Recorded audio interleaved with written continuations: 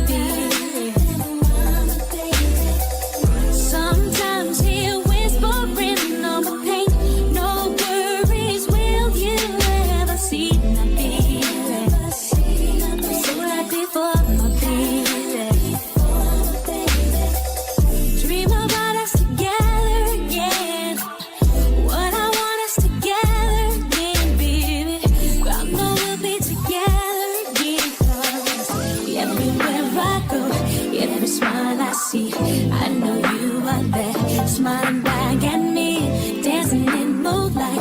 I know you are free, 'cause I can see your star shining down on me.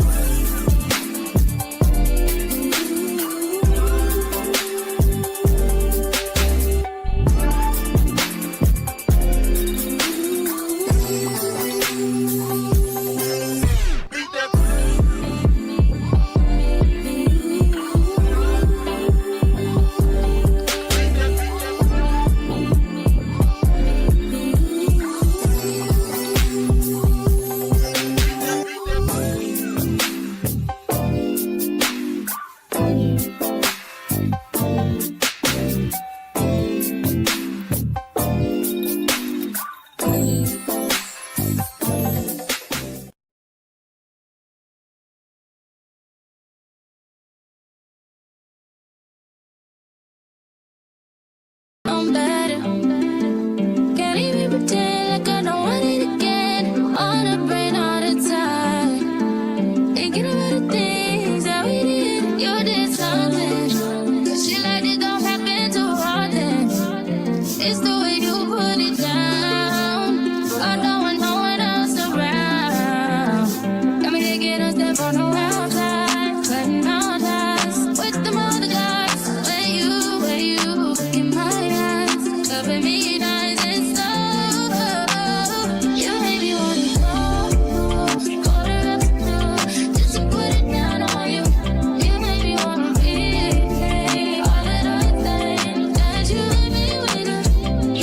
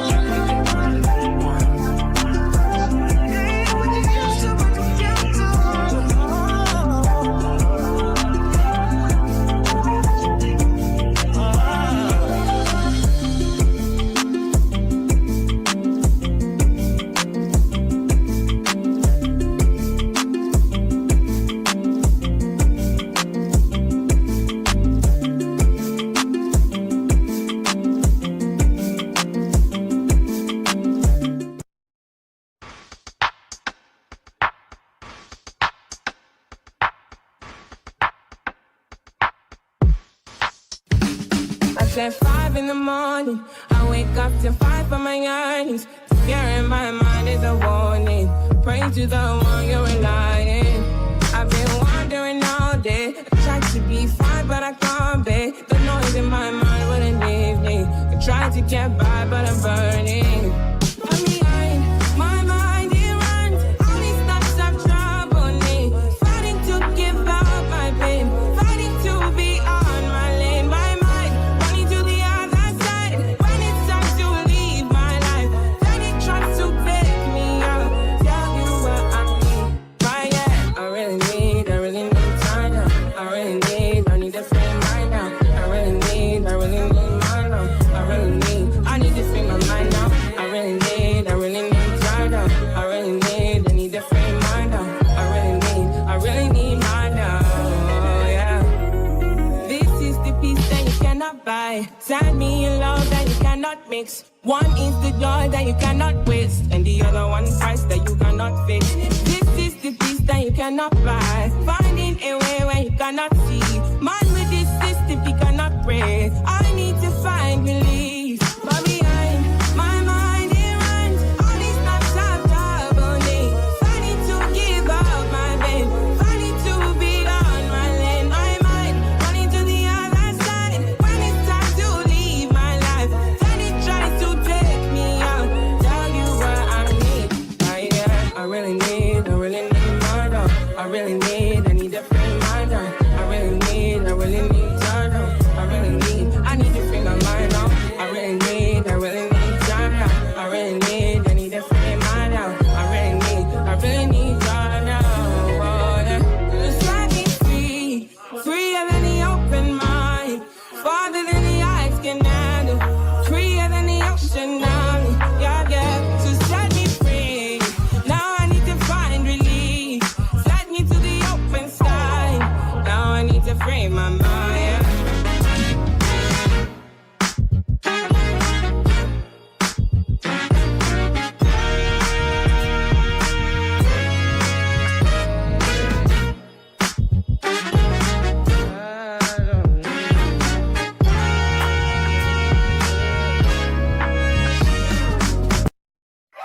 Drop top Porsche, rollie on my wrist, diamonds up and down my chain.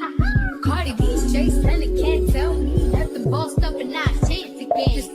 It's my big bronze boogie, got all them girls shook. My big fat ass got all them boys cooked. Some dollar bills, now we popping rubber bands. Bruno Sang to me while I do my money dance like yeah. Flexing on the gram like yeah. Hit the Lil Jon, okay. Oh yeah, we dripping and investigating. Ooh, don't we look good together? There's a reason why they watch all night.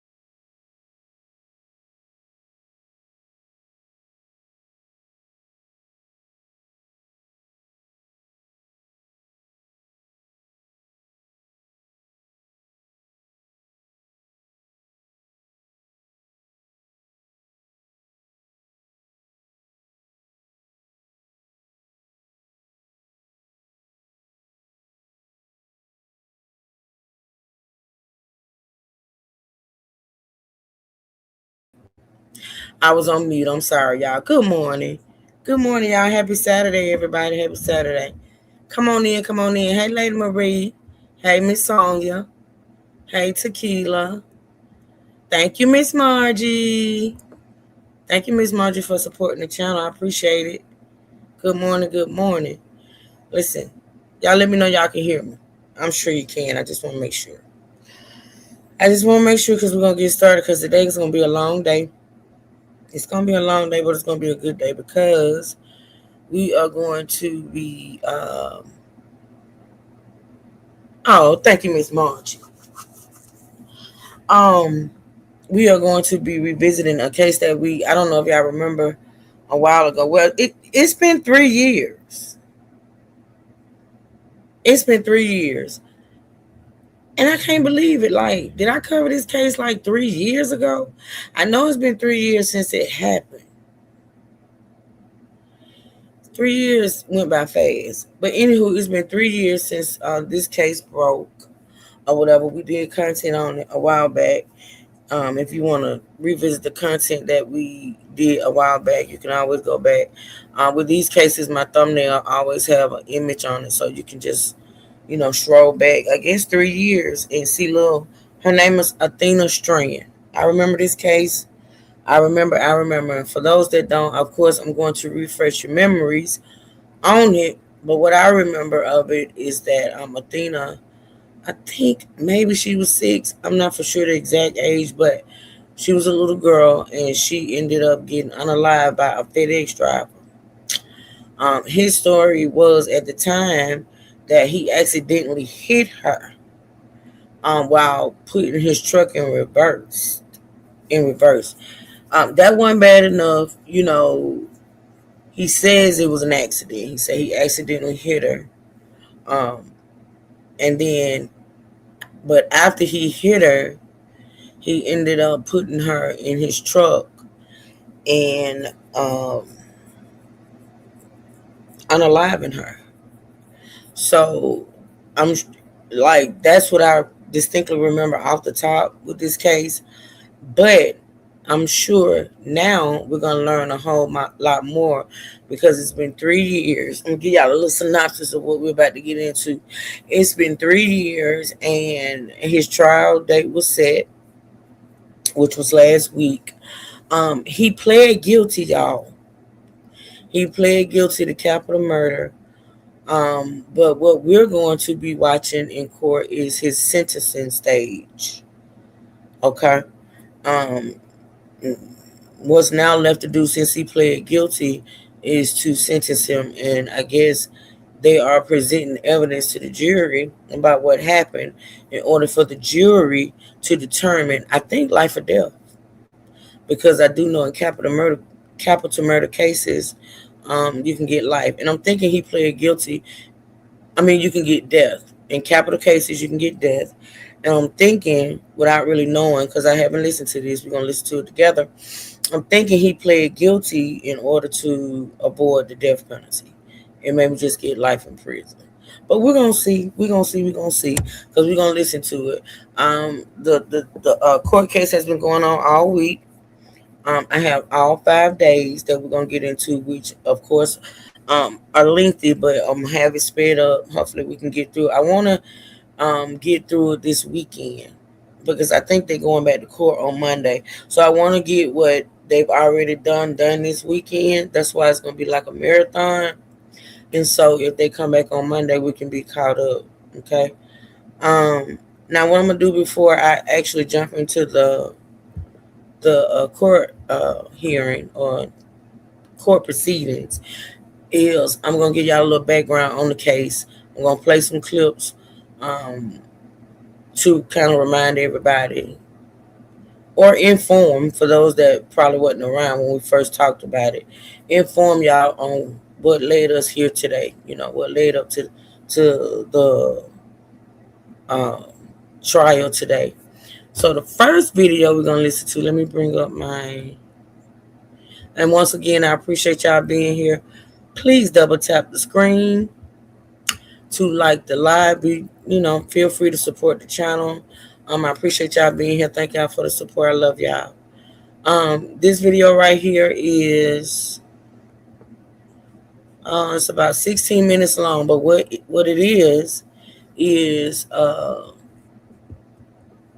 kind of a breakdown on this case and what happened and what led us to today. Okay, after this video, we're gonna watch another short video talking about the fact that the dad of Athena ended up suing FedEx. Over the unaliving of his daughter, because this guy, he didn't like actually work for FedEx. He was contracted out to FedEx, but FedEx, hired him as a contractor. So I think the dad ended up suing him and FedEx, and we're gonna listen to how that turned out or whatever. But this first video is sort of kind of like a breakdown of the story. Okay, with that being said, we're gonna get into it. Once again, thank y'all for being here. I appreciate the support. Make sure you double tap the screen and like the live, okay? Another thing, if anybody has any questions, put them in the chat, and if I can answer them, I will. All right? Here we go, y'all. In her own room, a young girl disappeared without leaving a single trace. Despite an exhaustive search orchestrated by the police, employing drones, helicopters, and the assistance of hundreds of volunteers, no clues emerged regarding her whereabouts. The case took an unexpected twist on the third day of the search, when startling new details surfaced, catapulting it into the national spotlight as one of the most gripping mysteries of the country. Born on May 25, 2015, in the quaint town of Duncan, Oklahoma, Athena Strand's early years unfolded amidst the backdrop of her parents' divorce. Following their separation, Athena's father relocated to Texas, leaving her to reside with her mother. Despite the geographical distance, her father made consistent efforts to stay connected, frequently visiting Athena whenever possible. Occasionally, her mother facilitated visits, recognizing the importance of fostering a strong bond between father and daughter. In due course, both parents remarried, reshaping Athena's family dynamics yet again. Athena enjoyed the company of her two younger sisters, forming a tight-knit bond that kept them together as much as possible. Known for her cheerful demeanor, Athena's childhood was filled with joy, playfulness, and a love for the outdoors. At the age of 7, in late 2022, Athena temporarily relocated to her father's home in Texas until the new year, when she would reunite with her mother in Oklahoma. During this period, she attended a nearby elementary school, nestled in a secluded rural area, surrounded by lush woods and sprawling fields. Athena cherished her outdoor adventures with her father, and formed a warm connection with his new wife, Elizabeth. On an ordinary November 30th afternoon, after returning home from school around 4:15 p.m., Athena found herself in an unexpected disagreement with Elizabeth. Frustrated, Athena retreated to her room while Elizabeth began preparing dinner in the kitchen. 20 minutes later, when Elizabeth went to summon Athena for dinner, she discovered the girl's absence. Anxious, Elizabeth scoured every corner of the house and even ventured into the yard, but Athena was nowhere to be seen. Following Athena's disappearance, Elizabeth reached out to her husband's relatives, who resided just a stone's throw away. While Athena occasionally visited them, this time they confirmed they hadn't seen her. Concerned, Elizabeth promptly contacted her husband, briefing him on the situation. Without hesitation, he instructed her to notify the authorities and rushed home. At approximately 6:40 p.m., Elizabeth dialed 911, and within 14 minutes, officers arrived at their residence. She relayed the events leading up to Athena's disappearance, speculating that... I remember, and of course I'm going to be remembering things, y'all, as I listen to this stuff. I remember back then when we talked about this case, I remember thinking and saying to you all, I don't understand how a 7-year-old is able to...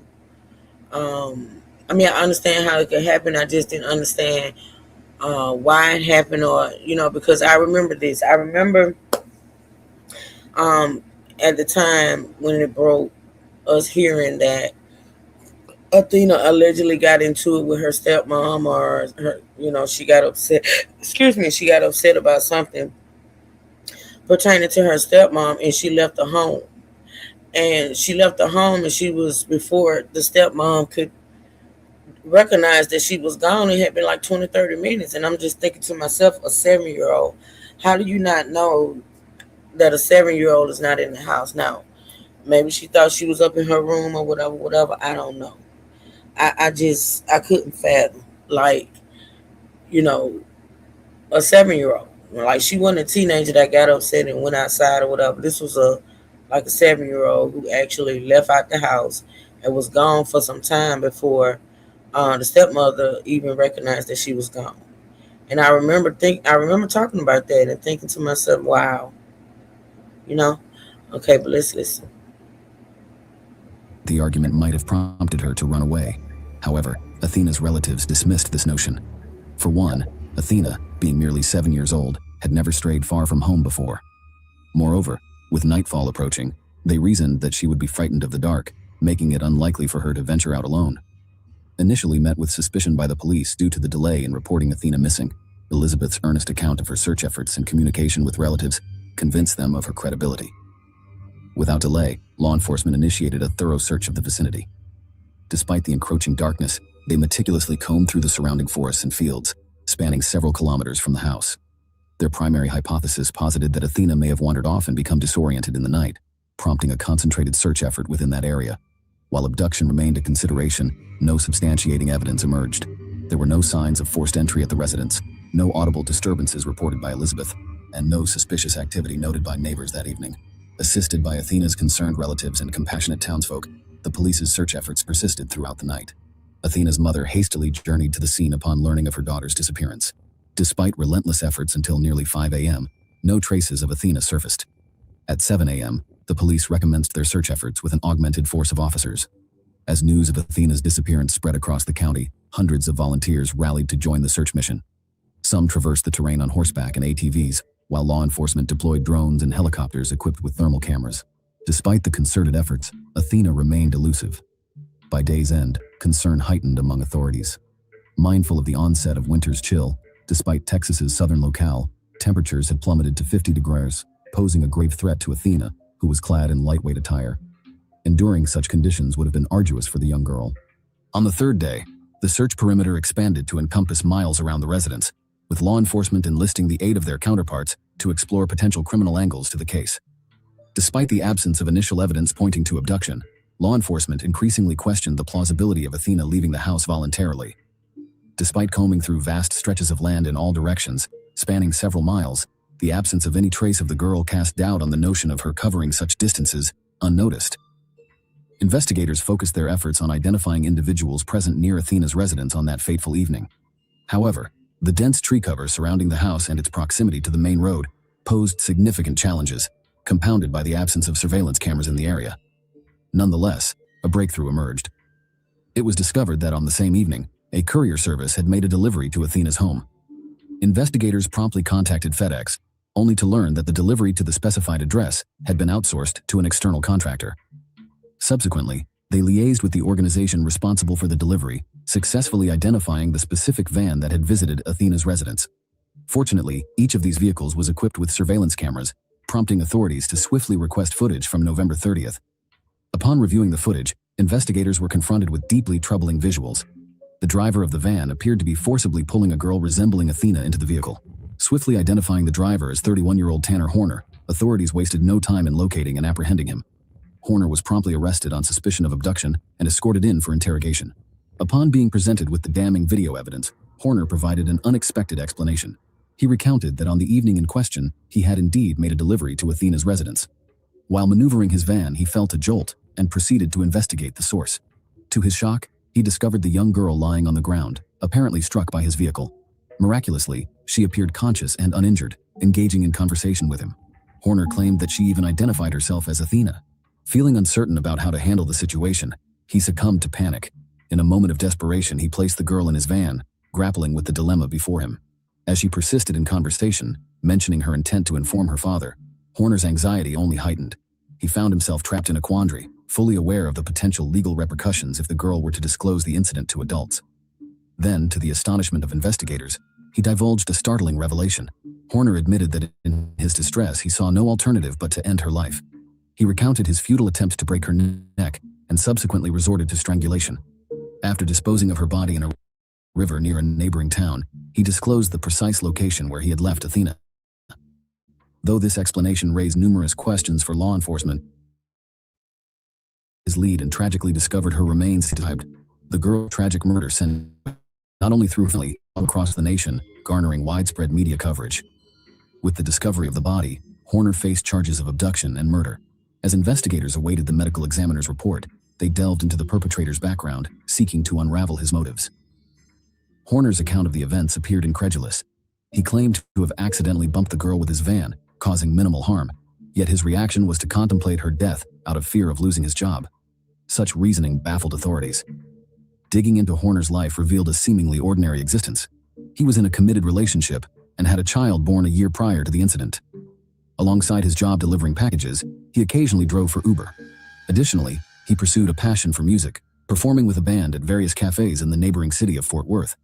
On social media, Horner's posts depicted a seemingly ordinary life, snapshots with his child, glimpses of his musical performances.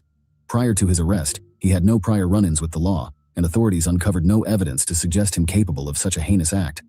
His online presence, just 2 months before Athena's death, showcased him enjoying time with his son and grandparents. The anticipation for the medical examiner's report, expected to provide clarity on the events, stretched on for weeks. Meanwhile, Athena's grieving parents took legal action against FedEx and the contracting company, holding them responsible for employing Horner. They called for heightened employee screening standards to prevent similar tragedies in the future. Adding to the tragedy, it emerged that the package Horner had delivered that fateful evening was a Christmas gift for Athena, a Barbie doll she had longed for. When the medical examiner's findings were revealed, further questions swirled around the case, deepening the sorrow surrounding the young girl's senseless death. The autopsy report revealed that the victim succumbed within the first hour of her abduction, bearing injuries of varying severity, with asphyxiation determined as the cause of death. However, the detectives' primary theory didn't align with the evidence. They suspected that Horner had abducted the girl with the intention of sexually assaulting her, yet medical experts found no indication of such abuse. This discrepancy baffled law enforcement, as the sexual motive appeared the most plausible. Doubt lingered over the credibility of Horner's account, lacking a coherent rationale. Speculation arose among investigators that perhaps the perpetrator initially harbored intentions of sexual assault, but veered off course due to unforeseen circumstances. The detective's account suggests that following a heated exchange between Athena and her stepmother, Athena ventured outside. Coincidentally, Horner arrived at the residence to drop off a package and spotted Athena in the yard. In this narrative, Horner seized upon the opportunity to act on his twisted desires, with Athena isolated near the house amidst trees and shielded from any observers. Horner could have employed deceit to coax her into his van, or resorted to force, potentially incapacitating her to facilitate her transportation into the vehicle. The subsequent events remain shrouded in uncertainty. Two predominant scenarios emerge as the most plausible explanations. In the first, Horner conceivably intended to abduct the girl to a remote location to carry out his heinous intentions.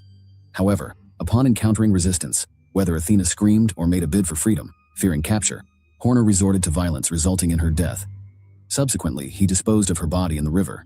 The second version proposes an alternative narrative where Horner engaged in aberrant behavior toward the victim that did not entail direct physical contact. In this instance, medical professionals would likely find no evidence of sexual assault. Before long, detectives stumbled upon an indirect and somewhat surprising clue, hinting at a potential sexual motive behind the crime. Horner's clean legal record prior to the murder was notably uncommon. Typically, individuals capable of such a deliberate act of violence have a history of lesser offenses.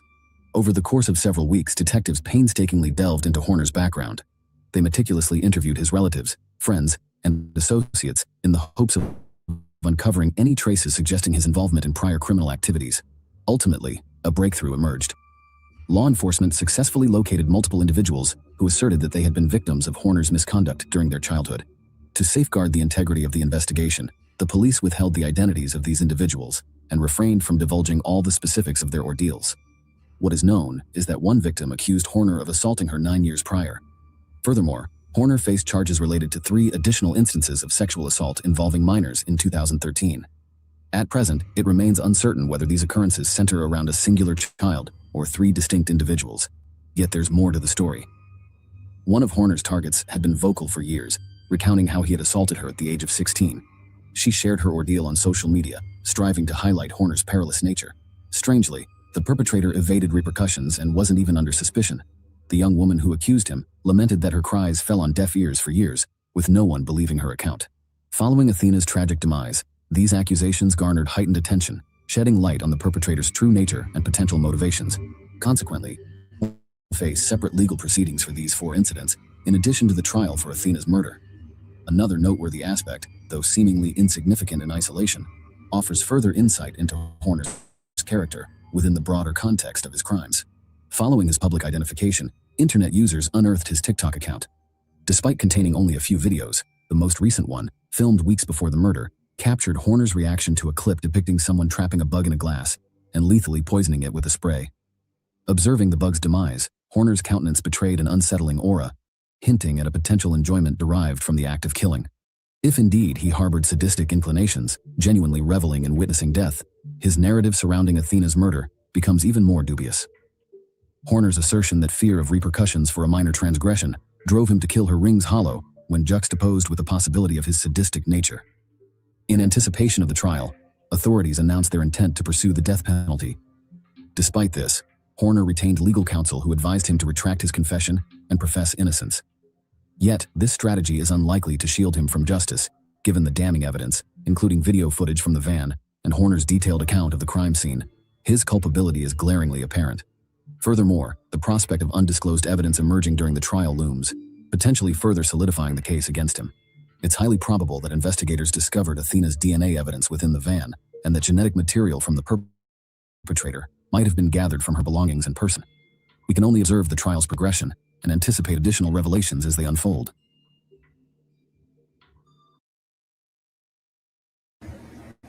Okay, so hopefully I got a good, understanding of what happened back then. I remember all of this. We covered all of it. I remember even we talked about the 16-year-old who claimed he had violated her, and nothing was ever done about it. I remember that distinctly. So I'm going to get into an 8-minute video now, detailing the fact that her father and I think her mother together ended up suing FedEx. Okay, so let's see what this one is about.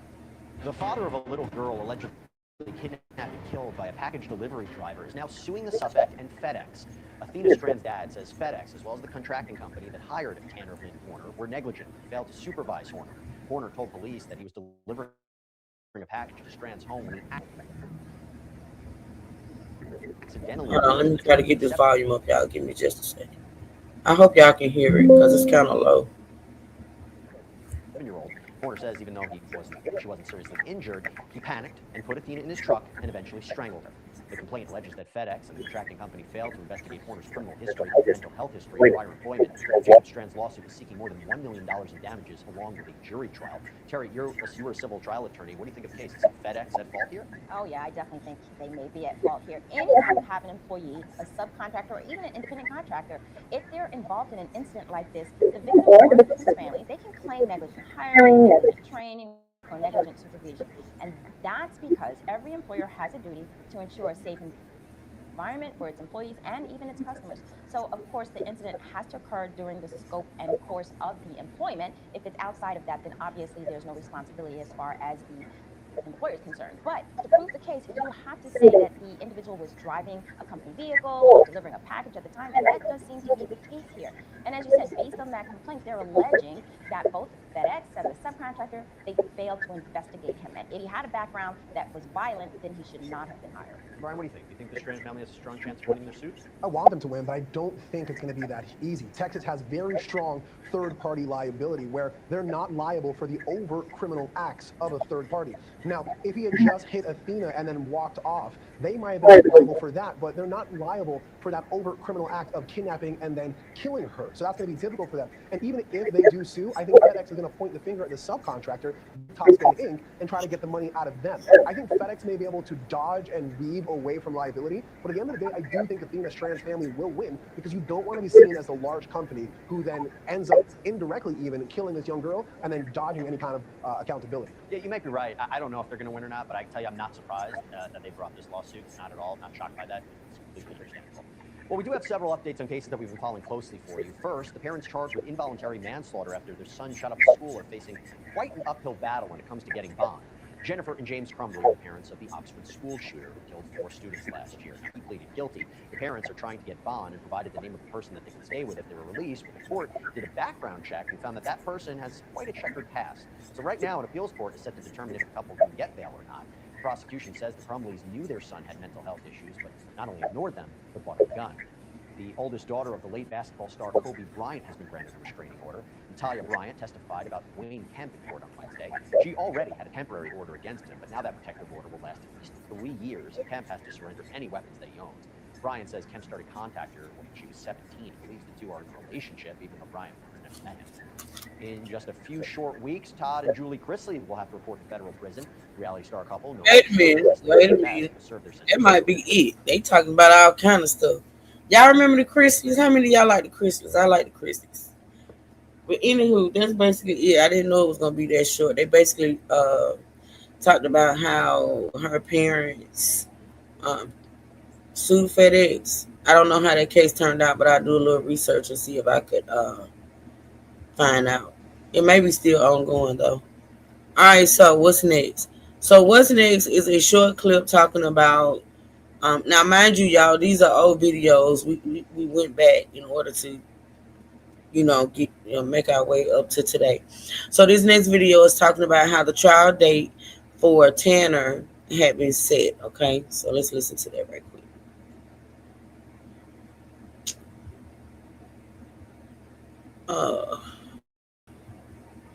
This trial was originally set for the spring of this year, with prosecutors saying they're ready to proceed. However, Tanner Horner's new defense attorneys who took over in the summer of 2023 says they need more time. They were asking the judge to push the trial to October of 2026.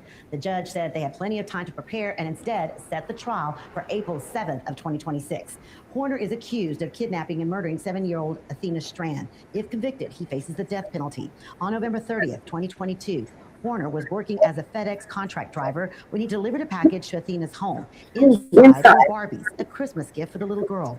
2 days later, while on his delivery route, police questioned him. Investigators say he confessed to accidentally backing over Athena with his truck. According to police, he said he panicked, put her in the vehicle, and later strangled her to keep the little girl from telling her father what happened. Authorities say Horner then led them to Athena's body, found in the Trinity River near Boyd. Her family attended today's hearing but did not speak afterwards. However, her mother has previously given emotional interviews to WFAA.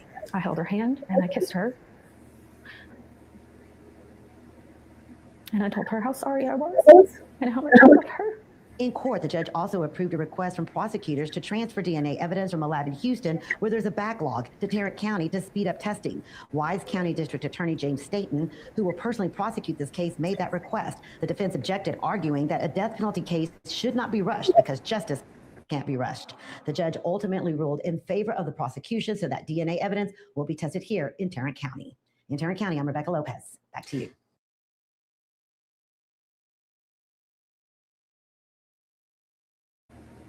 All right, what's next? Are we at the trial yet? Hold on, let me see. Now, this next video is talking about how Tanner, because if y'all remember listening to the other video, hey Latoya, good to see you, sweetie. Thanks for being here. The video where, okay, so initially when Tanner got arrested, he confessed. He confessed to allegedly hitting Athena with his truck by mistake, he said, but he admitted to putting her inside the truck and unaliving her. But then he got some lawyers who told him to retract the confession, right? And so he retracted it, and they set a trial date. So now the trial is here, which is started, like I said, last week, y'all, was day one. And apparently, when they started the trial, Tanner ended up pleading guilty. He admitted again, to what he had done. So this video right here talks about that, his admission. And then after this video, we're going to get into the whole sentencing phase, which is what we're going to be covering. And it lasted all week, and we're going to cover every day of it. So let's listen to the admission from Tanner.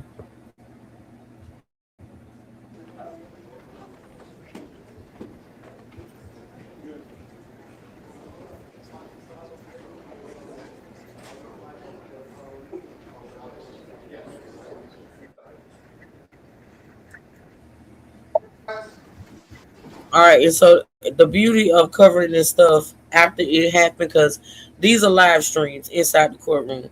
So the beauty of us listening to this afterwards is that we get to fast forward through breaks and recesses and all that. So it'll go a little quicker. All right, so let's listen.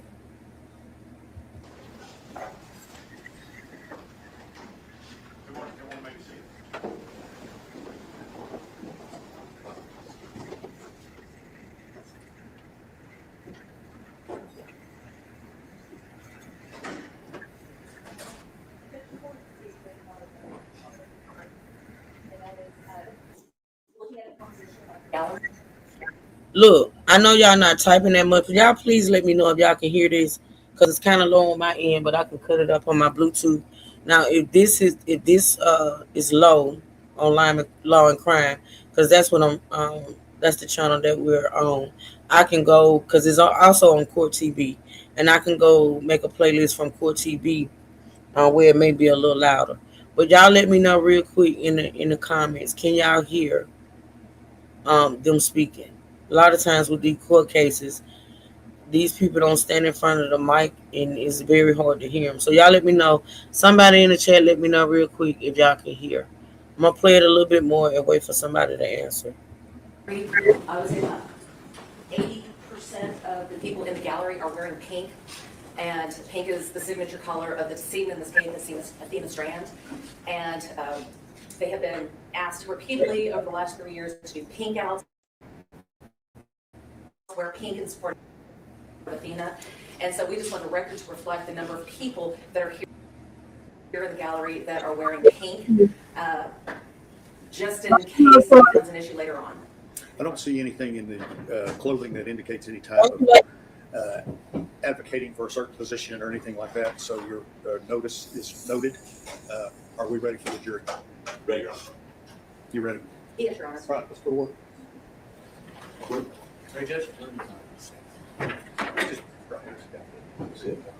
All rise for the jury, please.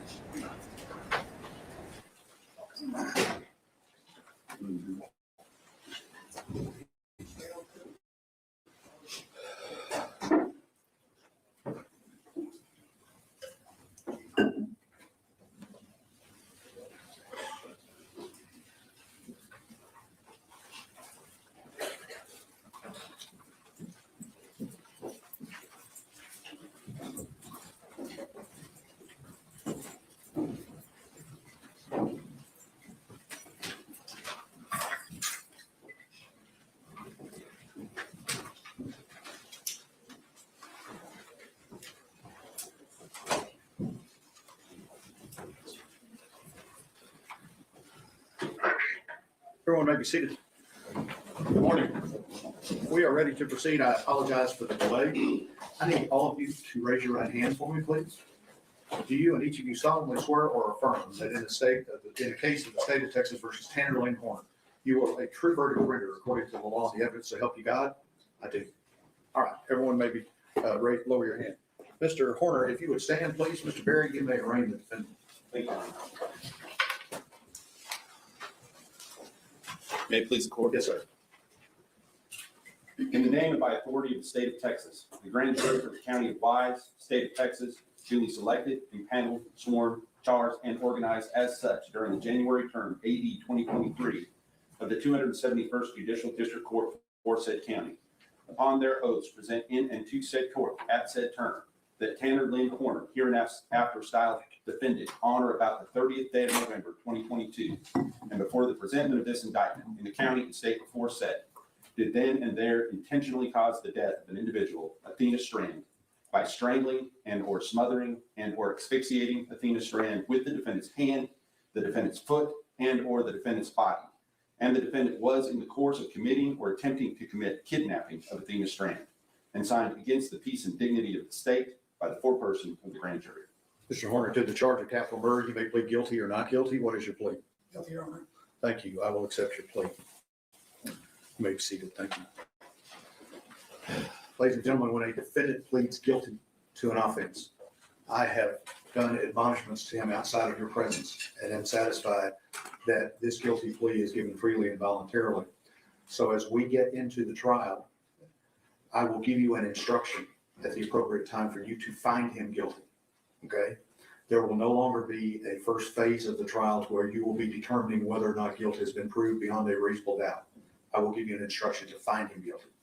So now your sole duty will be to listen to all of the evidence that is going to be presented to you, because you will be using that evidence to determine the proper punishment to be assessed. You will hear the evidence in the same manner I anticipate had Mr. Horner pled not guilty. You may use that evidence in your determination in answering the questions that we talked about to you in the individual jury selection interviews. Okay.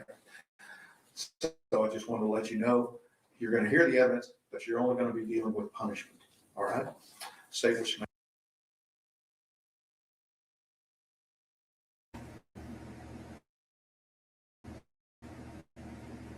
All right. Ms. Anderson.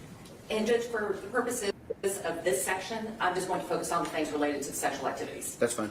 Okay. All right. So that was the little short clip at the beginning of him pleading guilty, and the judge instructing the jury on what they're going to be listening to the evidence for. They're listening to evidence now to determine his sentencing. Okay. So now we get into the full court proceedings, okay, where they're going to be presenting the evidence and things of that nature. Like I said, thank y'all again for being here. I appreciate it. Make sure you double tap the screen to like the live stream. If you got any questions, y'all, because I know some of y'all might not have been around when we initially covered this, all right? So if you got any questions, put them in the chat. I'll be watching the chat. I'm pretty much going to let it play. I may come in every now and again and say something, but I'm pretty much going to let it play. But if you got questions, put them in the chat and I'll answer them, okay? I'll answer them. Thank y'all so much for being here. I appreciate it. So I'm not waiving any objections to any of the other. Absolutely. Okay. Number 38. Same response, Mr. Berry? Yes, sir, Your Honor. Number 42. You know what? I'm going to grant your objection on 38.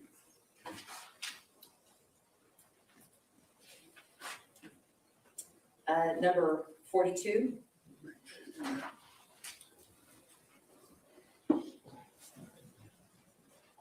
Okay.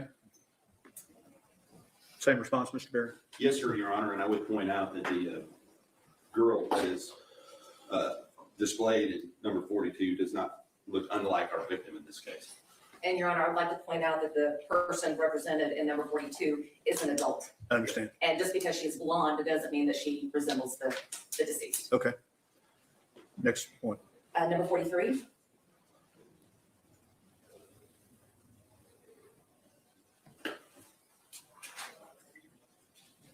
All right. Number 56.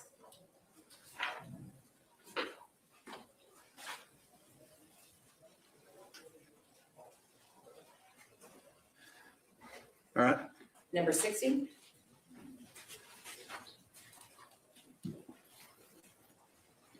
Okay. Number 63.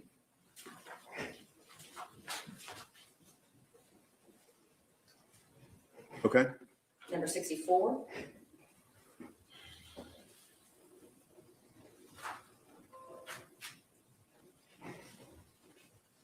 All right. Number 72.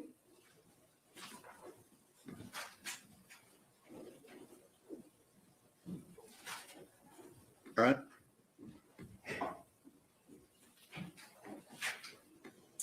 And that is it for that particular notice. Okay. Those objections will be overruled. And as they come up, you may have a running objection to their admissibility if they're played in the presence of the jury. And Your Honor, may I place my argument against their admissibility on the record? Yes, ma'am. Your Honor, what happens in someone's bedroom stays in someone's bedroom. That is between them and consenting adults. The Supreme Court has consistently held that our private lives are our private lives, and they cannot be used as an aggravator in a capital murder case. In the case Andrew v. White, recently the U.S. Supreme Court held that the due process clause can be violated by going into unnecessary and duplicative and multiple incidents that really bear no relevance. In that particular case, upon conviction, the prosecutors talked about the defendant in pejorious terms, called her. Okay, I sped it up just a bit, y'all. But what I need y'all to do, if it's too fast and you can't understand it, because I listen to stuff sped up all the time, so I be catching it. But if y'all need me to slow it back down, please let me know in the chat, because I want y'all to understand what's being said. So if you're listening to it and it's too fast and I need to slow it down, let me know and I'll slow it down, okay? Called her a slut, held up her underwear in front of the jury. And this is a capital murder case. They paraded some of her former lovers in to talk about their infidelities. And the Supreme Court said, wait a minute, that's not right. that there can be things that are so prejudicial that they render the punishment phase of a capital trial fundamentally unfair. And that's what we're talking about here. If all of this is admitted, that does render the capital or the punishment phase of this capital trial fundamentally unfair. Now, in the Andrew case, what they were looking for was, when with regards to victim impact statements, they asked about being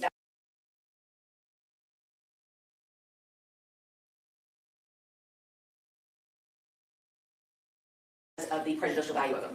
And I agree with the Supreme Court in that regard, in that there should not have been. The Supreme Court went on to say that even though we're not going to give you a categorical bar for the victim impact statements, the due process clause is still in effect. And we look at the cumulative nature of the evidence, and we determine whether or not the cumulative nature of that evidence renders a verdict and a trial fundamentally unfair.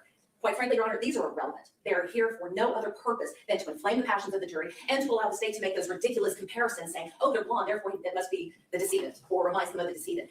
Fundamental fairness. And this is not anything new. The Supreme Court has held on numerous occasions that when you have this accumulation of prejudicial evidence that the state brings, that they've crossed the line, that renders a case fundamentally unfair. And the Supreme Court has reversed convictions numerous times based on that. And so that's why we're asking that this not be allowed in. If you want to pick a few and say, you know what, bring that in. You know what, bring that one in. But the cumulative nature of the instances that they are trying to bring in is just fundamentally unfair, especially when you're talking about things that occurred between consenting adults. There is no crime against having a threesome. There is no crime in trying to find somebody else to have a threesome. There is no crime in bragging about your sexual escapades. I mean, if our president can brag about it and do his locker room talk, then, and that's not held against him, then why should that be used as an aggravator in a capital case to try to give Mr. Horner the death penalty? And that's what we're talking about. This is a life and death situation. And when we're talking about fundamental fairness, it is exceptionally and incredibly more important in a capital case because we don't get do-overs if he's executed.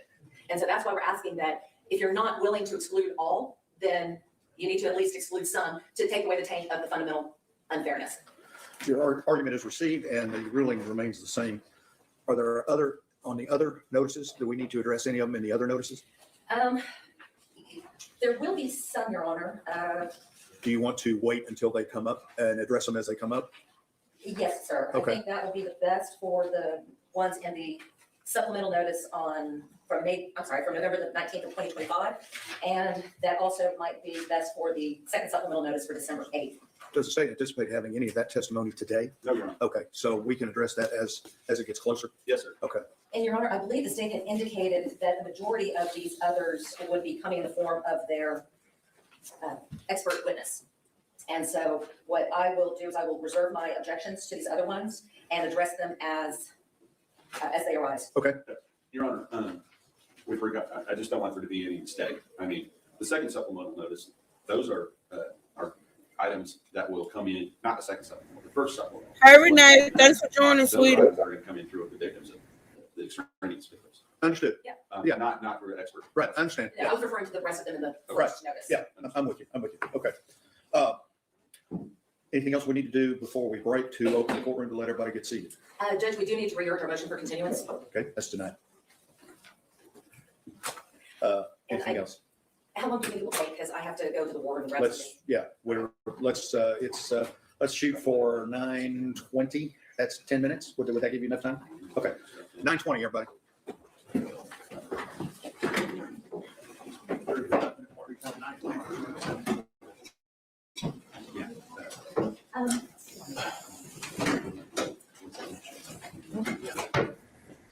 All right, y'all. Like I said, this is the beauty of not watching these things like actually live because you get to speed through these little breaks and stuff. Okay. So.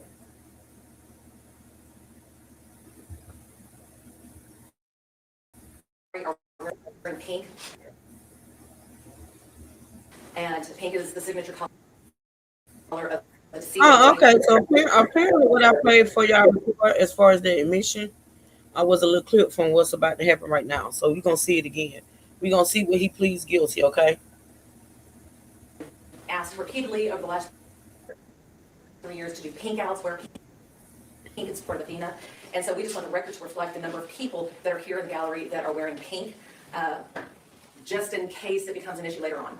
I don't see anything in the clothing that indicates any type of advocating for a certain position or anything like that. So your notice is noted. Are we ready for the jury? Ready, Your Honor. You ready? Yes, Your Honor. All right, let's go to work.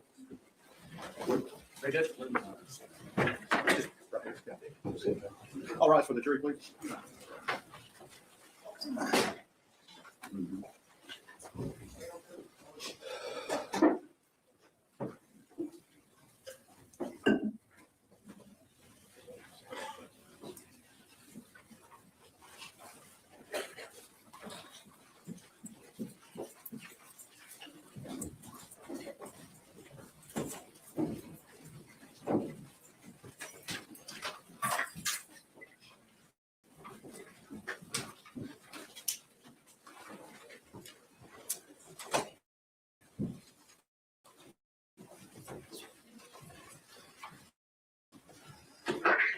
Everyone may be seated. Good morning. We are ready to proceed. I apologize for the delay. I need all of you to raise your right hand for me, please. Do you and each of you solemnly swear or affirm that in the case of the state of Texas versus Tanner Lane Horner, you are a true verdict render according to the laws and the evidence to help you God? I do. All right. Everyone may be lower your hand. Mr. Horner, if you would stand, please. Mr. Berry, you may arraign the defendant. Thank you. May it please the court. Yes, sir.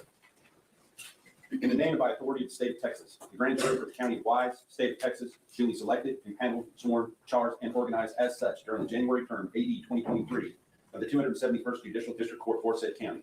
Upon their oaths, present in and to said court at said term that Tanner Lane Horner, hereinafter styled defendant, on or about the 30th day of November 2022, and before the presentment of this indictment in the county and state aforesaid, did then and there intentionally cause the death of an individual, Athena Strand, by strangling and or smothering and or asphyxiating Athena Strand with the defendant's hand, the defendant's foot, and or the defendant's body. And the defendant was in the course of committing or attempting to commit kidnapping of Athena Strand, and signed against the peace and dignity of the state by the foreperson of the grand jury. Mr. Horner, to the charge of capital murder, you may plead guilty or not guilty. What is your plea? Guilty, Your Honor. Thank you. I will accept your plea. You may be seated. Thank you.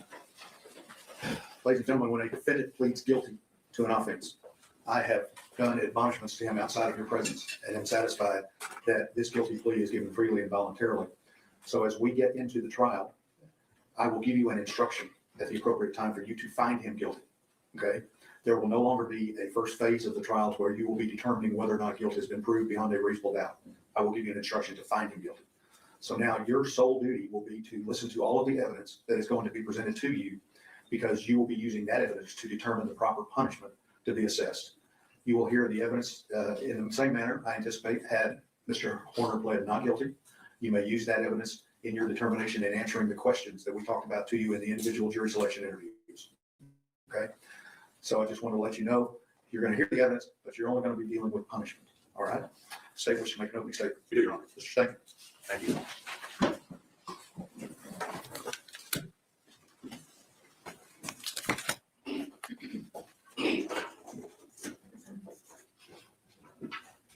Your Honor, I'm going to object showing evidence in opening statements.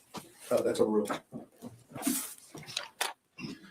We'll change of plans this morning. Welcome. Thank you all for being here. Sorry to keep you waiting. This is what this case is about, right? You know, when I looked at this case, most lawyers, when they have these types of cases, they have kind of a theme of the case, something that sits with them, something that touches them here. And in this case, I looked at Paul in 2 Corinthians when he said, Satan masquerades as an angel of light. And that's what we have here. Let me tell you a little bit about what you're going to see today, what you're going to see over the next few weeks.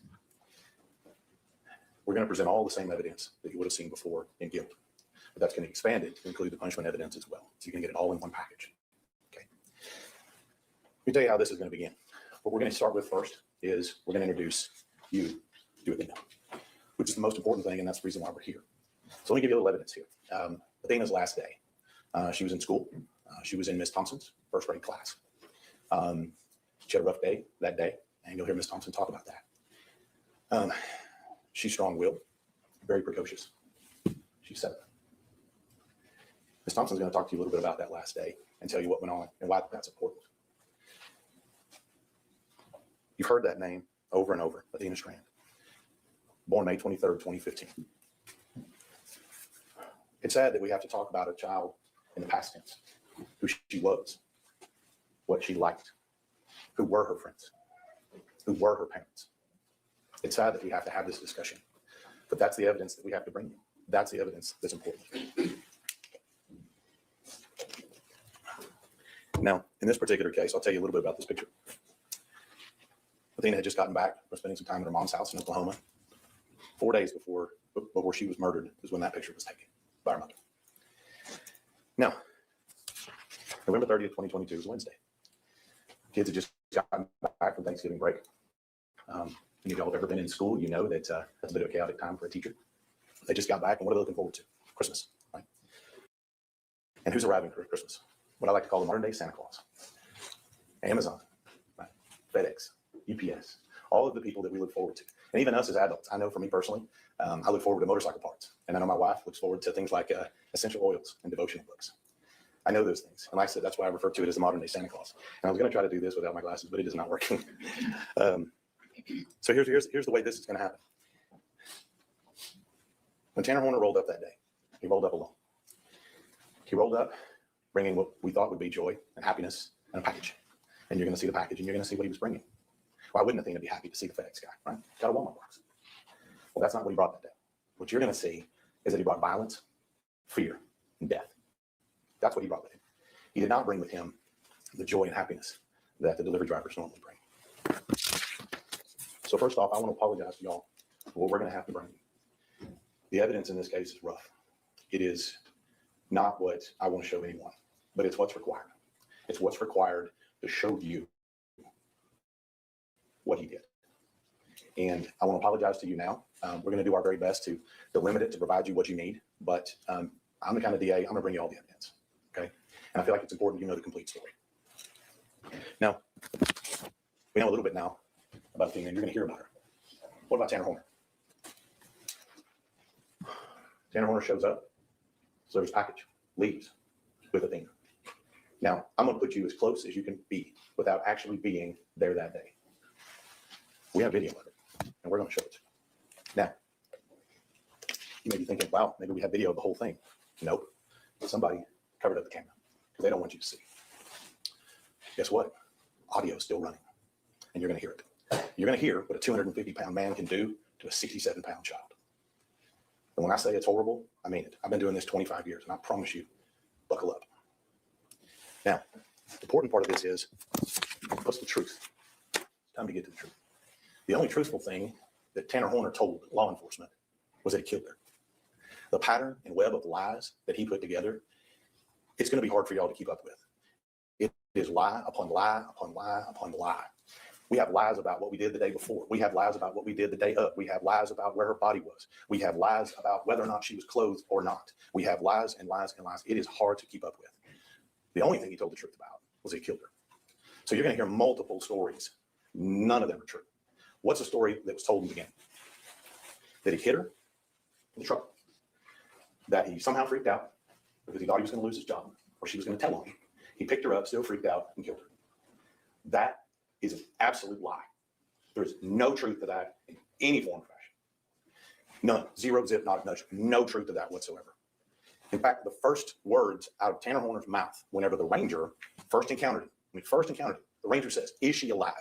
And he says, "She wasn't alive when I put her in the truck." I'll tell you right now, you're going to see right up front here, she was very much alive and very much uninjured when he put her in the truck. Let me tell you something that stuck with me here, what you're going to hear when we get to that video. First thing Tanner Horner says to Athena when he picks her up and puts her in that truck, he leans down and he says, "Don't scream or I'll hurt you." He says that twice. You're going to hear it. We're going to put it on screen for you. That's the first thing out of his mouth. He made good on it. Now, where do we go from there? Now, you're going to be able to hear it all on audio.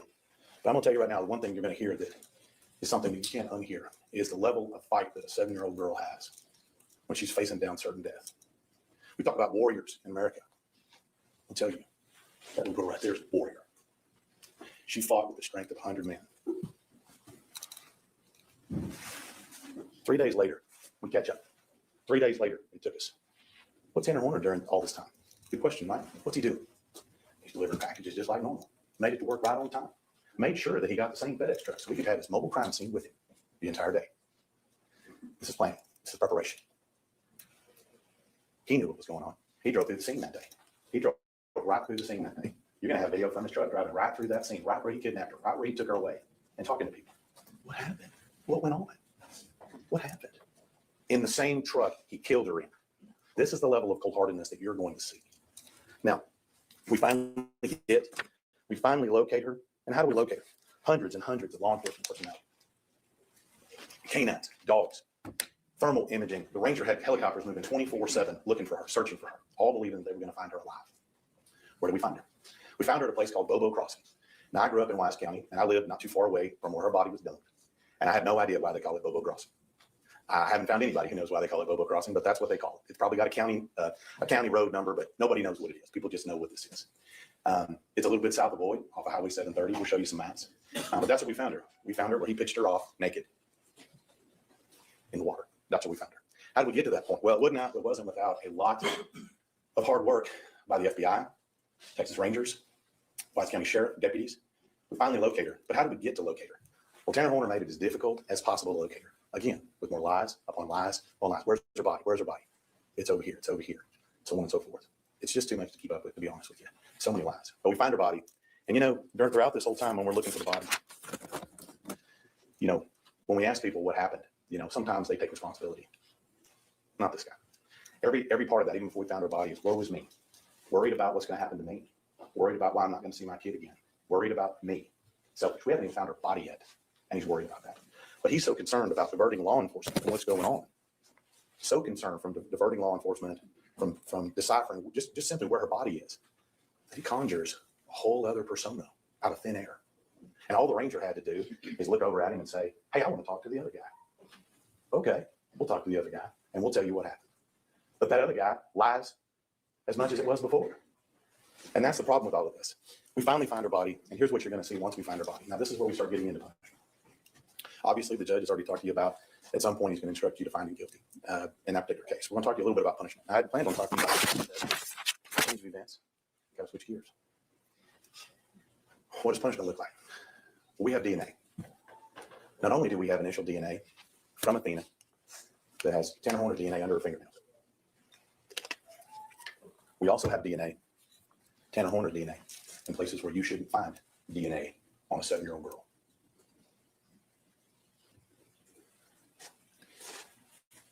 We're going to take you back in time. We're going to show you what Tanner Horner did to prepare for this, covering up the camera, setting this up. And he was there 24 hours before on the same road at a different house with a different girl. It looks eerily similar to what you're going to see on Athena's video the night before. Again, preparation, planning. Okay, so let's talk a little bit about what you may see in this particular case. We're going to show you the whole video, and we're going to show you how he did it, because I think that's important. It's an hour. It's not 5 minutes. It's an hour. And it's not just one time that he's trying to kill her. It's over and over and over again.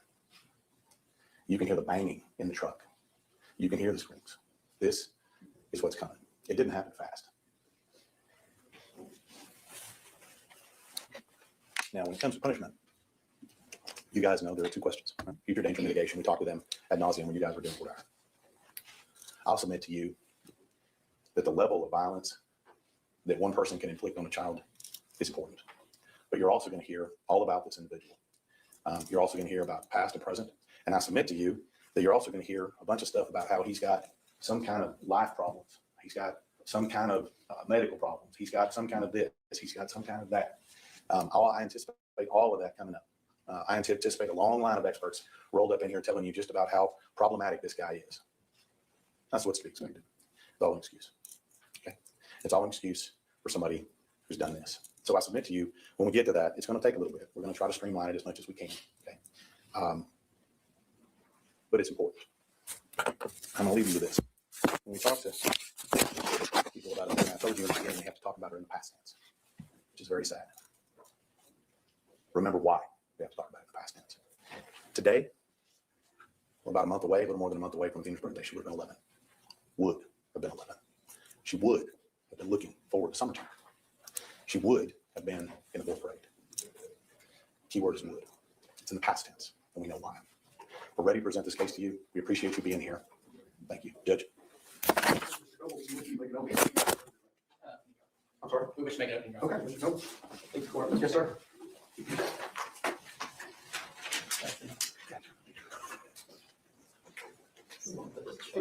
Sarah, you can leave it on the easel.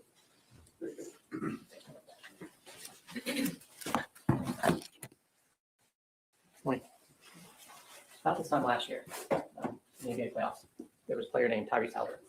He played for the Indiana Pacers, and they were ranked like fourth in the East, something like that. But he led that team to the finals. And it's the best team in the league, the Oklahoma City Thunder. We got him all the way to game 7. But he was injured. Someone's physically injured. You can see it. You can see him limp. It happens. Gets to that game 7. Starts out hot. Gets 3 3-pointers to win.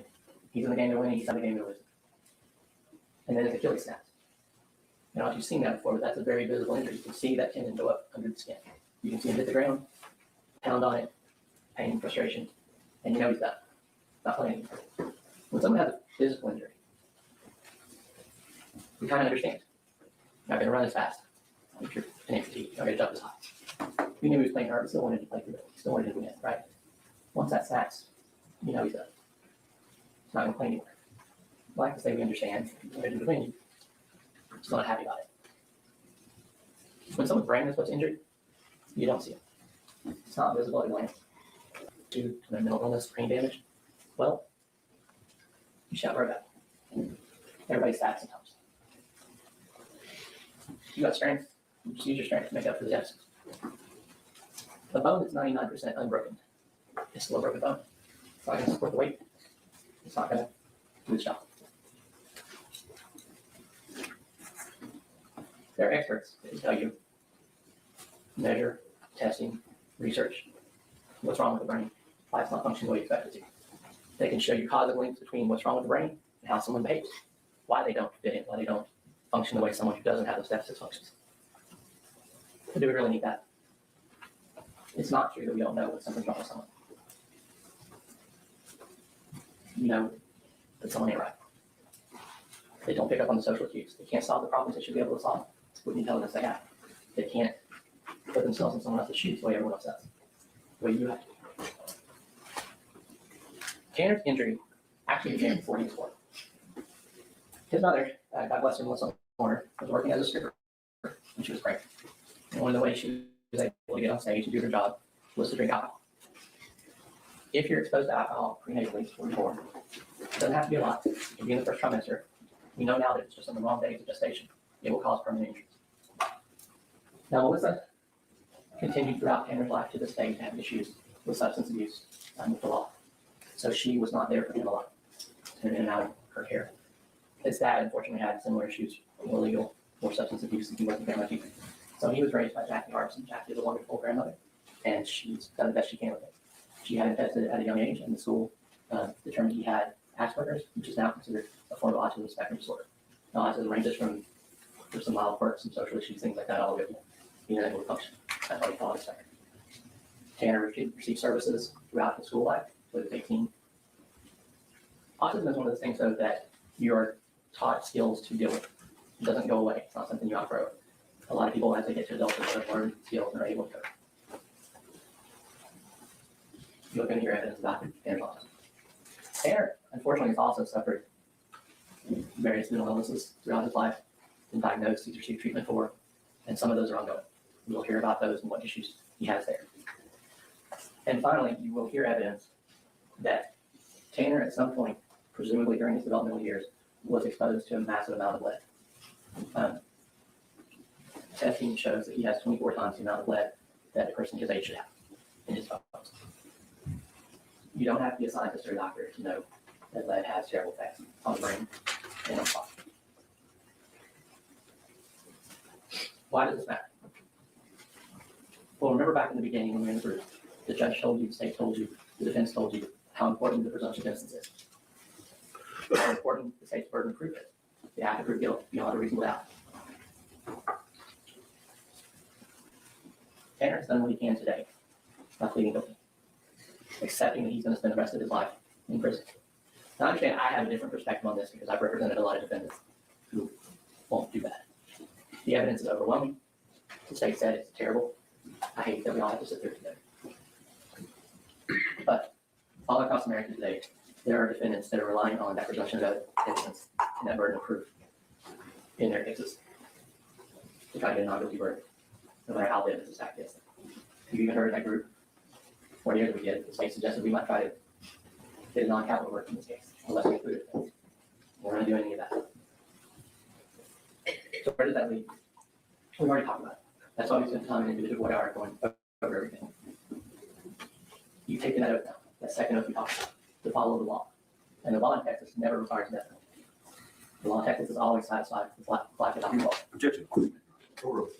Life without parole is a terrible punishment. You are being asked to use your personal moral judgment to apply that special issue number 1 to the evidence that you do here. It's going to take a while, but from both sides. But remember, that's whether there's probability that the defendant will commit criminal acts of violence that constitute a continuing threat to society. We believe when you heard the evidence, you'll realize that the type of damage that Tanner had to his brain actually makes him a good candidate for structure and rules. It's probably what he's always needed. And when he goes to prison, he will be under threat. He will not be the one threatening you. If you find beyond a reasonable doubt that he is a continuing threat to society, then you'll use your personal moral judgment to consider that second question, whether or not there's a sufficient mitigating circumstance or circumstances to warrant a life sentence instead of a death sentence. We talked about that already too.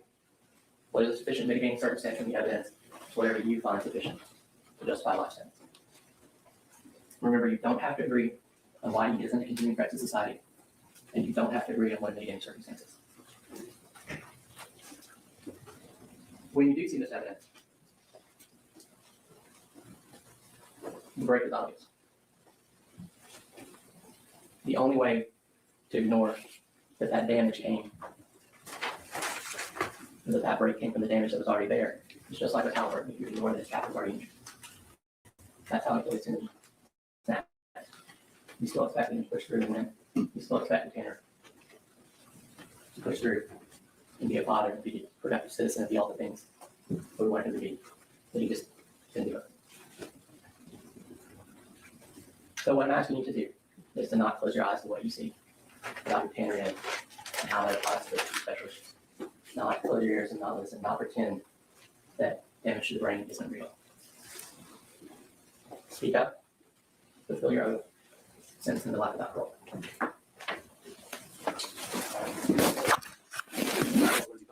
Lindsey Thompson.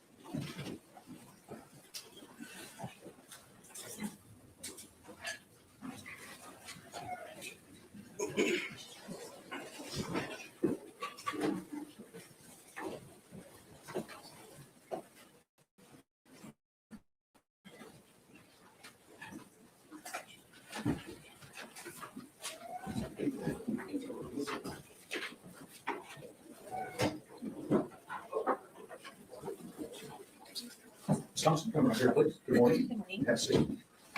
You raise your right hand for me. Solemnly swear or affirm testimony given in this call to be the truth, whole truth, and nothing but the truth, so help you God. Yes. Okay. There's a rule of evidence in effect that says you cannot be in court unless you testify, and once you have testified, do not discuss your testimony with anybody else except the lawyers, okay? Mr. Staten? Thank you, Your Honor. Ms. Thompson, would you introduce yourself to the jury and spell your first and last name? Yes, my name is Lindsey Thompson, Lindsey, Thompson, Thompson. Ms. Thompson, I noticed you're wearing a green jacket there that has an emblem. What's that for? I am a first grade teacher at Paradise Elementary in Paradise ISD. Tell us a little bit about where Paradise is located. Paradise is about 40 miles northwest of Fort Worth, a very small town, population under 1,000, very small schools, one stoplight, your typical small town. And tell me about Paradise ISD. How many kids do they have? What's that school? UIL classifies us as a 3A district. We have about 100 students per grade level, give or take a little bit. And you said you're a first grade teacher? Yes, I am. How long have you been a first grade teacher? I have been at Paradise ISD this is my 7th year, and prior to that, I was in another district for 5 years teaching first grade. So you're kind of a permanent first grade teacher? Yes, I do love first grade. So in your class, in Ms. Thompson's class, on average, how many kids do you have? Between 18 and 20. Now, to take you back a little bit, if you will, back to, it's been a few years, so the 2022 school year, okay? Were you teaching first grade? Yes, I was. And did you have the same 18 to 20 kids? Yes, I did. Now, during that school year, did you have a chance to have a student in your class by the name of Athena Strand? I did. And tell me, when did she come to your class? The first time I met Athena was at Meet the Teacher night. Her stepmom brought her in, and I vividly remember her coming in. She had all of her supplies. She was so excited about being at school, and I can just still remember her just standing there, just excited to be there. And that was the first time that I met Athena. And tell us a little bit about what kind of student was she? Good morning, Mercy. So much fun. She was a free spirit. She loved drawing. She loved to write. She loved to color. She was just your typical, 7-year-old little girl that just loved life. She would come in with, stickers on her hands. She loved to dress up. Like, she truly was a free spirit. Like, there's no other word to describe her. Like, she definitely was a true gem. I'm going to bet when you say free spirit, is that kind of a nice way of saying that she might have been a little more enthusiastic in your class than some other kids? Yes. She's one that would stand up for herself, and she would speak her mind when she wanted to. She loved to talk and socialize with her friends. But that's just who made her who she was. So let me ask you, how long, you said it was Meet the Teacher night. When does Meet the Teacher night normally happen? In August, like about the week before school starts. And then she was in your class through when? November 30th, 2022. Now, just so that we're clear, can you describe her physically? Yes, she was thin and petite. She had blonde hair that sometimes she'd wear up, but most of the time it was down, wavy. She had perfect colored skin, but she was always smiling. Yes. I'll show you two pictures. Do you recognize those? Yes. Your states 1 and 2. Who is that? That is Athena Strand. Is that what she looked like the last time you saw her? Yes. Is that mid states 1 and 2? Have you seen Tender to Defense? Tender to Defense? Sure. Okay, don't drive. I'm sorry.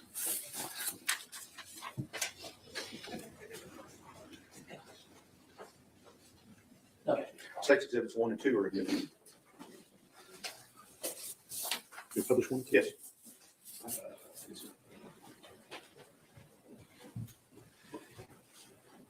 Can all the members of the jury see that? Oh, yes. No. Can all the members see the display board? Okay. All right, well, when the computer figures itself out, we'll talk about that in a second. All right. Let me go.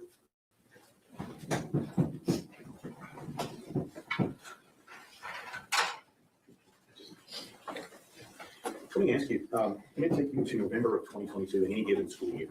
What is going on in November of 22 in any given school year in Ms. Thompson's first grade class? Well, at the end of November, we are getting ready for Christmas. So it's a little bit chaotic, but everyone is super excited about Christmas coming. So we're doing Christmas crafts, writing Santa letters, just all the fun things that bring magic to first graders back at school. You said that's at the end, right? Do you have some type of Thanksgiving break in the middle? We do, yes. And so let me take you to November of 2022. Do you remember when Thanksgiving break was that year? It would have been the week before November 30th. So let's talk about a couple of things. Thanksgiving break, obviously good for students and teachers, right? Mm-hmm. Let me ask you, what is it like when kids come back from that Thanksgiving break? It's a little bit chaotic, just because they know Christmas is coming. So they're just super excited. And so we, do lots of different activities to keep them engaged and still, ready to learn. Yes. You said that after Thanksgiving break we start looking towards Christmas. Is that right? Yes. I'm going to ask you about another time during school, and it's something that is commonly called Red Ribbon Week. Are you familiar with that? Yes, I am. Tell us what Red Ribbon Week is. Red Ribbon Week is a week where it usually falls around Halloween, but we focus on making good choices, whether it be who we interact with, things we put in our body. It's like I said, it's around Halloween, so we talk a lot about, the candy that you have in your basket, make sure that your parent checks that before, but it's really just about safety and being aware of your surroundings and teaching kids that. I'm going to show you States Exhibit 2. Tell me what you noticed about that picture. She is wearing her Hocus Pocus shirt, and she did love Halloween and love dressing up. So was Athena in your class after you come back from Thanksgiving break? She was. And doing those activities you talked about? Yes. And was she there during Red Ribbon Week then? Yes, she was. Right.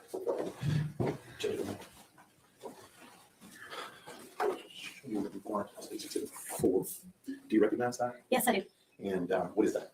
That is a journal entry from Athena's journal. And how do you know that's from Athena's journal? The following day after she was found, I looked in her journal at school, and this was the last entry in her journal. And you recognize that as her journal? Yes, it is. If you have to admit states 4.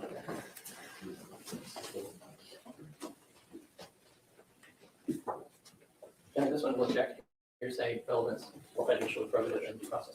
Objection to overrule States Exhibit 4 is admitted. Ms. Thompson, you said something about you knew when exactly did you notice this is journal? When exactly was that? It would have been on December 1st, 2022. And we know Athena was murdered on November 30th. Yes. What day was that you found that? It was Saturday, December 1st.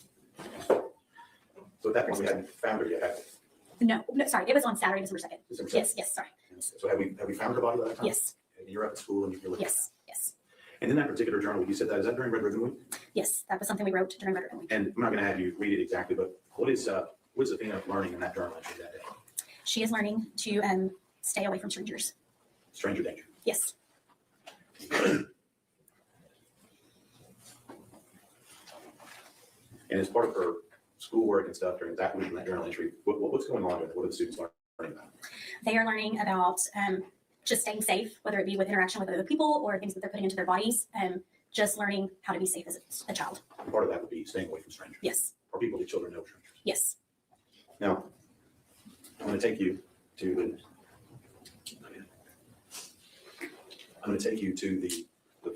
end of November, on Monday, November 28th. Mhm. Were you in school that day? Yes. Was Athena in school that day? Yes, she was. I think you talked a minute ago how you guys were doing Christmas stuff. Yes. How far away were you from Christmas break at that time? About 3 weeks. Just can publish things for. Sure.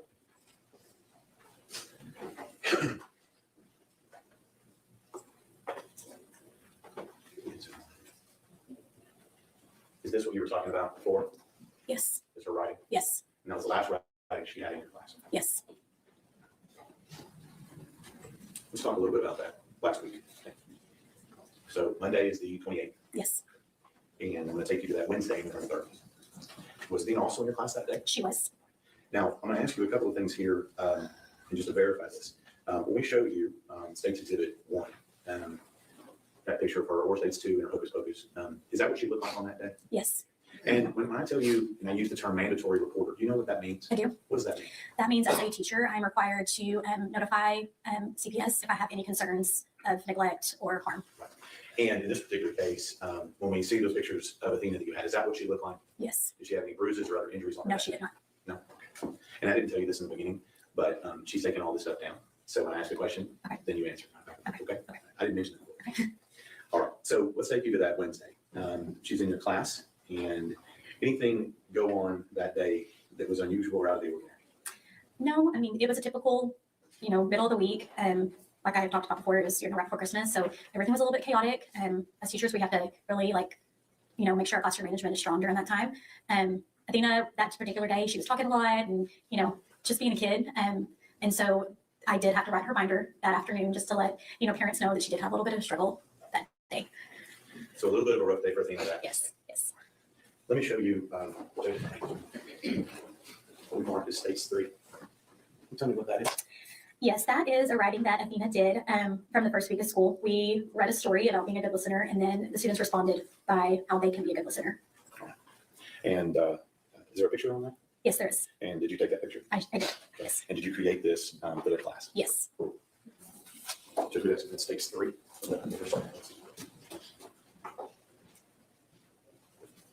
I don't understand objections, hearsay, relevance, or prejudicial prohibited in due process. Objection to overrule States 3 is admitted. Ms. Thompson, when did you say that picture was taken? That picture was taken on the first day of school. And we know, when was her last day of school? November 30th, 2022. And you said she had a bit of a rough day, a little bit too much talking. Yes, Did you have to be a teacher? I did. And when you say you're writing somebody's binder for a first grader, is that a pretty big deal? Yes, I mean, for the most part, yes, but just to let parents know kind of like what happened at school and, just kind of give them an idea of what's happening in the classroom. When Athena left school that day, what time was school on let out? 3:25. And let me just ask you this. What did you say to Athena when she left for school that day, leaving school that day? I told her, I gave her a hug, and I told her, I love you, and we will have a better day tomorrow. Did you have it tomorrow? I did not.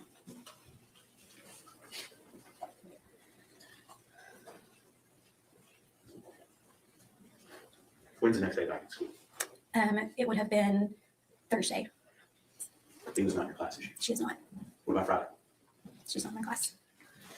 And part of this is, I'm going to ask you, what was going on in your class? How did that affect your class for those 2 days with her? It was very hard. A lot of kids, some knew that something was not right, but I mean, everyone knew she was not there. I was still having to count her absent. A lot of kids, you could tell their anxiety, like they were worried. They knew something was wrong. Her desk was empty. But it was a very hard 2 days in the classroom. So now we roll to Saturday. You said that's when you found out. I found out Friday evening. Friday evening on the second. Did she? Let's move forward to Monday. You go back to school Monday? Yes. How do you go back to school on Monday after that? Because I knew that the rest of my class needed their teacher. And they needed someone to love them and support them and help them walk through this.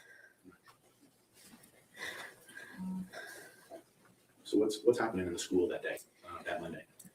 We have a crisis team, which is includes local counselors within our district, people from local churches. They come in to talk and support kids. We read off a script of letting them know that their classmate is no longer there. We do activities to try to help them begin the grieving process. There's just a lot going on, like just trying to help kids cope and learn. This is a big thing for them at 6 and 7 years old to have to walk through. And so there's just a lot of counseling, guidance, and support that is happening. At this point, you need to take a break. How much longer do you anticipate? A little bit. Okay. All right, let's take our morning break. We will stop we'll come back at 20 minutes to 11. Okay, 15 minutes. All right. See you then.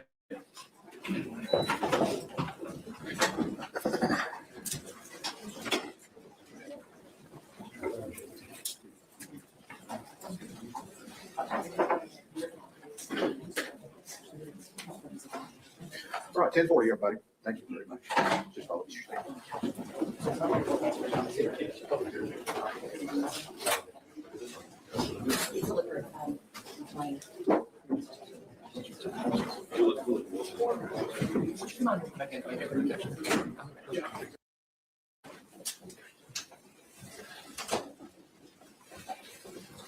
All right, everyone may be seated.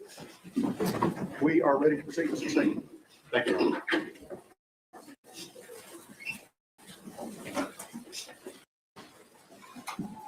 So we left off, we were talking a little bit about your classroom that Monday and what's going on. And you talked about we have counselors there, is that right? Yes, that's correct. Okay. And what was going on with the kids in your classroom that day? They were very confused.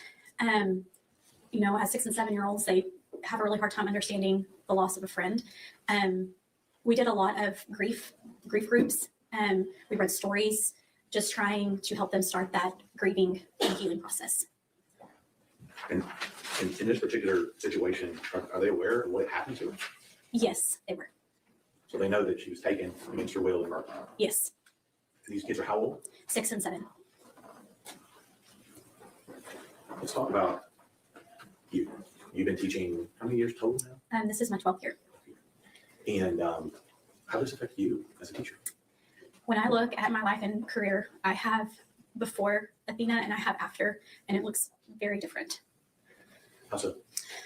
Every day I hug my kids as they walk out the door and tell them that they love them. But now every day when I do that, and for the rest of my teaching career, I have to think about what if they do not come back tomorrow.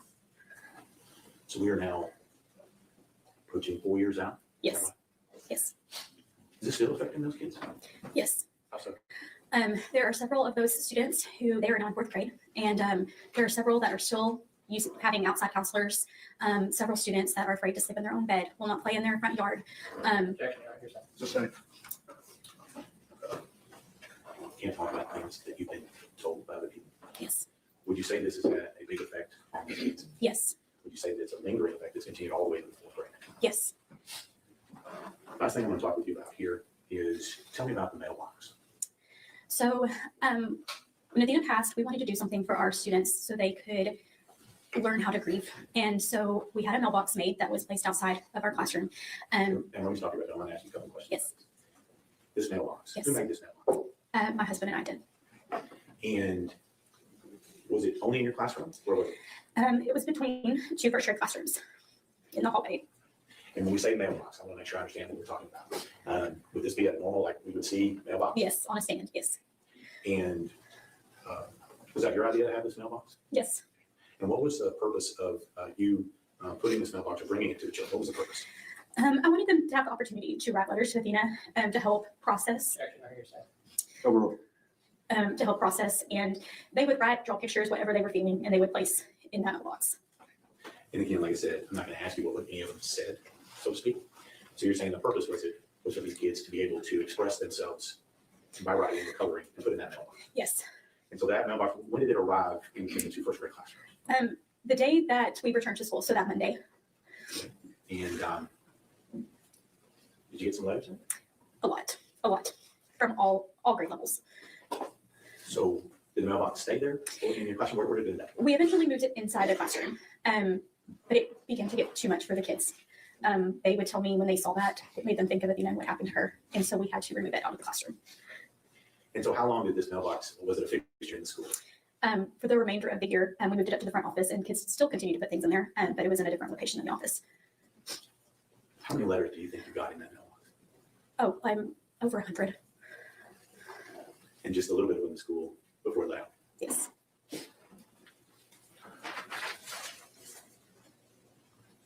When we talk about you, you said that you've had some struggles as a teacher. Yes. Have you had any struggles as a person? Yes. I have been through hours of therapy, trying to heal from this. I have lost 2 other students back to back with this tragedy, but this has hit me the hardest. It has forever changed my life, forever changed how I teach my kids. One of the biggest moments of struggle for me was one day I had a little girl. She came out into the hall. This was about 3 months after everything, and she was crying. And she sat down and she said, "Miss Thompson, I really miss Athena, but I'm afraid that this is going to happen to me too." And at that moment, I did not know. Sick. It affected your kids. It did. It did. Yes. Thank you, Ms. Thompson. Pass it. Cross-examination. Yes, sir. Thank you for that. My name is Steve Gold, I'm the attorney for Tanner Horner. I just have a couple of quick questions. On that state's exhibit number 4, the journal entry. Yes. The date on the top of that was October 27, 2022. Yes. And what date did you say that was turned in? I opened up her journal on December 2nd, and that was the day that I saw it. Yes. So was that something they wrote in daily or weekly? It was weekly. Between like October and then December, we do a lot of writing outside of our journal, so that's why there was nothing in there after that. And I think you either today or previously had described Athena as being very friendly. Yes. Very kind of talkative. Yes. Was there a story too that she maybe had befriended a new student? She had, yes. Can you tell us about that? We had a student that came in to our classroom, and he had some needs that needed to be met, and she opened her arms to him. She played with him on the playground. Like, she just had a big heart, and that's just who she was. Thank you. Yes. Regret. No, no. May this witness be finally excused. Yes, sir. Yes, Your Honor. Thank you. Who do you have next? Elizabeth Ashley Strand. Elizabeth Strand.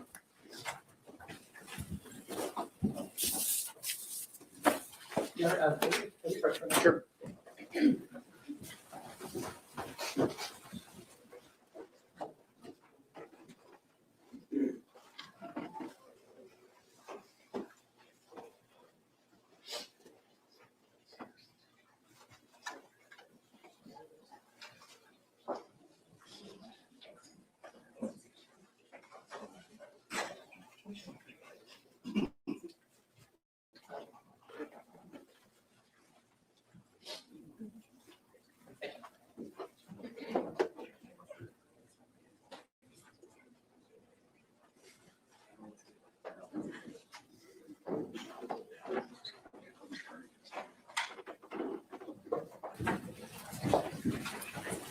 Good morning.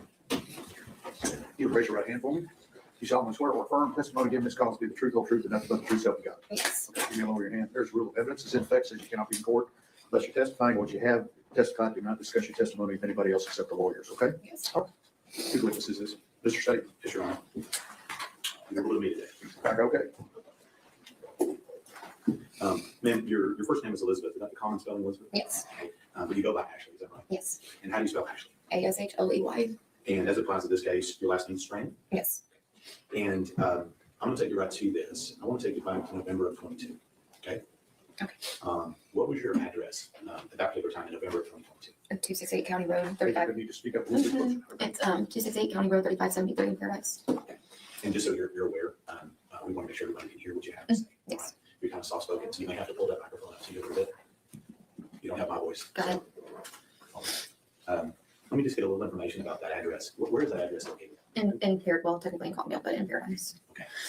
Those are towns, right? Yes. Okay. What county are they Wise County. in? And so you said two towns. You said Paradise? Yes. And then you said Cottondale. Cottondale. And okay, tell us just a little bit about Paradise as a town. It's a very small town. Like one stop. Just a nice little quiet town. What about, you said the town of Cottondale? Yeah, it's inside of Paradise. Okay. Is it bigger or It's smaller? even smaller than Paradise is. I mean, there's a tiny little church ever out there. So, Okay. So besides the tiniest little church ever, Mhm. that's the only thing that is in Cottondale. I mean, lots of nice, little properties and just, places where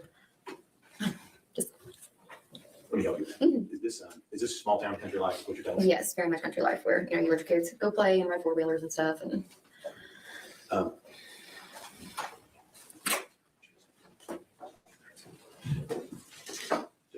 Yes. I'm going to show you Exhibit 5. Do you recognize that map and anything on that? yes, Okay. Can you tell us a little bit about how you recognize it and what is it? that is the property that we live on. That's the driveway. You gotta go all the way up. It's really far. And then there's a circle drive where you go. And Let me ask you, do you recognize the road that takes you to County Road 3573? yes, And do you recognize County Road 3573 is going to road you testify about? yes. But you has to admit states. Objection. State's Exhibit 5 is admitted.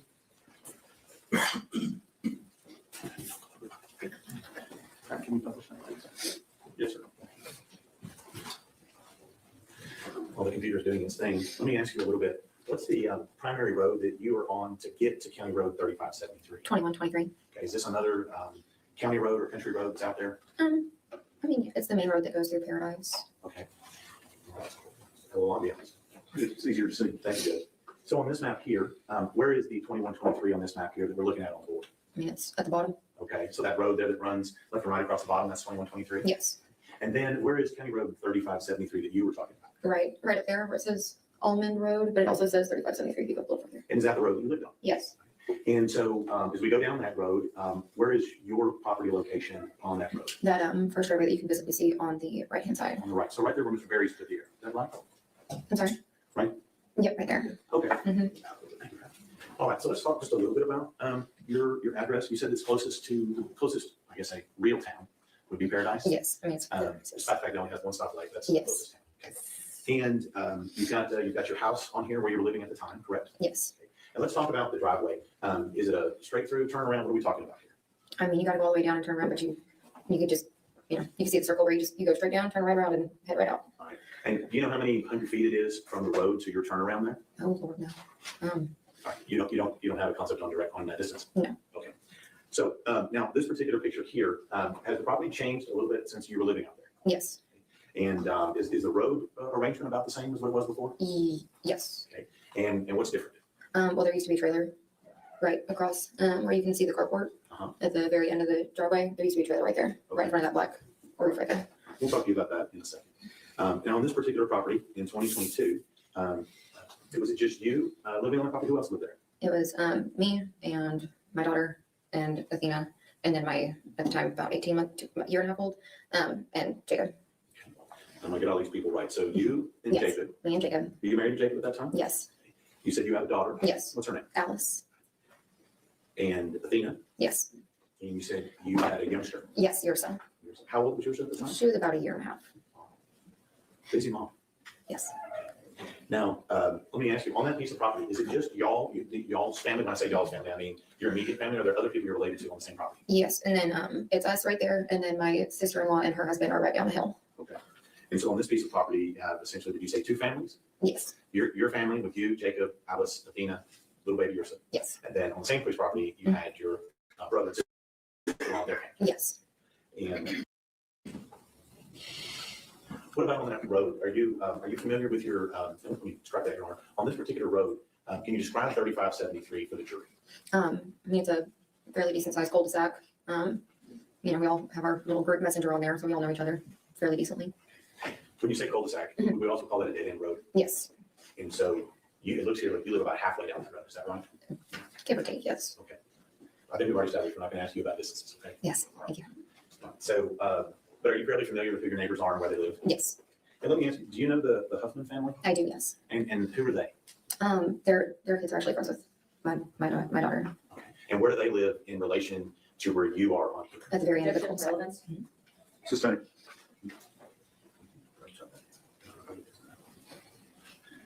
So this particular road, being that it's a dead end road, does it have a lot of traffic on it? No. And we talked about your kids. Alice, is she older or younger than me? She's older. How old at the time back in 22 was Alice? She was 10. Okay. And Athena, how old was she back in 2022, November 2022? She was 7. And you said little Ursa was a year and a half, is that right? Yes. Of the kids, I'm assuming that Alice and Athena went to school. Where'd they go to school? At Paradise. And how did the two girls normally get to and from school? The bus. And let me take you back to November 30th, okay, of 2022. Yes. Anything unusual about that day up until the time the two girls go to school? No, nothing. They get picked up by the bus normally? Yes. Given that it's a 10 and a 7-year-old girl, were you able to get them on the bus at the appropriate time? Yes. Is that hard sometimes? It's a little rough sometimes. You know, little girls can be. And let me ask you, what do you mean by that, about how little girls can be? You know, they like to pick out their own clothes and do their own hair and, you know. May not meet mom's approval. Yeah. But you gotta let them choose about things. I'll show you a picture that's already been admitted.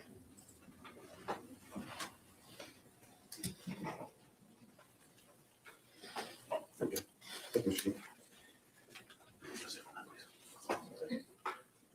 Do you recognize the girl in Tasty Tip 1? Yes. And who is that? That's Athena. And is that what she looked like back in November 2022? Yes. And do you know, have information on when those pictures were taken? About the weekend before, so 4 days before. November 30th. So that particular picture, do you know who took that picture? Her mom did. And where was she when her mom took that picture? Objection, Your Honor, hearsay. Sustained. Do you know where those pictures were taken? Objection, Your Honor, that calls for hearsay. Sustained. How did Athena come to live with you guys in Cottonville? Her mom was sick and she wanted to stay for the summer, so she came and stayed with us and then ended up staying for the school year. So do you remember what month she first arrived? In May Of 22. where does Athena's mom live? She lives in Oklahoma. So in this particular picture that we're talking about, is that where Athena was in Oklahoma when her mom took that picture? Yes. Now, she's been there with you since May of 2022. Yes. And when does school start? In August. And so did she start school with Alice? Yes. And what grade would she be in? What grade would Alice be in? She was in 1st grade. Alice was in 5th grade, I believe. Now, we talked about when Athena moved with y'all from her mom's home. That was in May of 2022. Yes. How long have you been in Athena's life? Oh goodness. Since 2017. So she was about a year and a half when I came around. Okay. Now we've seen a couple of pictures here in the courtroom. Athena, this one here. Yes. Red Hope. Do you have a favorite picture of Athena? Yes. I'm not going to have you pull it out and show her. But can you describe that picture for us? Yeah.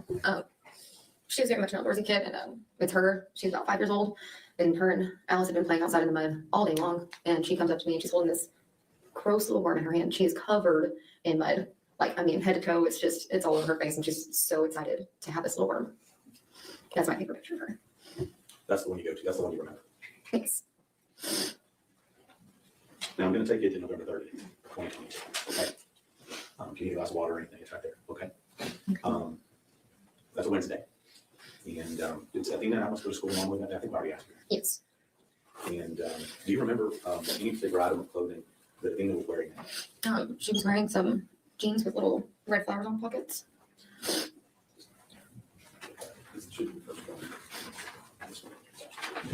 Yes, sir. Thank you. I'll show you what we've marked as State's Exhibit 6. Do you recognize those? Yes. What are those? Those are his pants. Are those the ones that you just told us she was wearing on the day, November 30th, 2022? Yes. And how are you familiar with those? I mean, because they're her pants. They're, Let me ask you, do you recognize the size and the style? yes. And you recognize those as the one that she wore on that day? Yes. And are those, is that the same thing that you described to law enforcement that she was wearing on that day when she went missing? Yes.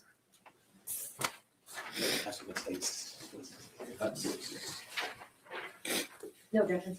State's Exhibit 6, isn't it?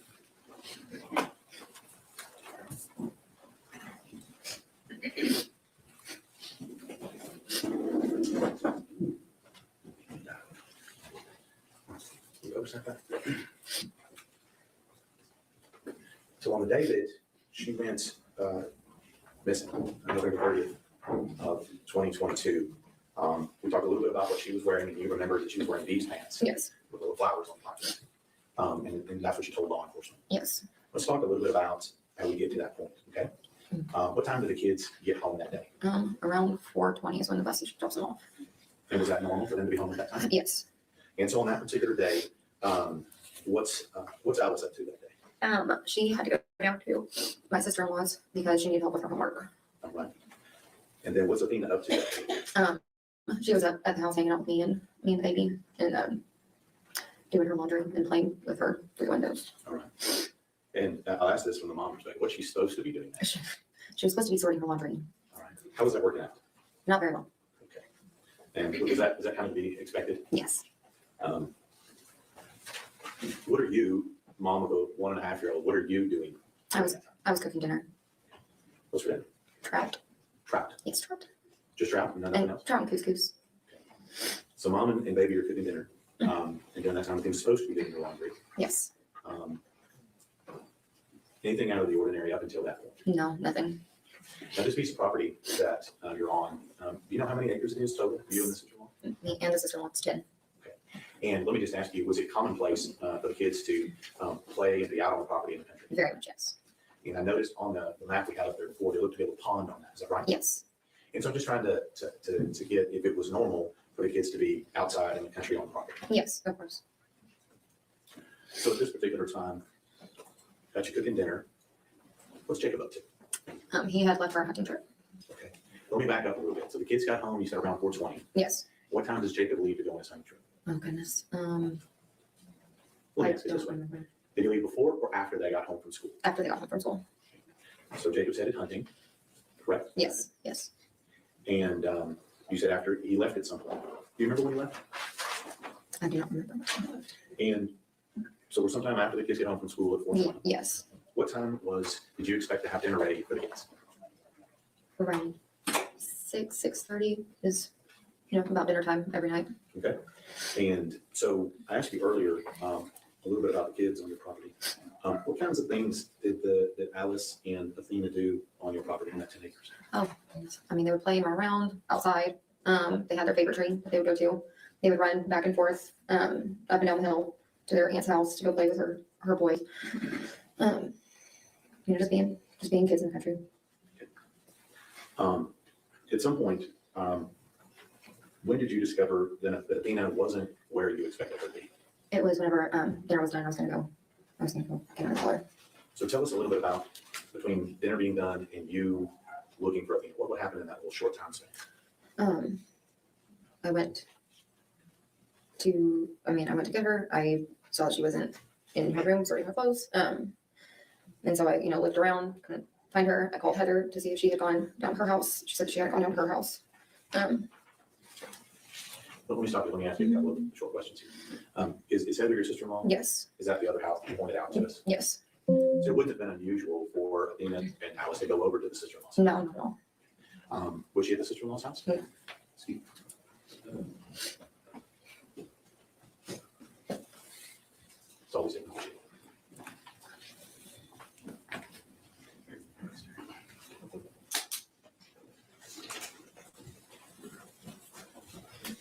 Back and running again. Was it unusual unusual for her. You said they had a favorite tree. Is that right? Yes. What was it about this tree that they played on? I don't even know. It is, I mean, that's the best tree there. And it was right in front of where the trailer was. And, you know, they had all their toys around all the time. And That's just where they chose to play. yes, And so you checked with your sister-in-law. yes, And Lena wasn't there. yes, And you checked the tree where they might be. She wasn't there. yes, I mean, I'm just gonna, did you basically just check your entire property? Yes. See if she was there? yes, Was she there? no. So once you kind of figure that out, what is your next steps when she's not where you think she is? I called the police. And do you remember what agency came out? Remember, let me ask you. We have multiple agencies in Wise County. We have the sheriff's office, we have police departments, game wardens, people, highway patrol. Okay. Do you remember which of those agents came out and agencies came out to talk to you? The police department, I believe. Okay. And at this time, when they get there on property, what are you and the family doing at that time? Looking. When you say looking, are you just like looking places or whatever? No, we are everywhere all over the property looking for her. And at this point in time, right now, when you're just looking for her and the police arrive, what are you kind of thinking is going on right at that time? I thought maybe she was just hiding somewhere. Just being Playing hide and seek. Mhm. we heard from Ms. Thompson how she was a little Objection, Your Honor, just to informing the witness what another witness may have said. suspended. What kind of kid was Athena on your property out there in Cottondale? She was wild.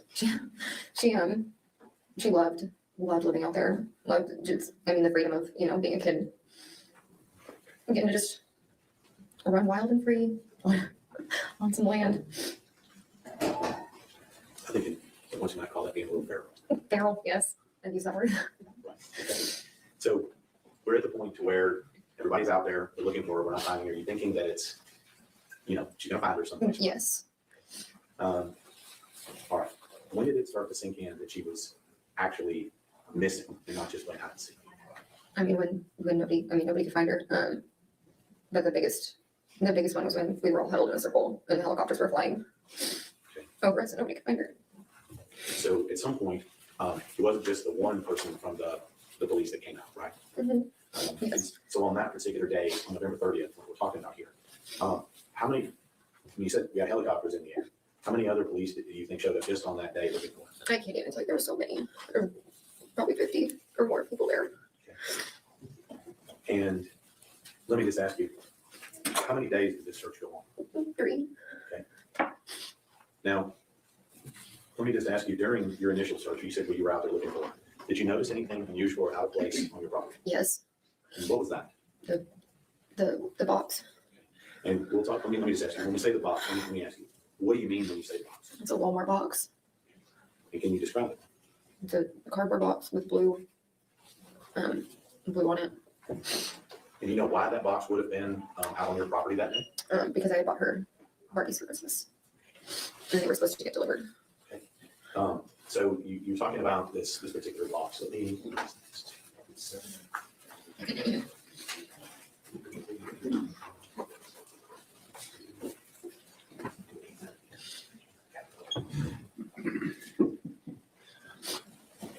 Actually, I'm going to show you State's Exhibits 8, 9, and 10. Let me ask you about. I'm going to show you State's Exhibits 8 and 9. Do you recognize that? Yes. Okay. And what is that? That's the box that got delivered that day. Okay. And whose address is on that box? Our address. Is that the 268 address? Yes. And who's the person's name that's on that box? That's my name. And do you know who delivered that box according to it? FedEx delivered it. Okay. And so this box, as you see it in these two pictures, is that what it looked like on the day that you saw it at your house? Yes. Okay. And is that what it looked like when you spotted it when you were out searching? Yes. I'm going to show you State's Exhibit 10. Do you recognize this picture and this what's in it? Yes. Can you tell us what's in this picture in State's 10? That's the front of where the trailer was. Okay. And we talked about this trailer. Was this someplace that y'all were inhabiting, or what was the status? No, we were not living in it. All right. So this was an abandoned. Yes, abandoned trailer. Okay. That was just on the property. Yes. Let me ask you a little bit. We talked about some of the roads. Do you recognize the road and driveway in this particular case? Yes. He's back here. That's State's 8, 9, and 10. No objection. State's Exhibits 8, 9, and 10 are good. You give me 8. I'm sorry, this is Sure. Good.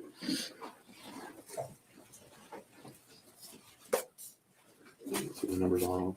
Ask me about those. Okay.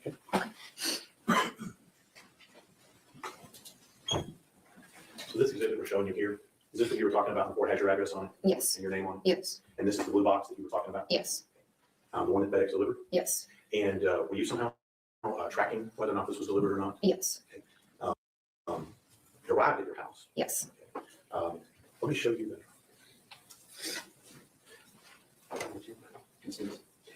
Yeah, I'm going to show you space 10. When we see this over here on the right, is that the same box that we're talking about? Yes. And I see what appears to be a little porch or something on it. Is that right? Yes. Is this part of that abandoned dwelling that was on that property? Yes. Now, I see a lot of police cars parked there. Is that kind of what it looked like when they were looking for? Yes. Now, we mentioned before that we have the circle drive on Yes. that map. Is that right? Yes. And so is this part of that driveway? The main driveway was right here, where you see the archway right there. I have to circle right past that. That's a little bit, but it's all connected. Is this your driveway? Yes, this is our driveway. And that's where you found that box? Yes. So let's talk a little bit about that box. What did you say that you ordered in that box? Barbies. Let me show you Stacy Exhibit 7. Do you recognize those? Yes. And what are those? Those are all you can be Barbies. Right. And do you recognize that that is what you ordered? Yes. And who were those for? Those were for Athena. And do you believe this to be the same Barbies that were inside that box? Yes. They were delivered on that day, November 30th? Yes. Should we notice in State 7? No objections. State's Exhibit 7 is good. Actually, let me ask you, why do you order those Barbies? These specific Barbies, I mean, because it came with so many of them, she could get, 6 Barbies all at once. Okay. And what was the name on those Barbies? They were career Barbies. Who were those for? They were for Athena, For just a present or for some other occasion? for a Christmas present. Christmas. And that's what was delivered to you on that day? Yes. Now, some folks have a regular driver that they may recognize that delivers UPS, FedEx, Amazon. Okay. Do you recognize Tanner Horner as your driver? No. Did you ever seen him before? No. That day? No. Ever? No.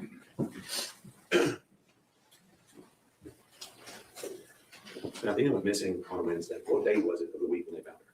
It was Friday. And at some point, I'm assuming you were informed that she was deceased. Is that right? Yes. Who informed you? I believe it was the sheriff. It's a blur. You remember where you were? At the Cottondale Church. Who were you with when you found out she was deceased? I was with Jacob and Maitland. So Jacob, your husband? Yes. And I didn't ask you, is that Athena's mom? Yes. Maitland? Yes. And y'all were there in the church together? Yes. Let me ask you a little bit about Athena on that particular day. You had seen her for an hour or so before she went missing. Right? Yes. At any point in time, did she have any injuries on her whatsoever? No. Did she have any bruises on her face? No. Did she have any bruises you were aware of on her body? No. Did she have any unusual markings, scratches, or anything else on her body? No. So the last time you saw her, would that be what she looked like in the picture we showed you earlier? Yes.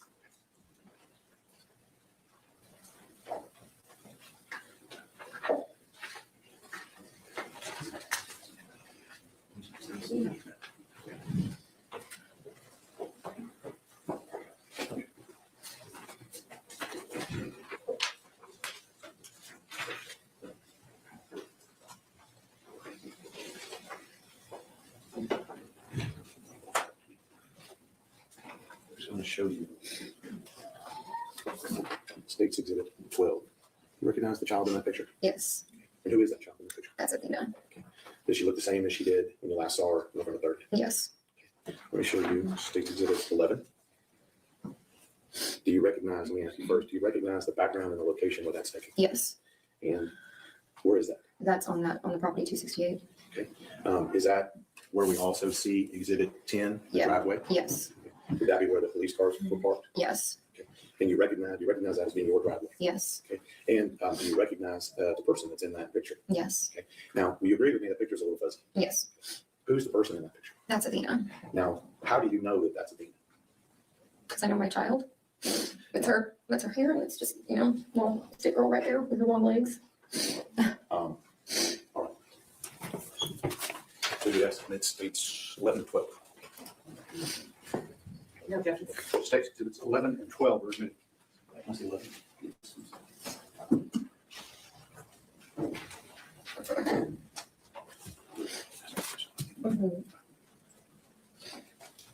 This is on your property? Yes. Notice, what does that appear to be on the other side of Athena in this picture? The driveway and a water hose? And when we talk about this, we saw a picture of where that box was. Yes. Is that box close or far away from where this picture is taken? It's pretty close. Okay, all right. And so that's Athena in that picture. Yes. Let me show you State's Exhibit 12. Yes.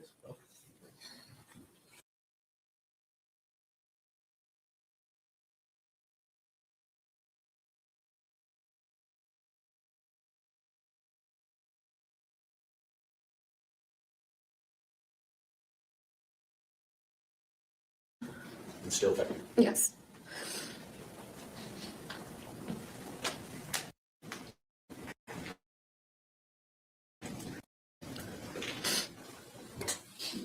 When was Athena's funeral?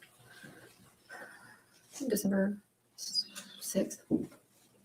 It's that whole time frame is. I tried to just not think about anything like that. You didn't think about it? I try not to. Let's talk about you. How's this affected you as a person?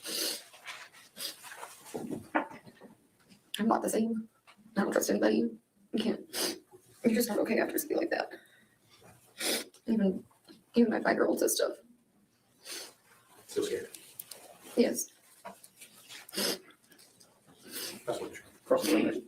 Yes, Sean, have you heard from her? Yes.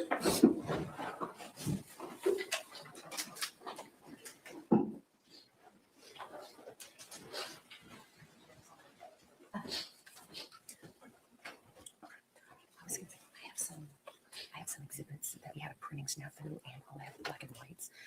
If admitted, what we'd like to do is get them printed on paper in color. I thought to explain the color, but I didn't have to see beforehand. Pretty sure it does say. Wait until you're going to edit them in black and white, and then you want to display them in color because they appear on the computer in color. Correct, and then we would like to swap out the black and white for the color because they're getting reprinted. Okay, so what we can do is we can have the, what are they marked as? They're not marked in building defense 1 through 5. Okay, so what we can do.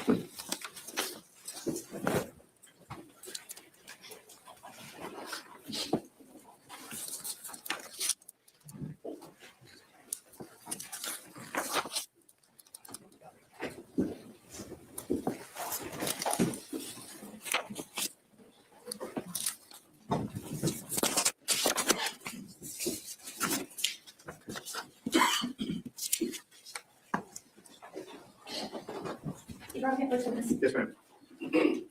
Mr. Rand, I want to hand you what has been marked as defense exhibits number 1 through 5. If you take a look at those, please. Yes.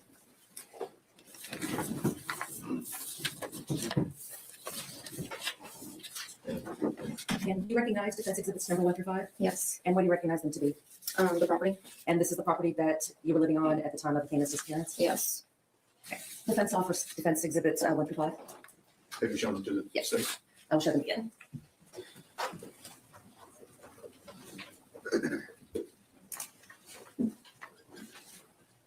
The objection's not relevant, Your Honor. Okay, objections overruled and defense exhibits 1 through 5 are admitted.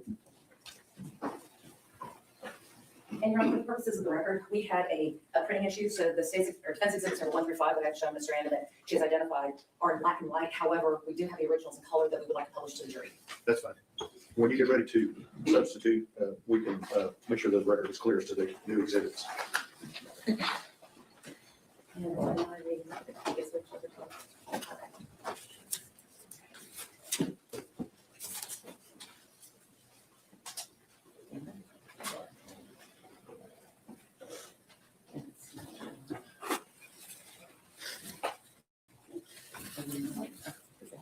I'm sorry, Your Honor, I'm having technical difficulties. Take your time.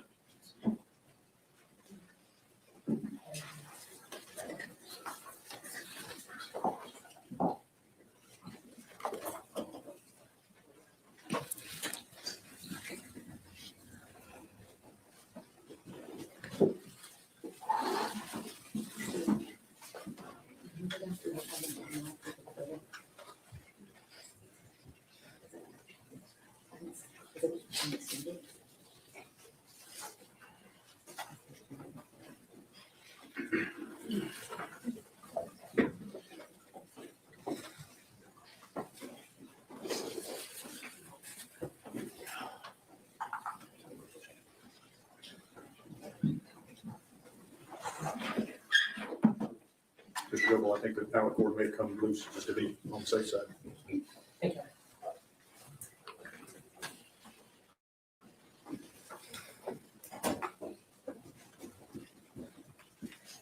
Ms. Strand, what do you recognize Defense Exhibit 1 to be? That's the abandoned trailer. In this photo, on the right-hand side, about halfway down, is that where the box was left? Yes, And on Defense Exhibit number 2, what is this? that is also the abandoned trailer. And this is, were people living in the trailer at the time? No, Where were they living? there's a house in the back that we were living in. Is that the house that y'all were renovating? Yes, Defense Exhibit number 3, what is that?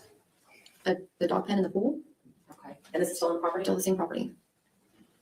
Defense Exhibit number 4, what do you recognize this to be? Still the property, it's the outdoor shower. Was there running water in the house? Yes, Were there, why not a shower? well, we were in transition, trying to get it just finished and ready, and that's, And lastly, Defense Exhibit number 5, what do you recognize this to be? that's the girls' room. Can you see the girls' room from the main house? Yes. And can you see the girls' room from the kitchen where you're preparing dinner? If you peek through the window, yes. From the kitchen where you were preparing dinner, would you have been able to see the delivery truck drive up? No. On that day, or let me back up, these photos are an accurate representation of your property on that day? Yes. I have nothing further, Your Honor. Redirect. No further, Your Honor. May this witness be excused subject to any potential recall? Yes, Your Honor. Yes, Your Honor. Thank you, ma'am. Let me sit down.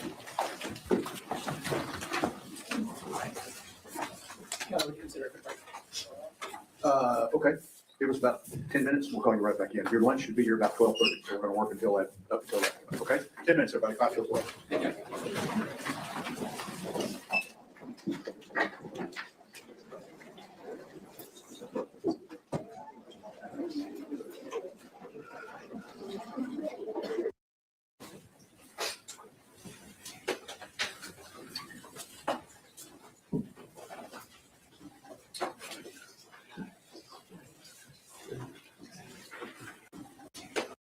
Exhibits from. Okay, all right. The jury was. Everyone may be seated. Yeah.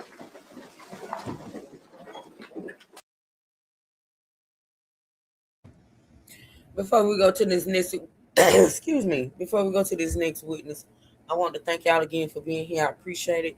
If you have not double tapped the screen, do that to like the live for me, please. If you're watching or you watch the replay and you're not subscribed to the channel, please subscribe to the channel. Tap that bell to be notified whenever I go live. Like I said, y'all, if y'all got any questions about anything that's being said, that previous witness, I'm sorry, I usually tell y'all who's coming up, but that previous witness that we just saw, well, we know the first witness was a teacher at the school, and then the previous witness we just saw was her stepmom. She's the stepmom. She's who Athena was not necessarily living with at the time, because I think custody was between the dad and the mom, but Athena was at the stepmom and the dad's house when she went missing. So that's who that was testifying, the stepmom, the one she allegedly had the little argument with before she left the house. Okay. Now let's see who this guy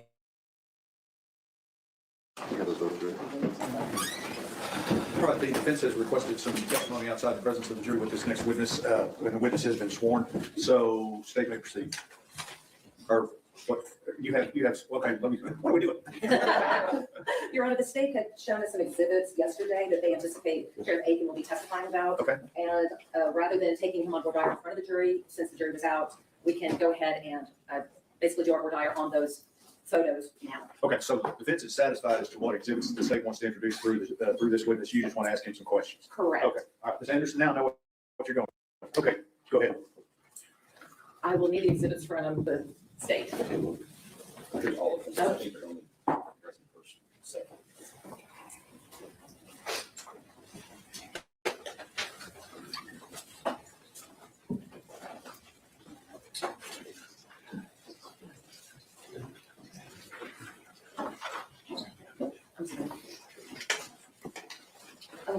Y'all might need to change it. I don't need this purpose, but the state may need it for their direction. Okay, so we need to take this down. And for Yes, ma'am, absolutely. And we don't need the lights off, it's just. Perfect. Sheriff Aiken, how are you doing? I'm doing well, thank you. Sheriff Aiken, I'm going to hand you what has been marked as State's Exhibits number 13 through 21. And ask that you take a look at those for a moment.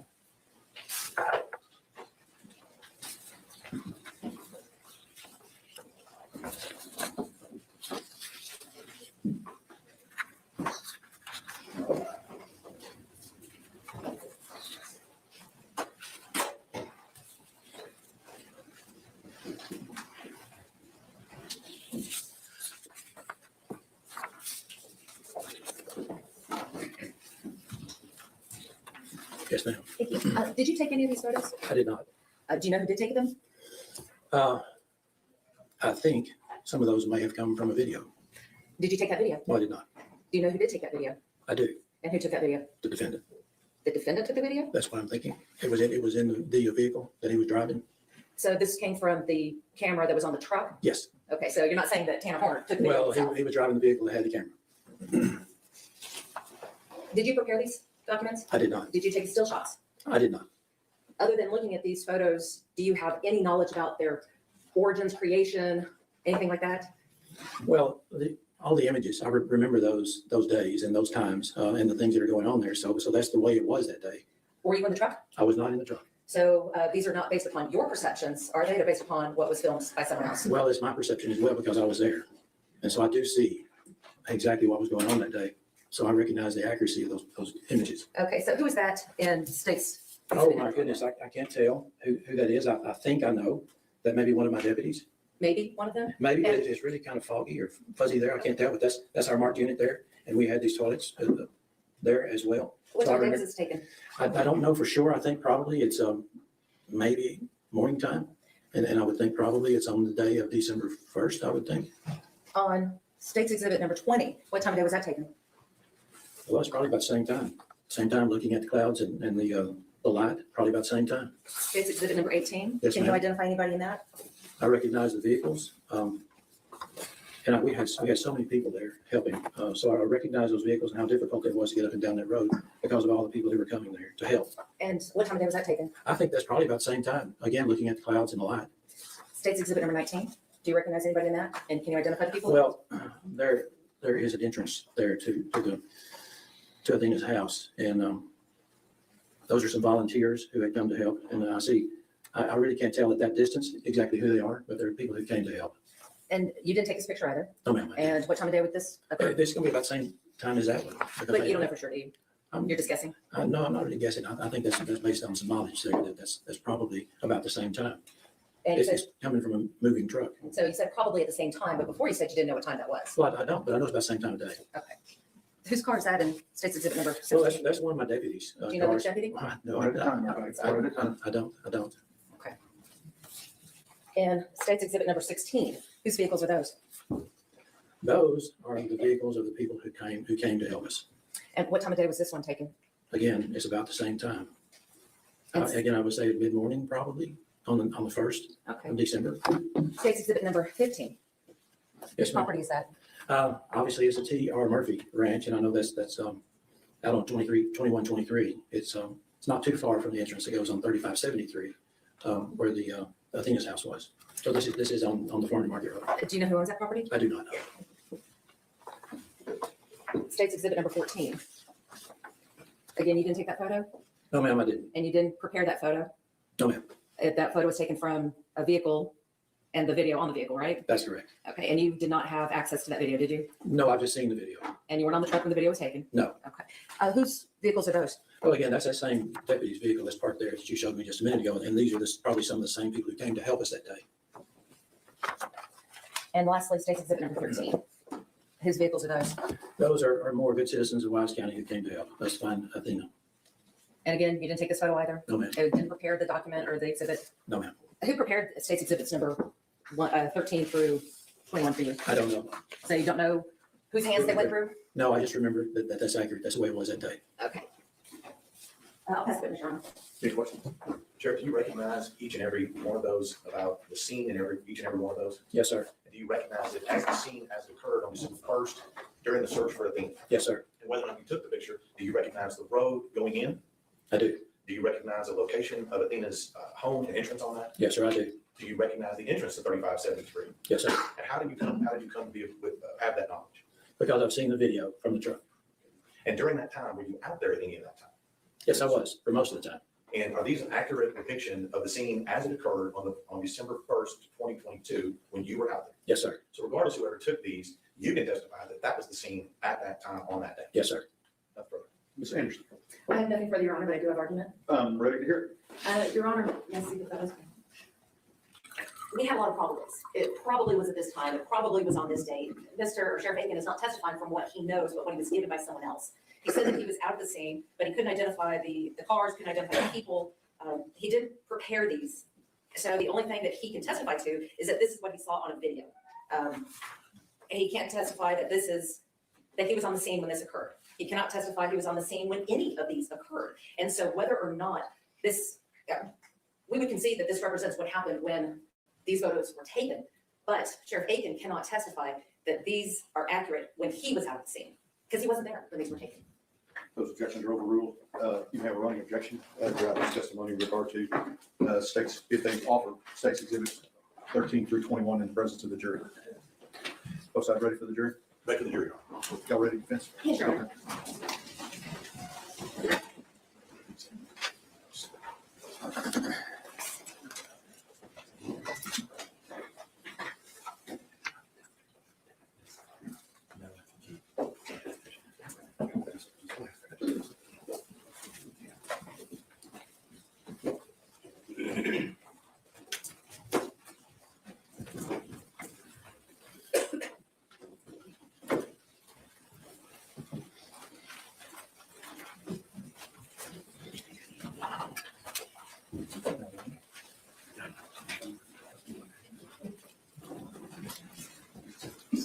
All right, everyone may be seated.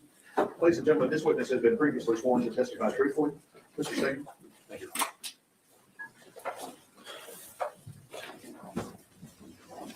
Sir, would you state your name for the jury, please? Lane Aiken. And when were you the sheriff of Wise County? I was sheriff in Wise County from 2016 through December 31st, 2024 at 4:30 p.m. Sure, could you check see that light turned on?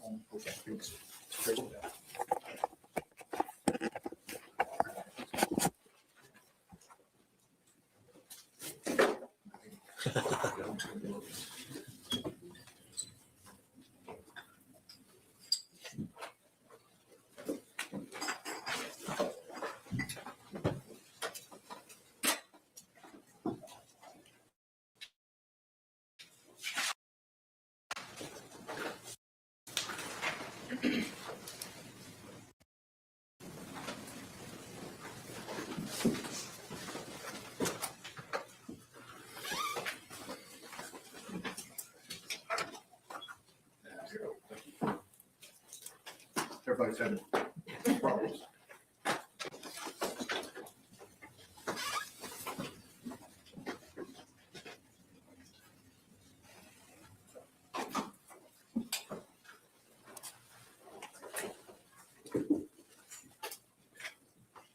Old school, ain't it? Then you should be good with the engineering aspect. I was not an engineer.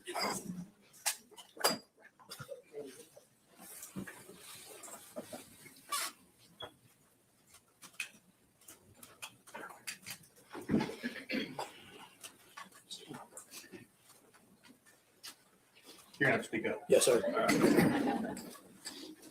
Sheriff, you have your marching orders now. Lane, were you sheriff back in November of 2022? Yes, sir, I was. Perfect, these questions, I'm gonna refer to you, Sheriff. You okay with that? Yes, sir. So during this time before you were the sheriff of Wise County in 2016, were you also in law enforcement at some point in your career? Yes, my career in law enforcement started in 1974. And so from 1974 till you retired in the end of 2024, Yes, sir. You maintained a peace officer license in Texas? Yes, sir. And I'm going to fast forward you here a little bit. And at some point, were you promoted and made a Texas Ranger? Yes, sir. That was in 1987 at November 13th, 1987. I notice you remember that day. Yes, it was cold. And at that point, how long did you serve the state of Texas as a Texas Ranger? It was 16 years as a Texas Ranger, 16 and a half. And did you retire at some point? Being a In Ranger? 2003. Now, during your career, and just so we know a little bit about your experiences, did you have any big cases that you handled being a Ranger? Yes, sir. There were several. And if I remember correctly, were you not at the Branch Davidian compound? Did you actually have a relevance? Sustained. Hang on just a minute, we got the microphone. Excuse sir.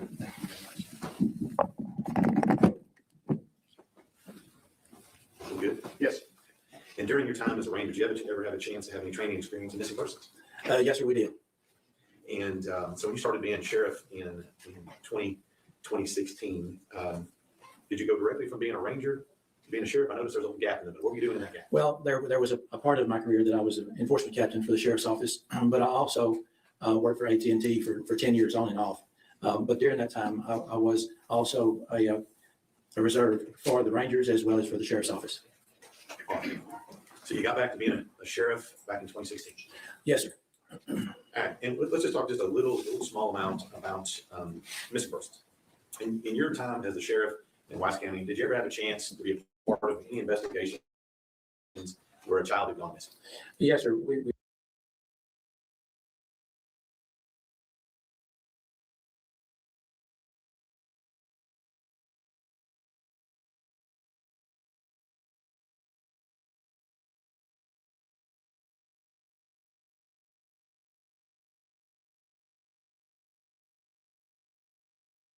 We've done that several times, and even so, when I was a highway patrolman and as a Texas Ranger. And based on your training experience, what's the most likely scenario when a child is gone missing for a short amount of time? Well, that child's going to be at home, close to home, under the house, under a bed, just any number of things. It's always, most always, it was some good news that we could find that child. And did that happen from time to time in Wise County as well? Yes. And then if the child is not found soon, in a short amount of time, what's the most likely result of that?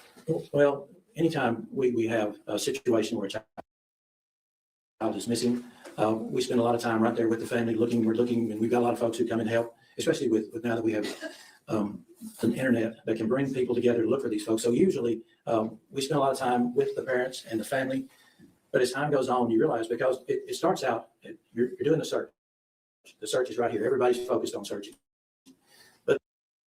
But then as time goes on, we're not finding that child, especially if it's cold outside, any other difficulties there are. So the investigation starts right here, down here. And as time goes on, that investigation increases because you know that we've got a problem because this child is lost or is missing.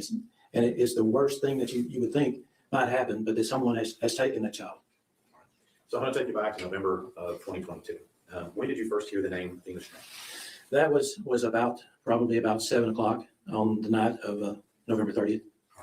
And as sheriff of Wise County, is that where Athena went missing in the Cottondale Paradise area? Is that covered by the sheriff's office at that time? Yes, sir.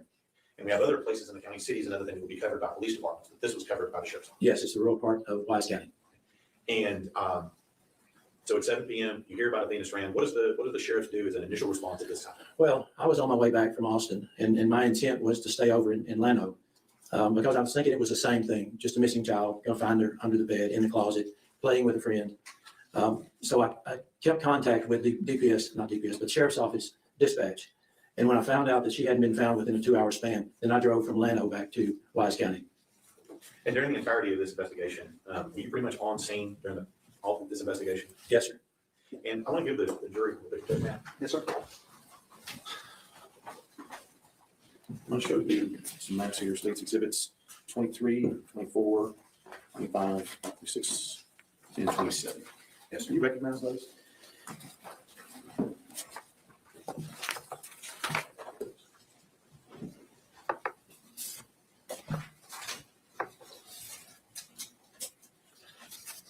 Yes, sir, I do. And can you give the general idea what we're looking at here? These are the photographs regarding the mapping and the roadways right close to 3573 in that area of Cottondale. All right. Now, are you familiar with this area during your time as sheriff? Yes, sir. And do you believe these maps accurately represent the surrounding roads and cities, towns, and things in that area? Yes, sir, that is accurate. And is this the area in which Athena Strand went missing? It is. So if we'd have to ask the next 24 through 23, excuse me, through 27.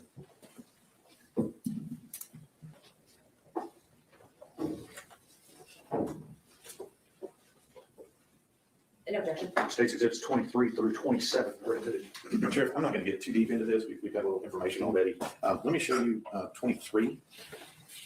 Yes, sir. And can you just give us an idea, and from where we are right here today in the courthouse, where Cottondale Paradise is in reference to where we are in Tempe? Well, it's northwest of here, probably by road. I would think it's about 30, 35 miles from here to there.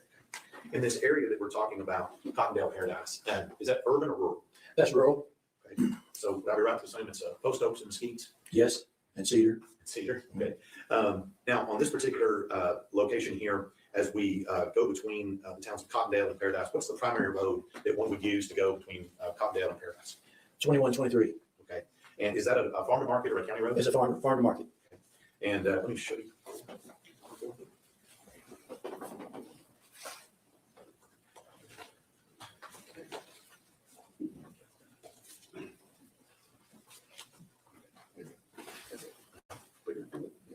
Do you see that road on this map here, Sheriff?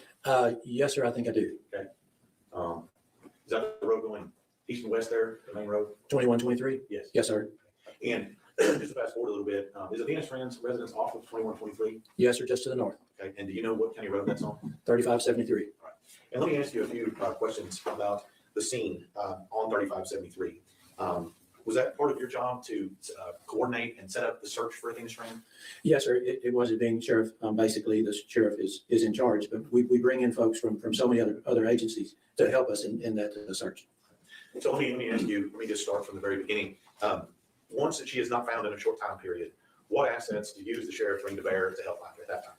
Well, the sheriff's office responded. Of course, we called in the Texas Rangers because we find that it's important that we use all the agencies that we can. We have the game wardens that were there, and they're always great. Fort Worth PD, they sent a helicopter or two. We also had some drones that came in from Denton County. And Highway Patrol, we had many of them there, as well as the voluntary fire departments. So we're bringing all the first responders that we can find. We're bringing them to help us find this child. All right. And now it sounds like what you're talking about, most of those are sworn personnel, what you described. Yes. Was there anybody else assisting in this search besides just the sworn personnel?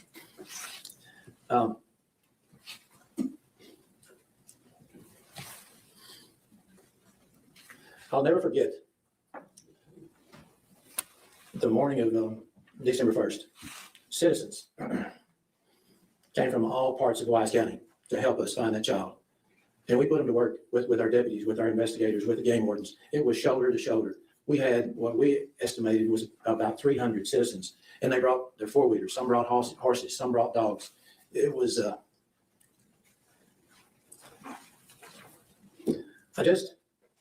I appreciate the fact that so many people came out there to help us that day.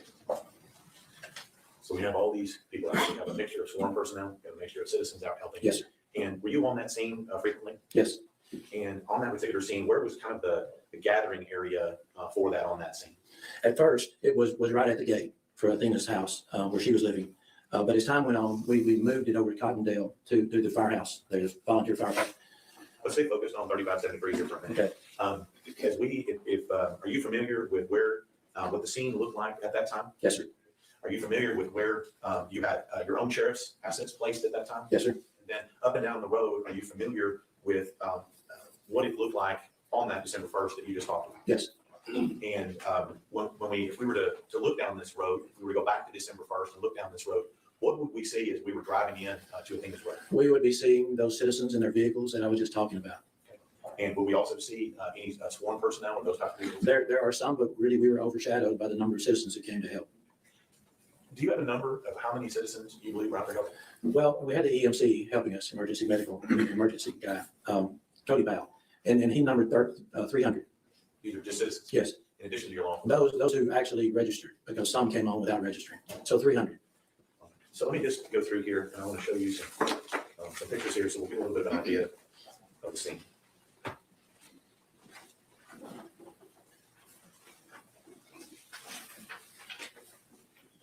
I'm going to show you states 13 through 21. I think you've looked at these before, but can you give us an idea of generally what we're seeing in those pictures? Yes, sir. These look like, that's the route on 2123 turning into 3573, and looking at it, it looks like it's the morning of December 1st, 2022. And what we see are the vehicles of so many citizens who came and helped. And you see from time to time a marked unit of ours at the sheriff's office, as well as from other agencies. And we see the search people. There's some organized searchers, all the way to the end of that road that went to a cul-de-sac. That's pretty much it. And do you recognize those pictures as being descriptive of what you saw on that day, December 1st, 2022? Yes, sir, I do. State offers, State Exhibits 13 through 21.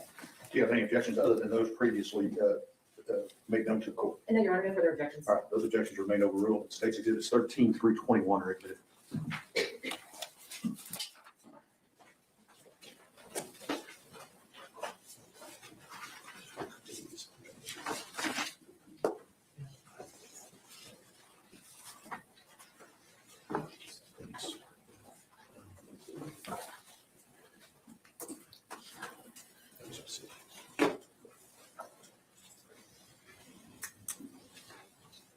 Sheriff, I'm just gonna, you said there were some things about marked units? Yes. Is that what we see here in State 17? Yes, that's the unit of one of our Wise County deputies. Okay, and is that the entrance to 3573? Yes, sir, from 2123. Let me show you 18 and 19. Let me just talk about there. Do you recognize this as what you were talking about earlier? Yes, that's the entrance to the Strand home, and that's where we kind of set up our command post. Is that what you were describing to me as the people out there helping? Yes. And are these the vehicles that you're talking about here as well? Yes, sir, they are.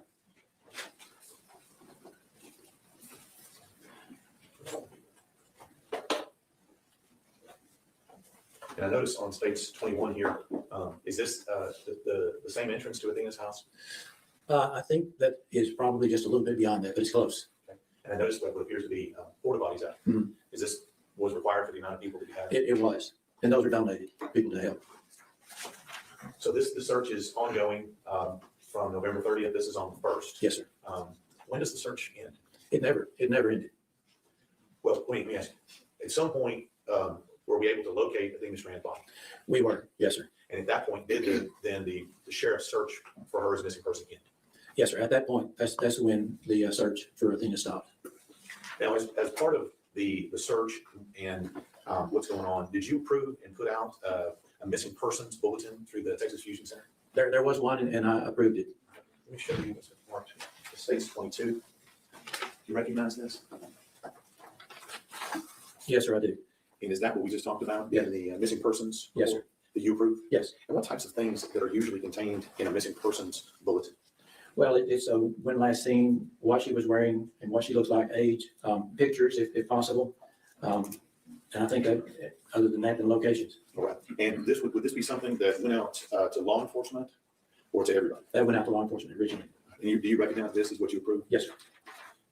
Legal officer States Exhibit 22. Your Honor, we'd object. It's hearsay and it's not covered by the exception of 803(c). It was created by law enforcement, for law enforcement, and we would object under hearsay. That objection's overruled. States Exhibit 22 is admitted. 22, correct, Mr. State? 22, yes. Okay. Okay. And so that goes out to law enforcement. Are you aware of how it goes out? Is it electronic? Is there a bulletin? How does it go out? It was an information bulletin that was sent out from Austin, to all the agencies in Texas, and generally the states that are adjacent to Texas. So as the sun sets, if you will, on December 1st, have we located Athena's body as the sun sets on December 1st? We had not. And I think it mentioned before, the search continues and all the assets are still in play at that time. Yes, sir. Now, you mentioned that you involved the Texas Rangers, Yes, sir. your old employer. Yes, sir. And who was the lead ranger working on this case? Joe Espinoza. When we say Joe, is that like the book Joe? Yes, JOB. And then you said there was some assets from the FBI as well. Is that right? That's correct. And then I think you also said that you had game wardens and a host of other. Yes. Now, while law enforcement and your people and all these assets are actively searching, what else is the sheriff's office and law enforcement doing to locate Athena Strand? We were still staying, it was just right there around that area. We were looking hard. We started looking at all the waterways in and around where we were right there in Cottondale. We were using still aircraft as well as the drones. That helped, and they were remarkable. But as hard as we were looking, we weren't finding her. And at this point, are y'all investigating and looking into the thought that this may have been some form of abduction and not a missing child? Well, at that point, it seems like it had come down to searching. We're still searching, but we don't have as many people focused on that as we do have people focusing on the investigation. So it's about half and half. And as time goes on, the investigation scale goes higher. Right. So at some point, it transitions to a criminal investigation versus a missing person. Yes, sir. And at that point in time, who was working the criminal leads in the criminal investigation at that time while the rest of the assets were searched? We had the FBI were there, and they were helping tremendously with their digital evidence that they were able to bring forth, as well as the Texas Rangers and our investigators from the Wise County Sheriff's Office working hand in hand as we looked and trying to find what happened. Where is Athena? So we got to the point that we just slowed down the investigation, not the investigation, but the search. And we just really moved up on the investigation. And what kinds of things are you looking for when you're now transitioning this for potentially a missing person to some form of criminal investigation? Well, an investigation, it takes a while, but we had some information that came in and it gave us a different direction. And I'll give the credit for the Rangers who recognized that there was a package that was delivered and that we should be aware that driver pulled in there about the same time that she went missing. And so that's what we call a different kind of lead, if you will. Yes. And who was primarily working that lead of that investigation? That would have been a couple of my investigators as well as Job, and also the FBI people were involved in that as well.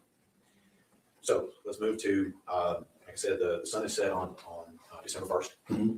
Sun rises on December 2nd. And you mentioned that we located a package that was delivered. Yes. And that the Ranger and FBI are working on that. Yes. So when sun rises, what is the sheriff's office still doing? Now we're on day 3 of the search. The investigation is picking up and moving more quickly, trying to find as much information as we can. We set up a new command post at the firefight, the FD, right there in Cottondale. FBI brought in a big truck in their RV. Actually, we started looking at things, and we had a meeting on that morning. And that meeting was in the Baptist church there in Cottondale. So there were, I don't know, probably 30, 35 investigators, as well as some of the deputies who were there as we were looking at all the leads that we had. FBI, Texas Rangers, and all of our people, as well as other agencies who were coming in there helping us with that. And we had new direction, more so than we had before. And we felt as though we're going to be able to get this thing solved on that day. All right. So let me ask you, who was able to locate Tanner Horner as the operator of the FedEx vehicle that day? I know that Job, Ranger Espinoza, I know that he was. You're not all object to anything that Ranger Espinoza said? You did not testify to anything that anybody told you, Sheriff, but you may testify to who was there. Yes. So it was the FBI and the Texas Rangers, as well as some of our investigations, tracked that down and found out who that driver was. Objection, Your Honor. Again, this is hearsay. Overruled. So once you track down the driver, and that driver being Tanner Horner, to your knowledge, what goes on once they locate him as the driver? That, I really think that I probably need to leave that to Joe, because I know it was falling in place quickly. And we were back we had another press conference at the sheriff's office when all of that fell in place. And I learned of it after the press conference. So for things that involve that lead, that FedEx driver lead, Tanner Horner, that was Joe, the FBI, and your investigator. Yes, sir. And we'll talk to that. All right. So at some point, when did you first learn that Athena's body had been located? We knew that he had been taken into custody. Hey, Tanya, welcome. Thanks for joining. And I think it was probably right around 7:30 or 8 that night that it was verified. And let me just ask you, where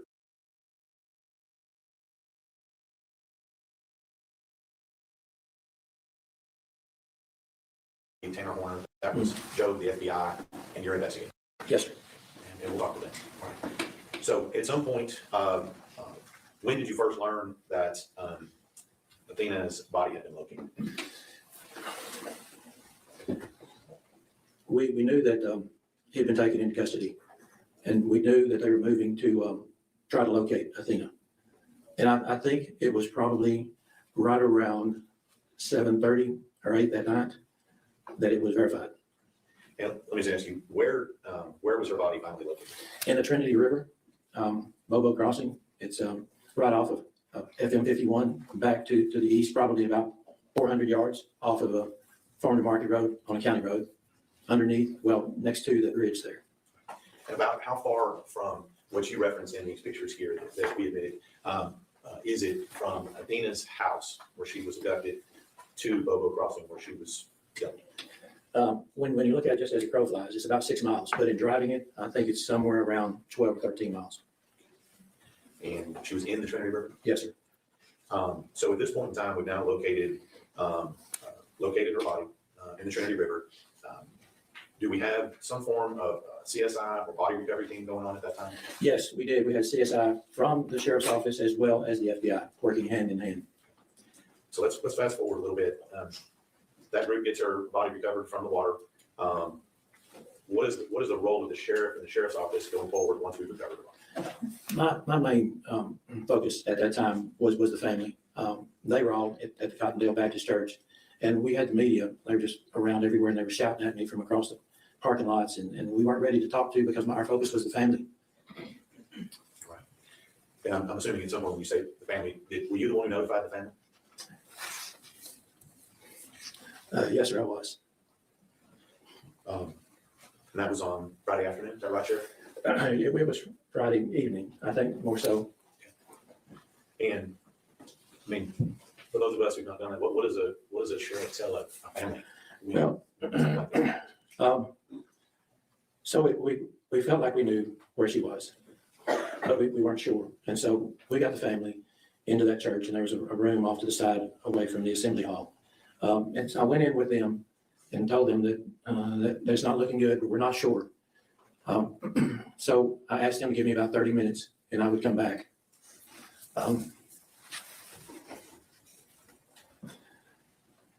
That I could bring the truth back to them and what the findings were. So I went with the SAC from FBI. I went down to Bobo Crossing and that bridge. And we both went down to the river and that allowed me the opportunity to tell them exactly what was true. It's something it's really hard to do, but my focus was that family. I wanted them to know before any of the media. I wanted them to know, and so that gave me the opportunity to go back and have that second meeting with the family, and it was heartbreaking. And they were just devastated. I don't know. There were probably 8 or 10 members of the family in there, and it was a Sunday school classroom. And I wish I could have done something to make it better, because we were hoping right to the last minute, we were hoping that she was alive and well. But the information I brought back was not what they wanted to hear. We're going to stop right now so that we can take care of the jury. We will start back up at 1:45. Everybody, 1:45.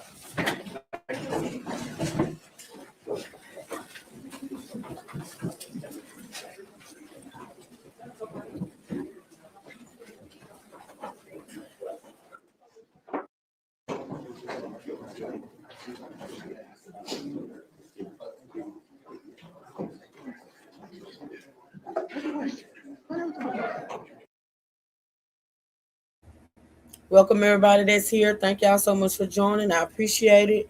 Thank y'all for the support. Make sure you double tap the screen so you can like the live stream. Thank everybody for now. This is we're finna get another witness, I think, but we're almost done with day one. I don't think I said it at the beginning, but this is day one, and we're almost done with day one. We're gonna go straight into day two once this is done. Thank y'all again. Like I said, if y'all got any questions, put them in the chat, and I'll try my best to answer them.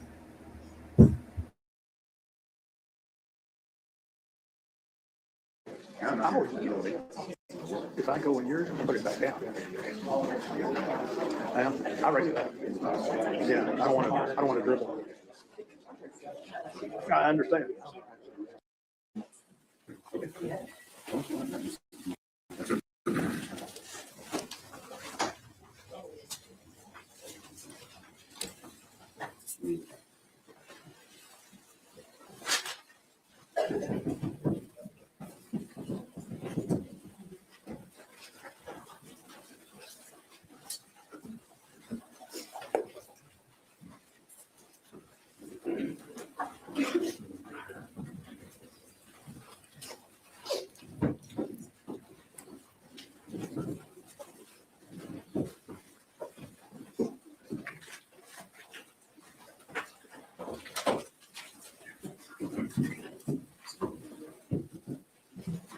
right, everyone may be seated.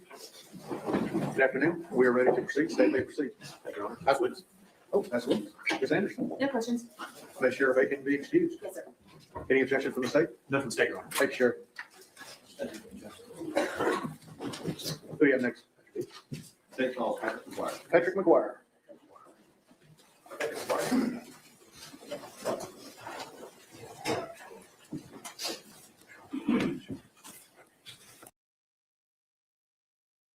I'm trying to see why I cannot see Meryl on StreamYard when she come in. Let me put up the chat on my phone.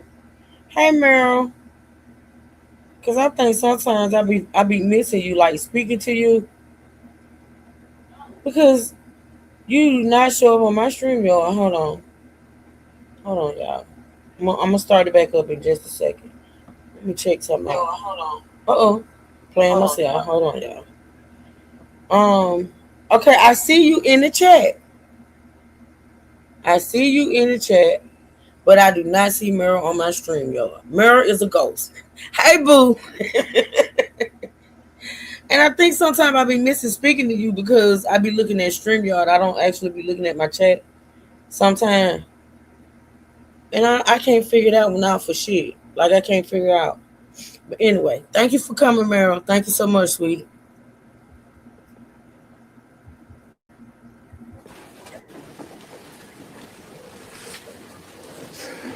Solemnly swear or affirm testimony given in this call to be the truth, whole truth, and nothing but the truth, self you got. Have a seat right here. Rule of evidence is in effect, says you cannot be in court unless you're testifying, and once you have testified, do not discuss your testimony with anybody else except the lawyers, okay? Yes. Mr. Barry.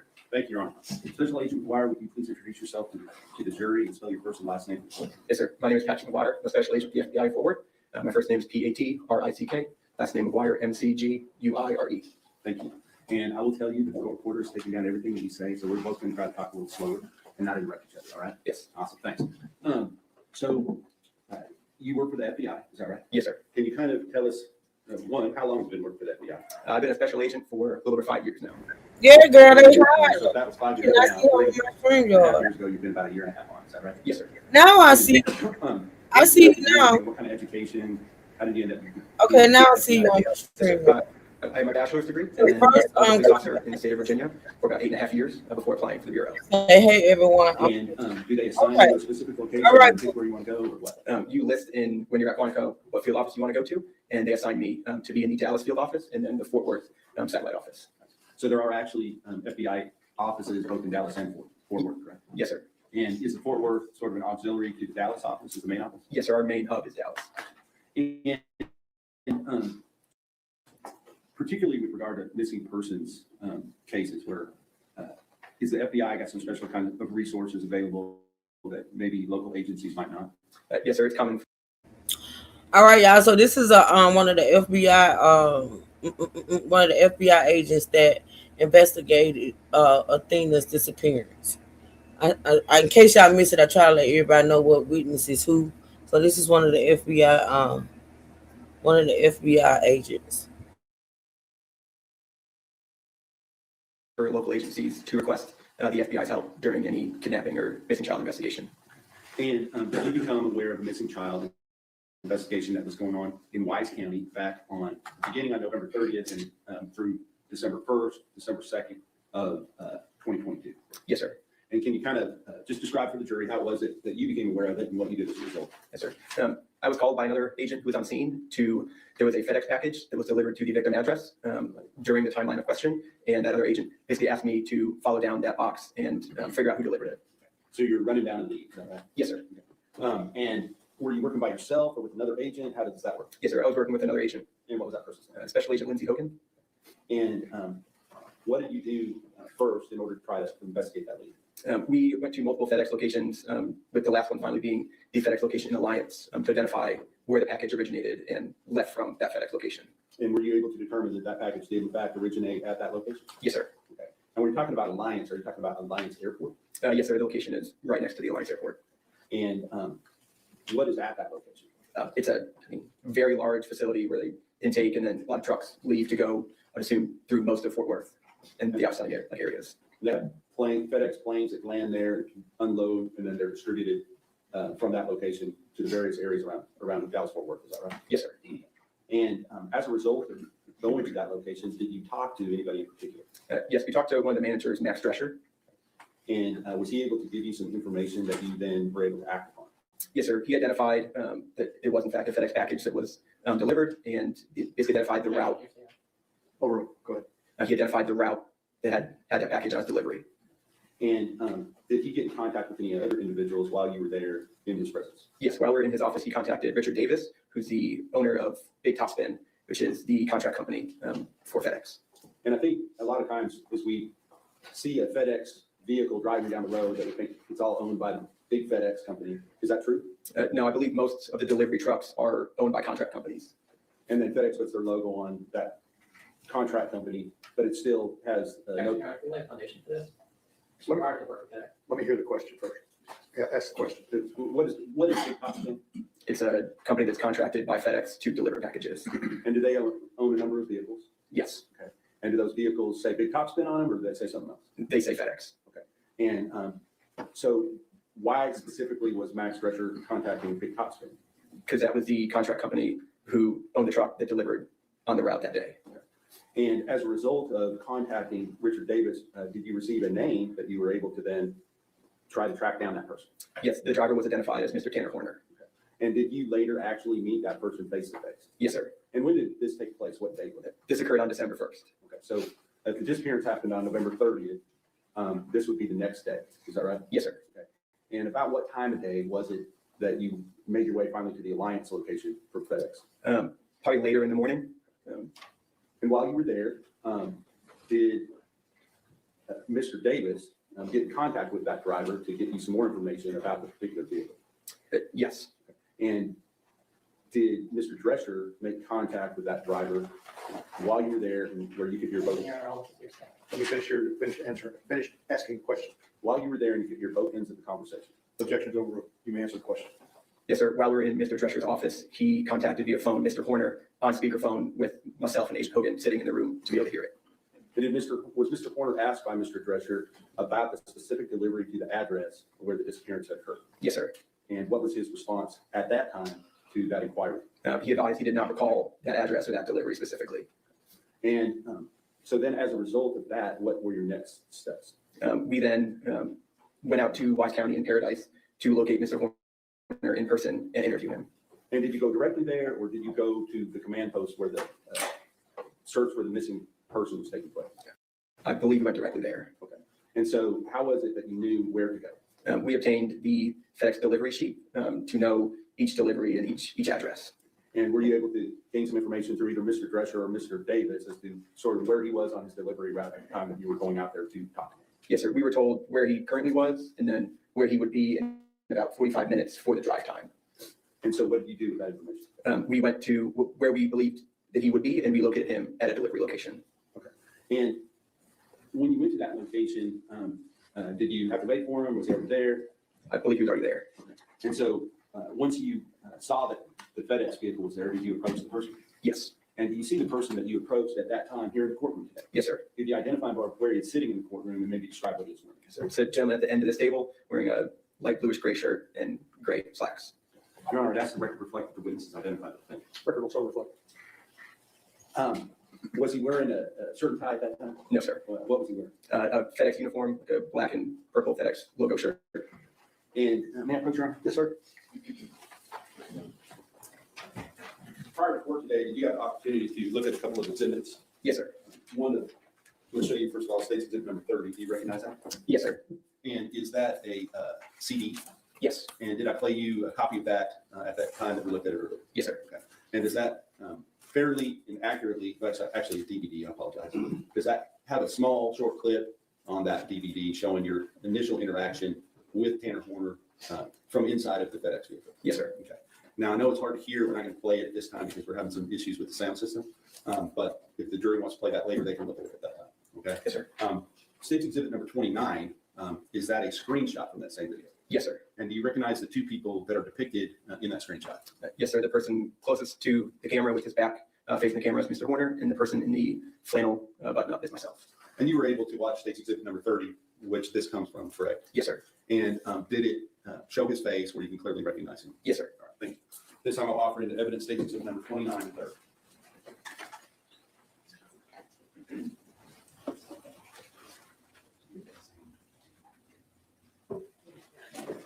Judge, I have no objection to 29, 430 is plenty. We would want to hear that. Okay. All right. States 29 and states 30 are admitted, but we will let you review it before it's on 30, before it's exhibited to the jury. May I publish 29? Yes, sir.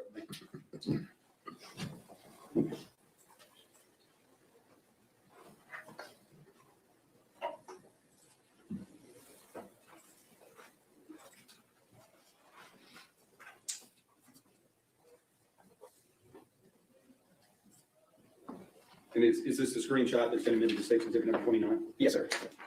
Now, let's talk about, you can turn that off, or turn it back on, Mr. King. Let's talk about that conversation. Can you kind of describe for me, didn't take place like within, I guess, earshot of the camera, correct? Correct. Where did you go to talk to him? Just a little farther back, towards the rear of the truck. Okay. And even as you approached him, can you kind of describe how that took place when you first approached him? When we approached him, he was getting out of the vehicle, and we scared him, causing him to drop the package. Okay. And then after you were, did he even know who you were at that point? Not initially when we walked up, no.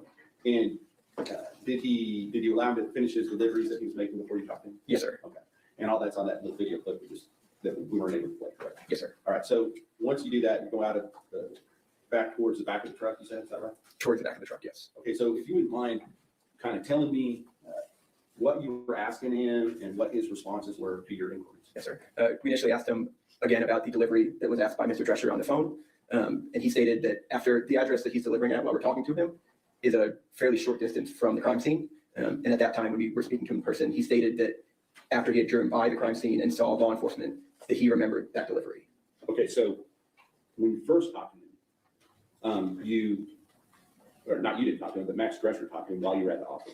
Yes, sir. His initial story was he did not remember. Is that right? Yes, sir. And then he said he drove back through the crime scene, or he drove back down the same road. At the very least close to it to see the large law enforcement response. And then that made him remember the incident. Is that right? Yes, sir. Okay. And did he give you some indication of what he remembered about the incident that took place at this point, still less than 24 hours earlier, correct? Yes, sir. He advised us that he recalled the house looking run down and that he was basically initially started thinking that he didn't want to deliver there until he saw what he thought may have been a homeowner leaving in a vehicle and turning left out of the driveway. And did he describe that vehicle for you? Yes, he described the vehicle as an older green Chevy Astrovan, and specifically with sunspots on the hood and on the roof, and a piece of the panel, like the lower panel, missing on the driver door close to the front wheel. Now, did you relay that? There's a command post, correct, for this missing child search, is that right? Yes, sir. And that child's name's Athena Strang, correct? Yes, sir. And she was a 7-year-old girl. Yes, sir. And so there's some urgency with regard to trying to find this little girl, correct? Yes, sir. And did you relay this information back to the command post? Yes, sir. After this interview, we immediately went to the command post and relayed that information of that vehicle to the command post for further investigation. Because if that was true, that's somebody you would want to talk to, correct? Yes, sir. And tell me, was there something else that caught your attention, though, as you're talking to Mr. Horner about this, what he remembers? Kind of describe the rest of that conversation and what it was that sort of sparked your interest, attention at that point. Yes, sir. During the majority of the interview, Mr. Horner was very articulate. He answered a question properly, good back and forth conversation. And then towards the end of the conversation, he got very emotional and almost to the point of crying and stated to us that he couldn't believe something like this would happen and that he had his own child. So he's acting like a concerned citizen, is that right? Yes, sir. Okay. And in fact, so much so that he's like showing some emotion to you. Is that right? Yes, sir. Okay. Did you relay that information back as well? I don't recall if we specifically told that, but we definitely kept note of it. Okay, and so based upon the information that you got from him at that time, was there an extensive search done for some mysterious green van that might have been leading to a potential lead on this missing child? Yes, sir. There was multiple law enforcement hours spent looking into the van on law enforcement databases and doing physical surveillance on the ground, trying to locate this van. There were resources that were dedicated to finding this missing girl, Athena Strand, that were being used running down other legitimate leads. Were they diverted to go look for this green van? Yes, sir. Now, with regard to that search for the green van, was any green van ever located that would have been in the area at that time? Not that I know of. Okay. Now, after you had this initial meeting, kind of describe what happened next with you. We went back to the command post. We relayed this information to the command post, and then were later tasked to interview further family members. And based upon what you already knew, just from, how did you feel about being pulled away from the lead that you were running on at this point to go interview family members? We were a little concerned by it. We were still interested in Mr. Horner. We still had some unfinished questions that we were concerned about. And do you know a person by the name of Joe Espinoza? Yes, sir. And who is he? He's a Texas Ranger assigned to this case. And did you relate him the information about this person? I don't believe directly. We told it to the command post. Okay, the command post, but the information is running through him at the command post. Correct. Okay. So with regard to that, further investigating Mr. Horner, were you able to get back to that at some point later in the day? That next morning, we began further investigating it. Wasn't there a second meeting that took place on December 1st? Yes, sir. Before we spoke to family. Okay, understood. Okay, so we're not there yet. So you didn't speak to family in between the two meetings, is that right? Correct. All right, so let's just go from the point of the end of the first meeting, what we're looking at here, and kind of describe what steps you next took leading up to a second meeting. We further asked Max Drescher from FedEx for more information about his deliveries on the date question, and we were given basically multiple deliveries during the time frame that we were concerned about, that we wanted to ask Mr. Horner about more. And were you able to actually get FedEx to, I believe there was some type of a grand jury? Let me hear the question. I'll start again. Okay. With regard to what you did with regard to FedEx, since you were already in contact with them, did you then later issue a subpoena for the information that was used to ultimately run down this? Yes, sir. Okay. So that was on a later date. But with regard to this day, were there further steps taken by FedEx and Big Top Spin to try to potentially gain more illumination as to what was going on in that van? Yes, sir. And can you describe that, please? We got further delivery information on his route during the evening of the 30th. Okay. And based upon that information, did you have some concerns that you wanted to clear up with Mr. Horner? Yes, sir. There was about a 45-minute time period that should have been a drive time of approximately 11 to 12 minutes. So it gave us basically a half an hour of a question that we wanted to ask Mr. Horner further about. And did you try to set up another meeting? Yes, sir. We called Mr. Horner on the phone. And may I approach? Yes, sir.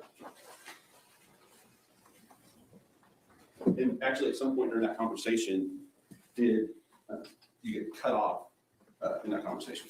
Yes, sir. At some point, the call dropped. And so we've already admitted 30, but there's also, I think it's 30 and 31 are that second conversation, and then 28 would have been the first conversation. Is that right? Yes, sir. Okay. I apologize. I misspoke on the numbers earlier. So it was 28 rather than 30 as far as the first call. Yes, sir. So with regard to states 30 and 31, it states 30 at the beginning of that phone call, before it got cut off, it states 31 when Mr. Horner called you back. Yes, sir. Okay. And you've listened to those prior to court today, correct? Yes, sir. And does that fairly and accurately represent both ends of that conversation? Yes, sir. We'll re-offer 30 as a part of the second video, as well as 31, and then 28 is the first call, first video. 30. These are the two.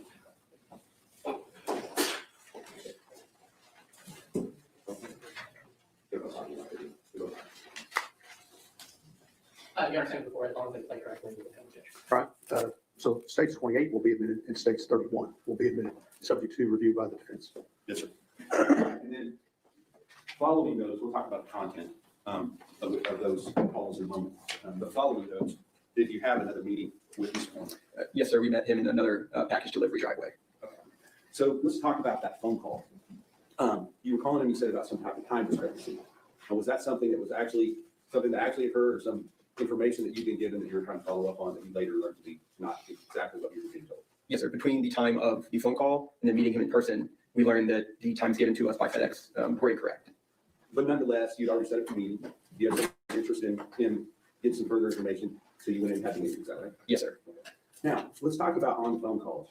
Did he talk to you about possible reasons why there might be some delays in his between package deliveries on that particular day? One of the reasons he advised us was that he had thrown up at a Love's truck stop. And did he elaborate on that as far as where he got sick, how long it took him, anything like that? He stated he didn't feel well on the route, that he then began driving back towards the Alliance area, pulled over on the side of a random road, threw up, and then continued to a Love's, threw up again before continuing back to the FedEx location. And with regard to this location where the famous strand went missing the night before, did he give you any information about whether or not that was the last package that he delivered that day or something else? Yes, sir. That was the last package that he had delivered that day. And he admitted that to you at that time, is that right? Yes, sir. Did that pique your interest even further? Yes, sir. On the information we obtained from FedEx, that was the last packet delivered. It was not marked as delivered in the FedEx system. And then after that, he had another approximately 4 or 5 packages that he was supposed to deliver after the one to the Strand household and did not deliver them. So, but he's telling you that's because he got sick, is that right? Yes, sir. So you go and you meet with him during those conversations, did you set up a place where you could meet again? Yes, sir. He advised us where he was on the package delivery route and an address to meet him at. And prior to court, did you see a screenshot of you as you're approaching him during that? Yes, sir. May I approach him? Yes, sir. I'm going to show you what I marked. That's State's Exhibit number 32. Do you recognize that? Yes, sir. And is that the screenshot that shows both you and Mr. Horner at the time of the second meeting? Yes, sir. I'll offer an evidence State's Exhibit 32. Okay. State's 32, isn't it? May I publish your? Yes, sir. Thank you.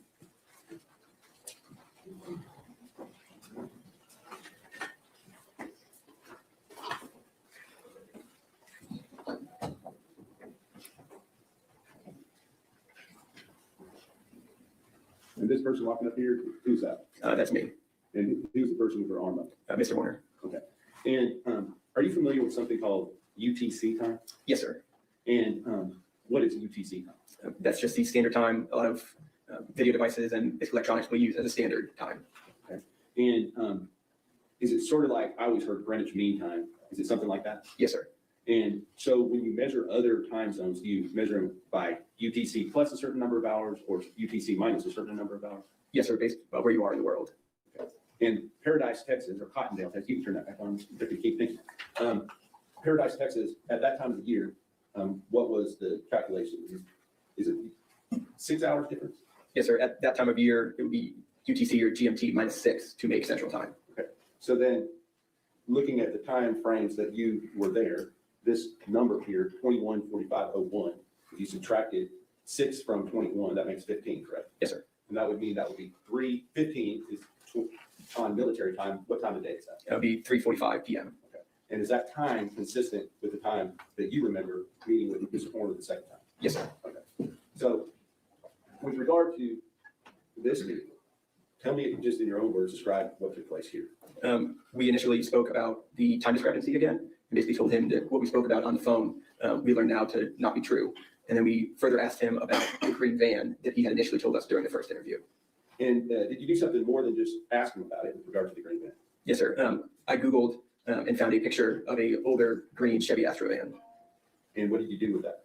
I showed Mr. Horner my phone and asked him if the vehicle on the screen matched what he saw in the driveway the day before. And what was his response? He stated that vehicle was very similar to the one from the driveway. And can I approach you here? Yes, sir.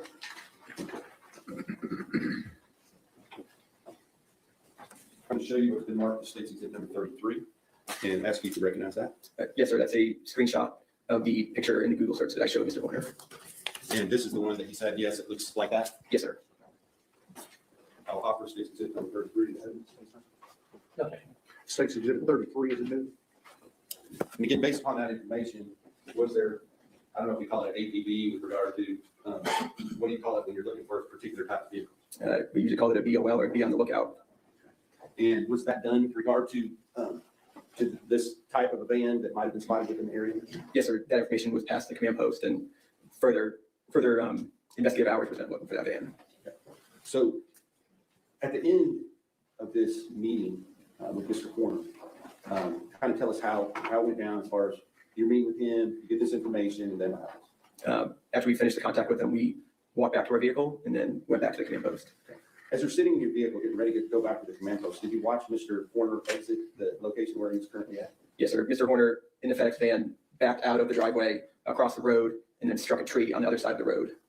And what did he do as a result of that? Mr. Horner exited the driver's seat, looked at the rear of the truck, and then got back into the vehicle and left. Did you find that odd, given what you just talked about? Yes, sir. Did he seem to be paying close attention to what he was doing at that point? No, sir. Now, with regard to other things that you did in this investigation to try to find Athena Strand, can you kind of just give us a brief synopsis of those things? So after we did the second interview, we went back to the command post, and then that was when we were tasked with interviewing further family members. Now, based upon your conversations with Mr. Drescher and Mr. Davis, were they trying to obtain some more potential evidence as to what might happen? Did you ask them to obtain some more evidence? Yes, sir. Later on the 1st and early into the 2nd of December, we obtained further information from FedEx. Go ahead, you may answer. We obtained from FedEx further information of Mr. Horner's delivery route on the 30th and on the 1st. Was there some indication that there might be video in this van? Yes, sir. We were also advised that all the vans were equipped with a dash cam. And did you ask them to try to obtain that video information from the vehicle that Tanner Horner had been driving on November 30th, 2022? Yes, sir. Now, was that able to be done on the 1st? No, sir. But on the 2nd, did you receive video from that van? Yes, sir. During the afternoon of the 2nd, we obtained video from Velociter, which is the company that runs the dash cams. Now, were they able to give you a full video of the entire event? At the time, during the afternoon of the 2nd, no, sir. The first video we obtained was basically a phone recording of a screen of the dash cam. Did you see something on that that piqued your interest? Yes, sir. It was a phone screen recording of a video of Mr. Horner placing a small girl into the back of his FedEx van. And was the time on that video consistent with the time that Athena Strand went missing? Yes, sir, as far as I recall. Now, approximately the same time, based on other information that you had already obtained with regard to the routes and those sort of things, was there action being taken to try to detain Mr. Horner? Yes, sir. At the same time that we obtained that video, myself and Agent Hogan were doing surveillance on Mr. Horner during his route on the 2nd. So for a little while on first, you were diverted to speak to family members. Why was it that they were focused on speaking to family members when you're in the middle of investigating this? A lot of time during law enforcement investigations into a missing child abduction, your family is likely suspects. So one of our initial jobs is to follow any lead, but usually talk to the family, identify further leads from them. And so it's because you all do, I guess, the big thing that you see on TV with the FBI is profiling, right? Yes, sir. Explain what that means. Basically getting it's our behavioral analysis unit. I'm not a member of it, but they basically will intake all the facts the field will get to basically create a profile of who they would generally believe to be the suspect. And just, is there a lot of things that go into those kind of profiles? Yes, sir. Statistics and other things? Yes, sir. And with regard to that, is it often true that a person that is responsible for abducting a young child is often either a family member or somebody that knows that child? Yes, sir. The stranger abductions are less common or more rare, is that right? Yes, sir. And so with regard to this case, you were able to kind of help lead in the right direction with regard to Mr. Horner. What changed on the morning of the 1st as far as now you're back on surveilling Mr. Horner? The morning of the 2nd was when yes, sir. We obtained the official records of the deliveries, and basically there's some anomalies of the last package delivered was the one before the victim address of the Strand household. Then we know the Strand package was delivered because it was on their doorstep, but not marked delivered. And then there was 4 or 5 more packages that should have been delivered that night that were not delivered. In fact, just coincidentally, did you later learn that the first delivery that you first time you met him, he was at delivering a package he should have delivered the night before? Yes, sir. Looking at the tracking numbers for all the deliveries he did not make on the 30th, the one of the packages he was delivering when we walked up to him the first time on the 1st was supposed to be delivered on the 30th by him. It was not. It was put back on the truck and then delivered by Mr. Horner on the 1st. But he was delivering that he seemed to be doing his normal route and doing his deliveries just like any other day. Yes, sir. Did he ever admit to you at any time that he had anything to do with the disappearance of Athena Strand? No, sir. Had he done so, obviously you would have taken different steps, is that right? Yes, sir. Instead, based upon that information, other resources were diverted to other places, is that right? Yes, sir. Now, on the second when you're surveilling, were you in the position where you were able to see when he was actually taken into custody? We arrived shortly after he was taken into custody. And who was it that took him into custody? It was marked units from the game warden, from the sheriff's office, from multiple different agencies. And after that point, other than obtaining the grand jury subpoena for all the FedEx records, were you involved in this investigation any further? No, sir. I'll pass the witness. Cross-examination. No question, Your Honor. We have no issue. I'm sorry? We have no issue with the DNC. All right, you may step down. Thank you. Judge. Counsel. Go for it.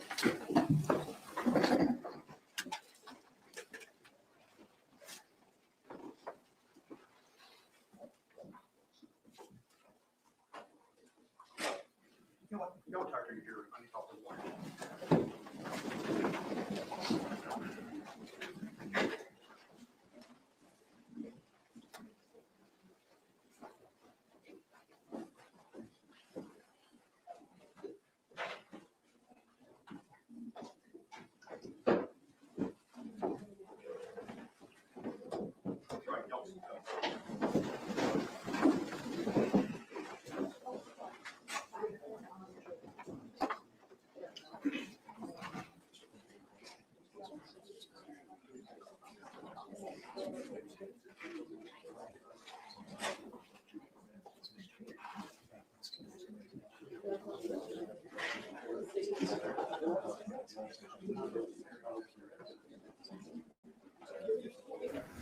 This is the end of the day, y'all, but I'm just trying to see if the judge gonna say something before I move on to day 2.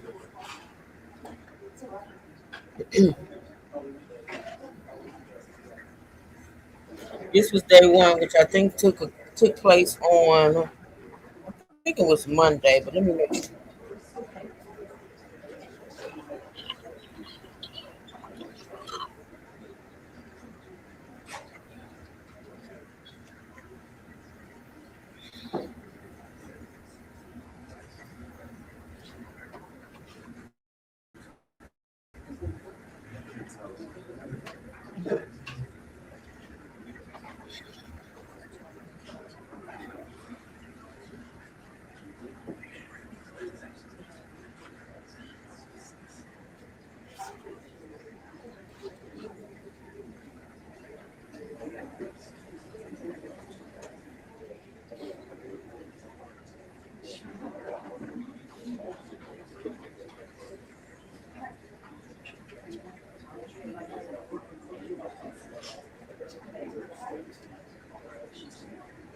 No, it was Tuesday, y'all, April 7th.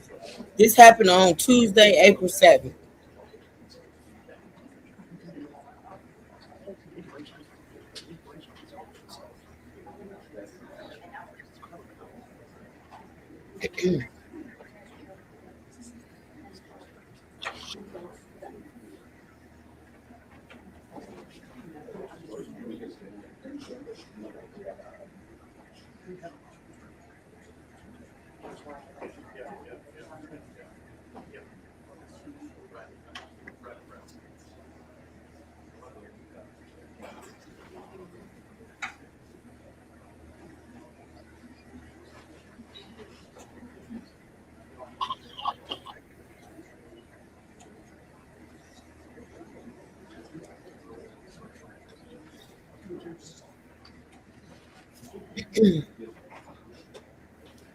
We will be in recess until 9 o'clock in the morning.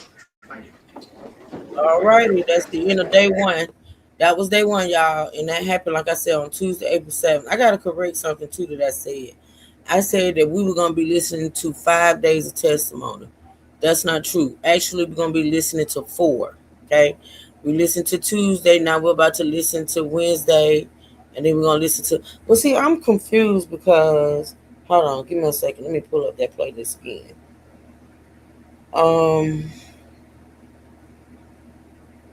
So, let's see. That was the admission. That was day 1, day 2, day 3. Sexual act. Hold on. Offenders. So, that's day 1. That happened on the 7th.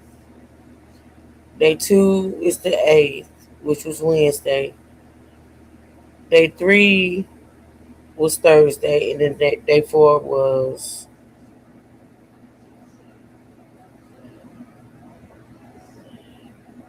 Hold on, y'all.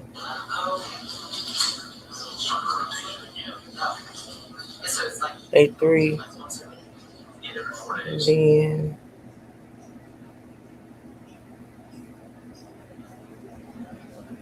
yeah. Day 1 was Tuesday, day 2 Wednesday, day 3 Thursday, and day 4 was Friday. So Monday is actually gonna be hold on.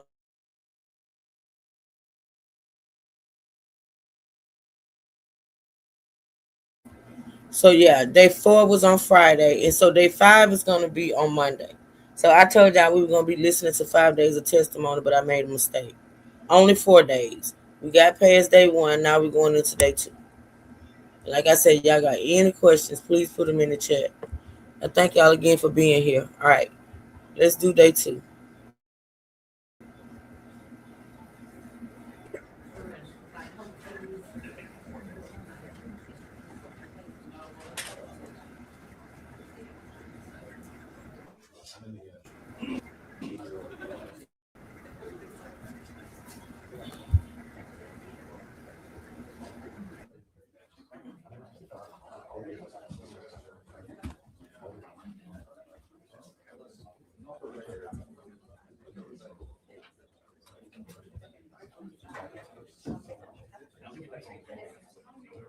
Hey, I got a response from Chris.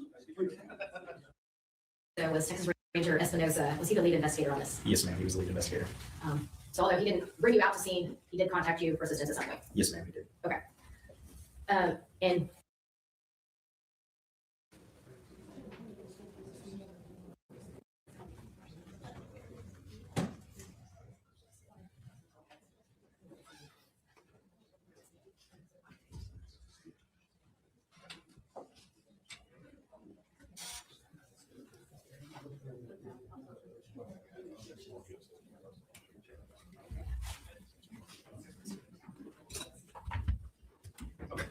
We're ready to go.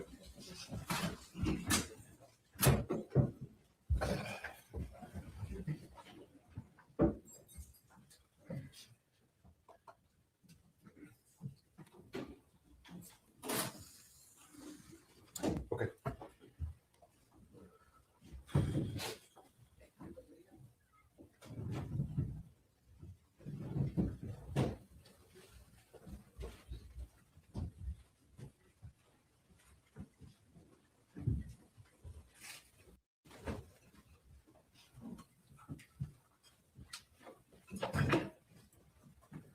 Everyone may be seated.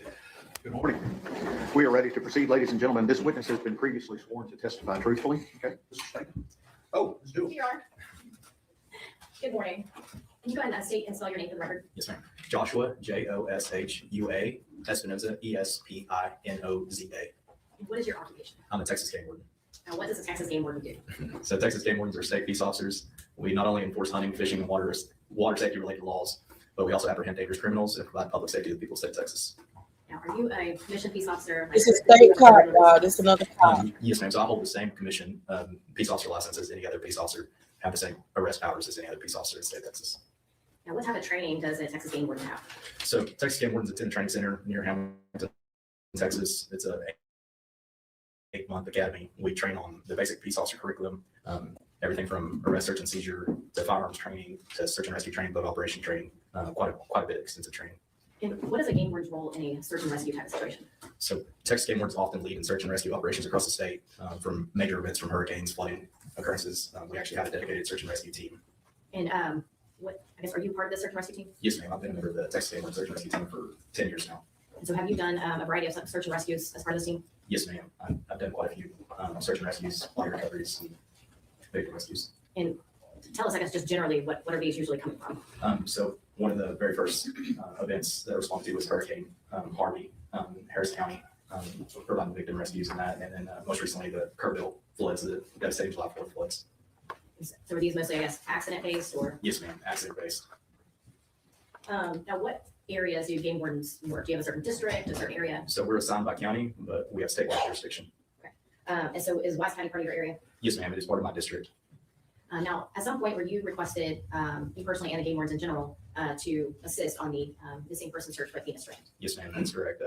one of the Wise County game wardens was on scene, and also I was contacted by Game Warden K-9 Sergeant Chrissy Thompson with our K-9 unit that she was going to be assisting in the search of Athena Strand in Wise County, and I requested permission through my chain of command to assist with the search. Do you recall what date that was? It was December 2nd, 2022, approximately 10:26 a.m. So the search had already been going before you kind of had come to this. Yes, ma'am, that's correct. And what information were you actually given when you were, I guess, heading to the scene? That there was a missing child, 7-year-old child, Athena Strand had been missing from a residence in a rural location in Wise County. And where were you asked to, I guess, report? I was asked to report to Athena's residence, which is, I believe, is 268 County Road 3573 near Paradise, Texas, a rural area. And when you arrived, what did you see? There was multiple agencies looking in the bar ditch, looking in the wooded areas around. I actually ran across 2 Fort Worth police officers and assisted them in searching a heavily wooded area after getting permission from the landowner. So at this time, you were mostly searching still in and around the victim's residence. Yes, ma'am, that is correct. At some point, were you contacted by a Texas Ranger? Yes, ma'am. While I was at the residence, I was contacted by the Texas Ranger. Was this still on December 2nd of 22? Yes, ma'am, that's correct. Okay. And have you worked with the Texas Rangers in any type of prior investigations? Yes, ma'am. We frequently work with the Texas Rangers and other agencies in assisting.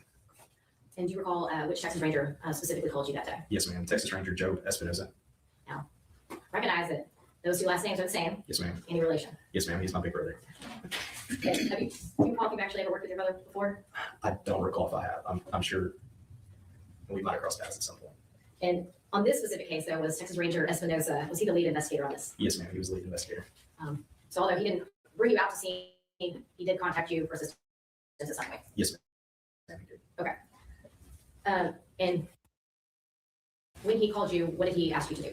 So when he called me, myself, and Game Warden Casey Pentecost, West County Game Warden, and Game Warden Chrissy Thompson were at the residence standing by. And when he called me, he said he needed me to find a FedEx truck and gave me an address and informed me that an FBI agent was following a FedEx truck and that I needed to respond and detain the suspect because he would potentially abducted or kidnapped Athena Strand.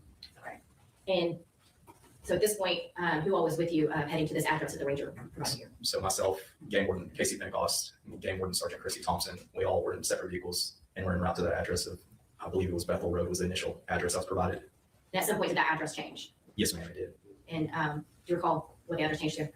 So Wise County Communications came over the radio and notified of an address on the corner of Hope and Faith Trail. To your knowledge, were they getting information from the FBI that updated that address? I was unaware where that information was coming from. I believed it was from the FBI. Now, where were you, or did you eventually locate the suspect? Yes, ma'am, I did eventually. Approximately where were you at? I was at a residence at the corner of Hope Trail and Faith Trail near Paradise.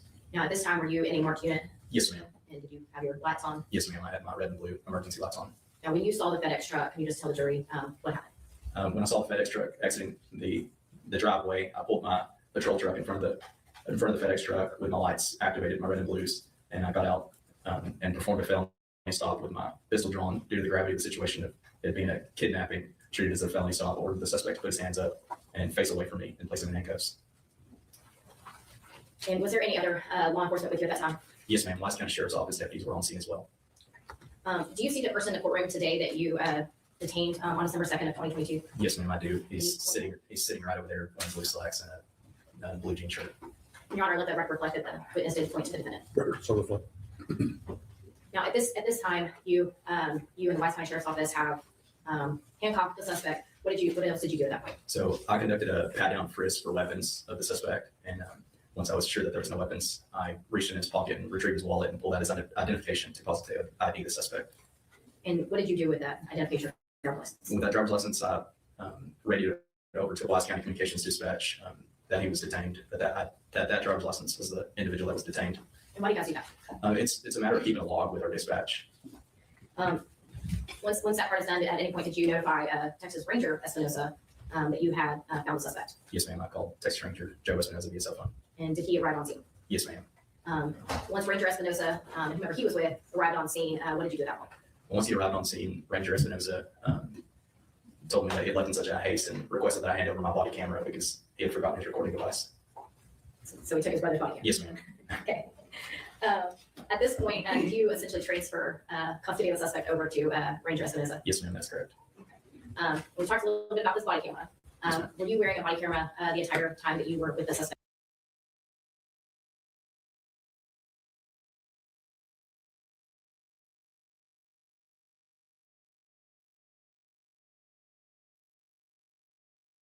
was Texas Ranger Espinoza. Was he the lead investigator on this? Yes, ma'am, he was the lead investigator. So although he didn't bring you out to scene, he did contact you for assistance in some way. Yes, ma'am, he did. Okay. And when he called you, what did he ask you to do? So when he called me, myself, and Game Warden Casey Pentecost, West County Game Warden, and Game Warden Chrissy Thompson were at the residence standing by. And when he called me, he said he needed me to find a FedEx truck and gave me an address and informed me that an FBI agent was following a FedEx truck and that I needed to respond and detain the suspect because he would potentially abducted or kidnapped Athena Strand. Okay. And so at this point, who all was with you heading to this address that the Ranger provided you? So myself, Game Warden Casey Pentecost, Game Warden Sergeant Christy Thompson, we all were in separate vehicles and we're en route to that address of, I believe it was Bethel Road was the initial address I was provided. And at some point, did that address change? Yes, ma'am, it did. And do you recall what the address changed to? So Wise County Communications came over the radio and notified of an address on the corner of Hope and Faith Trail.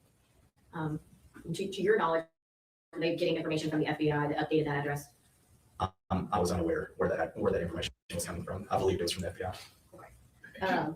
Now, where were you, or did you eventually locate the suspect? Yes, ma'am, I did eventually. Approximately where were you at? I was at a residence at the corner of Hope Trail and Faith Trail near Paradise.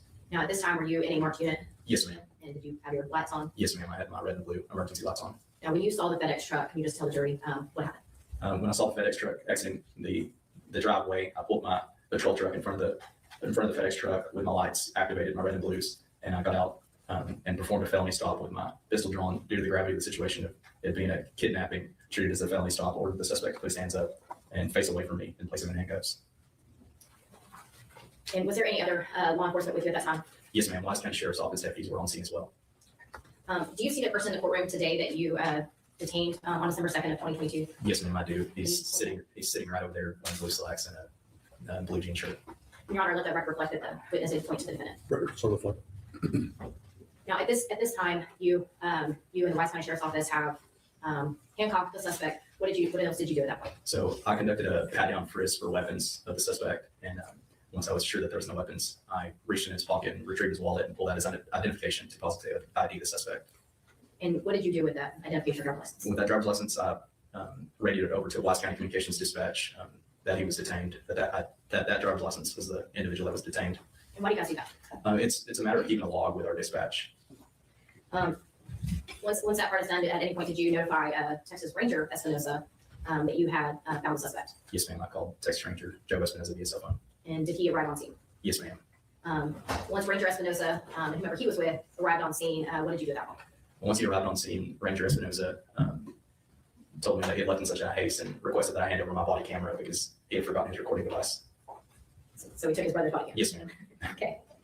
At this point, did you essentially transfer custody of the suspect over to Ranger Espinoza? Yes, ma'am, that's correct. We talked a little bit about this body camera. Were you wearing a body camera the entire time that you were with the suspect? Yes, ma'am. And does your body camera record both audio and video? Yes, ma'am. And did you activate your body camera prior to meeting the suspect? Yes, ma'am. And have you had the opportunity to review that body camera footage? Yes, ma'am, I have. Your Honor, may I finish? Yes, ma'am. I'm going to show you what's been marked as State's Exhibit 34. Do you recognize this? Yes, ma'am. What is that? It's my body cam video on a flash drive with my initials. And this is the same footage that you have reviewed? Yes, ma'am. That's And correct. does it fairly and accurately depict the events where you detained the suspect? Yes, ma'am, it does. All right, at this time, the state's offers into evidence State's Exhibit number 34. That's previously been provided to the defense. No. Those objections remain overruled and State's Exhibit 34 is admitted. Thank you, Your Honor. Your Honor, may I publish the Yes, ma'am.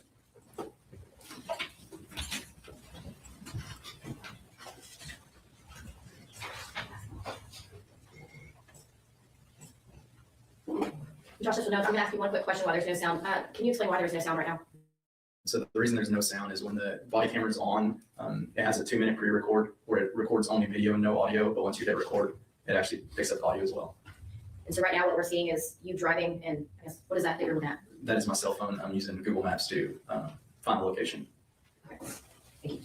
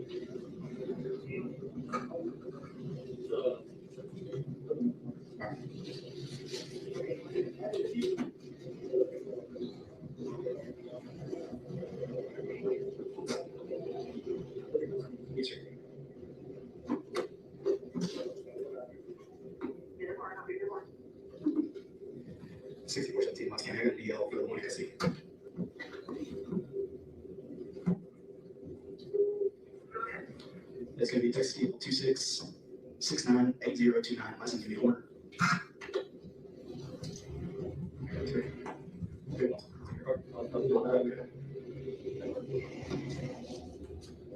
Yeah. Seemed like weed strong. Yeah, when he rolled into the van. I didn't think he was gonna stop. My brother said, that's all the vendors to take it in. He's like, take it in. So, we call him.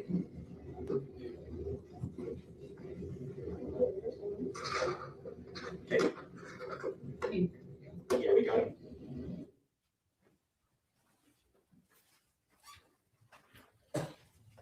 Gabriel Espinosa, in the background, you faintly heard somebody yelling for Athena. Were you able to look in the truck for Athena? No, ma'am. My concern was officer safety, making sure the suspect didn't have any weapons. There was Wise County deputies that actually made entry into the truck and looked around for Athena. And was Athena strand found in that truck? No, ma'am.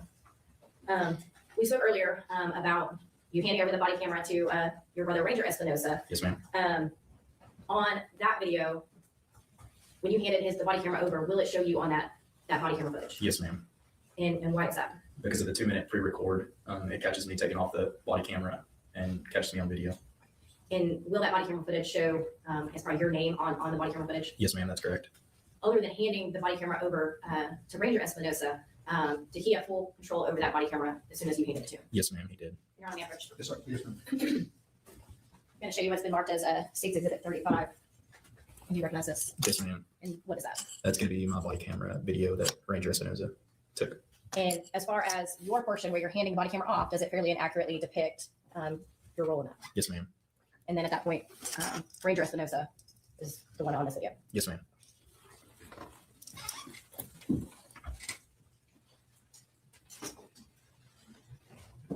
Once Ranger Espinosa takes custody of the suspect, did you have any additional role in the search for Athena Strand? Yes, ma'am. Continue to search. Was provided with a location. The best way I could describe it was a bamboo forest. We were tasked with taking the canine to that location to search for Athena, but we're unsuccessful in searching that area and locating Athena. So Athena Strand was not found in the bamboo forest. No, ma'am. Were you sent to a different location at some point? Yes, ma'am. I was provided, I don't recall how I was provided the location, possibly the sheriff's office of Bobo's Crossing on the Trinity River. And we went to that location, but due to the nightfall and traffic conditions roadside, we decided it was unsafe to run the canine on that location. And you talked about canine. Was this your canine? It's a Texas Parks and Wildlife Department game warden canine that's assigned to Texas Game Warden Sergeant Chrissy Thompson. It's her canine. And you were with her on that scene? Yes, ma'am. That's correct. At that time, who all was there with you? And it was just you and the canine unit. Who else? As well as Game Warden Casey Pentecost, Wise County Game Warden, and several other officers from the Wise County Sheriff's Office. At some point, did Ranger Espinosa and anybody else show up? Yes, ma'am. And can you tell us about that? Ranger Espinosa showed up with Mr. Horner, and Mr. Horner was able to inform Ranger Espinosa where he had put Athena. And was Athena Strand found at Bobo's Crossing? Yes, ma'am, she was. And were you there when her body was recovered? Yes, ma'am. You mentioned earlier that you've been a part of many body recoveries. Yes, ma'am. Was this different? It was completely different because this was murder and not just an accident. Thank you. Judge, I'll pass this. Cross examination. Yes, sir. Good morning, officer. Yes, sir. Just a couple follow-up questions. My name is Steve Vogel. I'm one of the defense attorneys for Tanner Horn. Yes, sir. You testified that you are trained in felony stops. Yes, sir.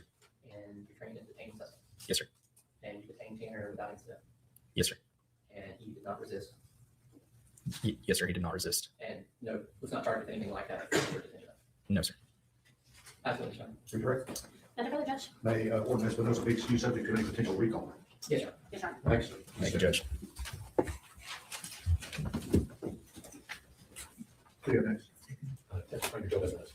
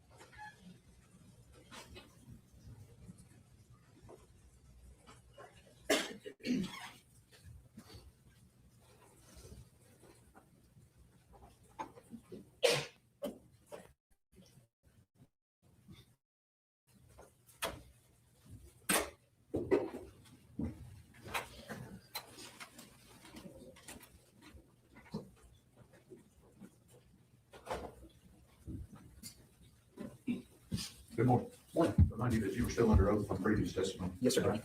This is what we witnessed you previously sworn to testify to. Mr. State, thank you, Rob. Ranger Espinosa, you just heard from your little brother. And Yes, sir. how many Espinosas are there?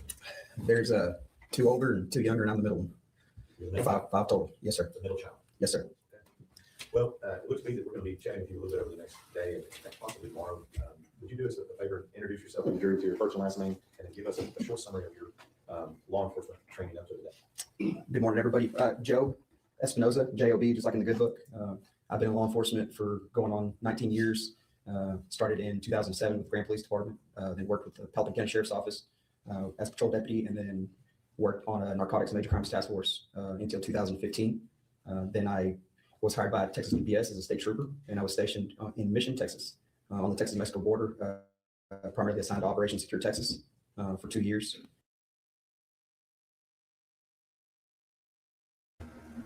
Hold on, am I tripping? Because the guy kind of low and I hit my volume down.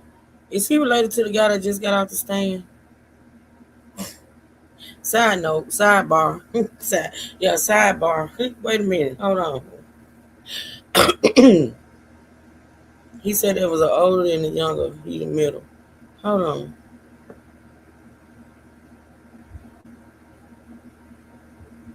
What time stamp this is? 40:09. Is he related to old boy right there?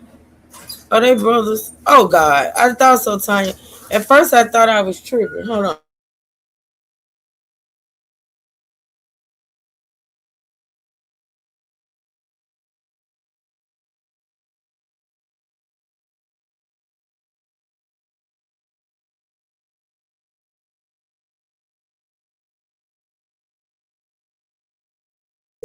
Hold on, y'all. I'm talking to my daughter right quick. I'll be back. Tanya, good. Thank you, because I thought I was tripping. I mean, I know. Hold on, y'all. You know what? No, let me go back to the timestamp. Y'all could be listening while I talk to my daughter. But I know I wasn't tripping. I'm like, damn, they could go for twins. So all the family in it, because he said there was an older one and a younger one, and he's the middle one. Okay, great. That's cool. All right, let me go back to the timestamp. Yeah. Homicides, ag assaults, robberies, bank robberies, kidnappings, sexual assaults. And I've often referred to the Texas Rangers, and I've heard it referred to as an assisting agency. Is that an accurate description? Yes, sir. It is. We're here to also serve the great state of Texas and support our local agencies in any form or fashion. We just come in and we are an extension of that office, working for that community or wherever community we get tasked to go to. And for what we're here for today with regard to Dean Strand, was that your capacity at that point, is to come in as an assisting agency with the Washington Sheriff's Office and the FBI and other agencies? Absolutely. Just there to provide all the resources we could on a missing child. And let me just get an idea. You mentioned the word resources. Are there things that that your company and the Texas Rangers can bring that the sheriff's offices in rural America may not be able to bring to bear? Yes, sir. Yeah, sometimes it's just a matter of funding for investigations, expertise in crime scene, maybe facilitating a trip to another location, out of state, contacting. The famous saying is, if you know one ranger, you know all the rangers, which means we're connected all throughout 254 counties in the great state of Texas. And we also have contacts all over the nation, so we can tap into those resources and contacts for those local agencies we're supporting at the time. Okay, we're in Texas, you got to slow down. Yes, sir. Did you give me the look and I missed it? You got to keep full forward happy. Also, as a ranger, it sounds like what you're talking about is stuff involving criminal investigations. Do y'all assist in other types of occurrences, for example, major disasters, missing persons, rescue operations, potentially a SWAT operation, things like that? Do y'all also help out with that as well? Yes, sir, we do. So we have a special operations group. We also have which is our SRT, special operations group that does most of the felony warrants for local agencies. Like I said before, search and rescue stuff we can tap into, aircraft, and we have dive teams at our disposal. We have a lot of different resources that can supplement our communities. And that's something that would you say that most rural sheriff's offices, they don't have helicopters and dive teams and things of that nature? Not too many around this part of the world, no, sir. And that's what you guys do? Yes, sir. And in this particular case we're talking about today, what was your role overall in the investigation into the abduction and murder? Initially, it was just that missing 7-year-old little girl. Hey, let me get out there. Let me provide resources. Let me see if I can't call our partners in Fort Worth first for a helicopter. Let me see if I can get some troopers on scene. Let's find her. It's cold. It's late. That was just the initial response that I had. And then at some point, I'm just trying to make sure, are you the lead ranger in the entirety of this investigation? Yes, sir, I am. And so in that capacity, would you say that most things that are going on with this investigation are coming through you in some capacity? Yes, sir. Yes. Basically, the way that works is when we come in and we're working with that agency, especially when it's something to this gravity or a big scene, we form a command post. And then when I tap into those resources, I delegate out essentially tasks. If I call in a resource, you're going to be given a task or a job or a duty, and then nothing gets done without getting funneled back to the command post. So there's nothing that went on in this investigation that I didn't have a good idea of what was happening or directed that to happen. So we just heard from little brother, and he indicated that. Objection, Your Honor. He is informing the witness what another witness has testified to. Just with regard to your little brother, you mentioned that you give people tasks and things. Now, did you give your little brother a task in this particular case? Yes, sir. Okay. What was that task? On that particular day, my brother happened to be one of the closest marked units to the area where the FedEx van was located, and I needed the driver detained. So I directed him to that location to detain that driver. So when you're talking about these tasks you're handing out, is that an example of one of those tasks? Yes, sir, it is. Now, let's talk. I'm going to take you to November 30th, 2022. It's been a couple of years. Yes, sir. Do you remember when you first got notified that there was a child missing in Wise County? Do you remember when that was? Yes, sir, I do. Tell us about it. I just actually got home from a training. It was pretty late at night, and I have, as the ranger for any area, I get notifications on my phone, state phone, which essentially says exigent things going on in the county. The notification on my phone was that there was a missing 7-year-old child. I contacted Wise County Dispatch and said, hey, what's going on with this? It's like, oh, they're saying this little girl wandered off from home and she's missing. So I then contacted the on-call investigator. I said, hey, what can I do to help? And he said, that she's wandered off before. Maybe we can find her quick. I said, well, it's really, really cold tonight. I'm a father, and this is my county. Let's find her quick. I don't want her to be cold. I don't want her to be lost. I'm going to come out, and I'm going to provide resources. And we've talked a little bit about resources that you might have available. So in this particular case, at that particular time, when you first get that call, what resources do you call in at that point to assist in locating Little Bit? So also advised by the sheriff's office, they had reached out to local fire departments. I tried to contact our helicopter at the time. They weren't available, so we contacted Fort Worth PD's helicopter. And then I got every trooper that was working in the area to respond, just add more bodies to help look for her. And then contacted and put other rangers on standby just in case it was a prolonged incident, and went to the next day. Did it end up going to the next day? Yes, sir. So I'm going to split this up a little bit so we can stay focused on what happens on each day. Okay, so I'm going to stay on November 30th, 2022. Okay. Yes, sir. So on that day, she went missing. You told us that your role at that point, you were getting additional resources. Yes, right? sir. Okay. And to include helicopter and manpower. Is that right? Yes, sir. Now, let me just ask you, did you yourself go to the scene where Athena went missing? Yes, sir, I did. And once you get there, what do you, I guess, inside, what are you kind of hoping is going to happen when you get on the scene? My initial thought to the response would be that we would quickly locate Athena with the resources provided, and then we would hopefully all go home and get warm. Right. But when that didn't happen, and do you have any training experience being a ranger in missing persons? Yes, I do. And let me just ask you, based on that training and experience, if a child is not located quickly, who who are the most likely suspects? It's usually family. And is that what your thought in this case when Athena was not found quickly? Yes, sir. Now, this location, do you remember the address? Yes, the exact physical address was in Cottondale. I have to reflect to my report to give you the actual numbers. I told you it was on County Road 3573. Do you agree with that? Yes, sir. 268 County Road 3573. And so you're there, you're on scene. Do you remember what time you got physically on scene? I don't recall. It wasn't too long after she went missing. Okay. And so I'm going to stay on that day there. You're getting resources. When it comes to parents and interviews, what are you doing in that aspect? So my immediate thought is let's go ahead and lock everybody in on a statement and try to corroborate that statement with digital evidence, which would be cell phones, text messages. And my goal is to lock everybody in that night, especially the people that were in close proximity to Athena on that time. So that's what I started doing on scene. And who all did you interview out of family? I interviewed Ashley Strand. I interviewed Maitland Gandy. I interviewed Jacob Strand. I interviewed Mark Strand. I interviewed Zach Strand. Just interviewed all the immediate people. Zach Strand's wife, I can't recall her name off the top of my head. A lot of folks. And are you doing that then on scene when you arrive? Yes, sir. And so you interview all of those people. And let me just ask you, was there ever any evidence that a family member was somehow a part of Athena going missing? No, sir. Was there any other evidence that anybody else other than Tanner Horner was involved in her going missing? No, sir. And let me just get you to that point here.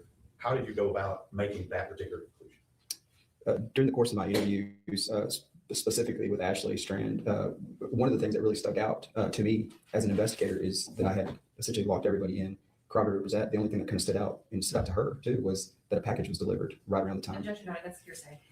Over. That a package was delivered around the time Athena went missing.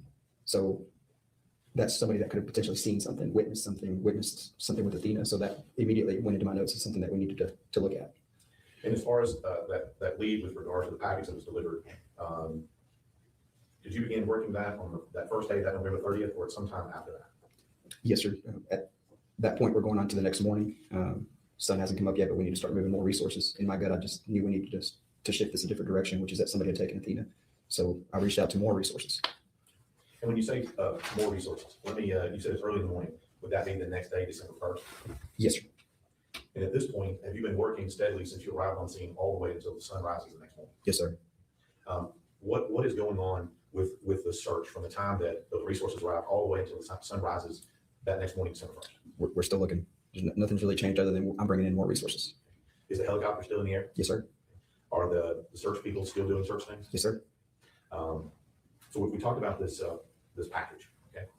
And who are you working with on running down that lead on that package? Who are you working with? So the next morning, just to elaborate on that, I called United States Marshal Service, DPS CID, the FBI CAS team.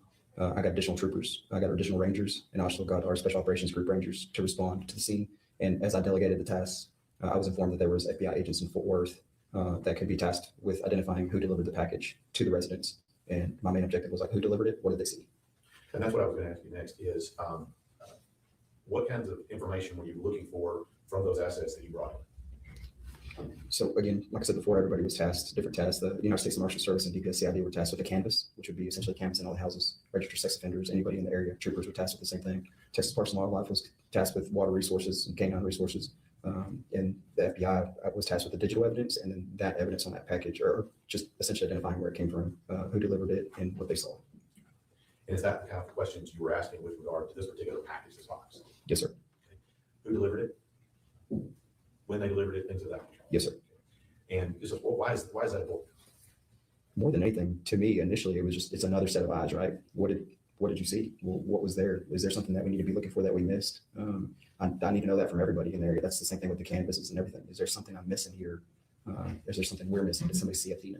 That's the main thing we're looking for. So you and the FBI, these other resources are working on this.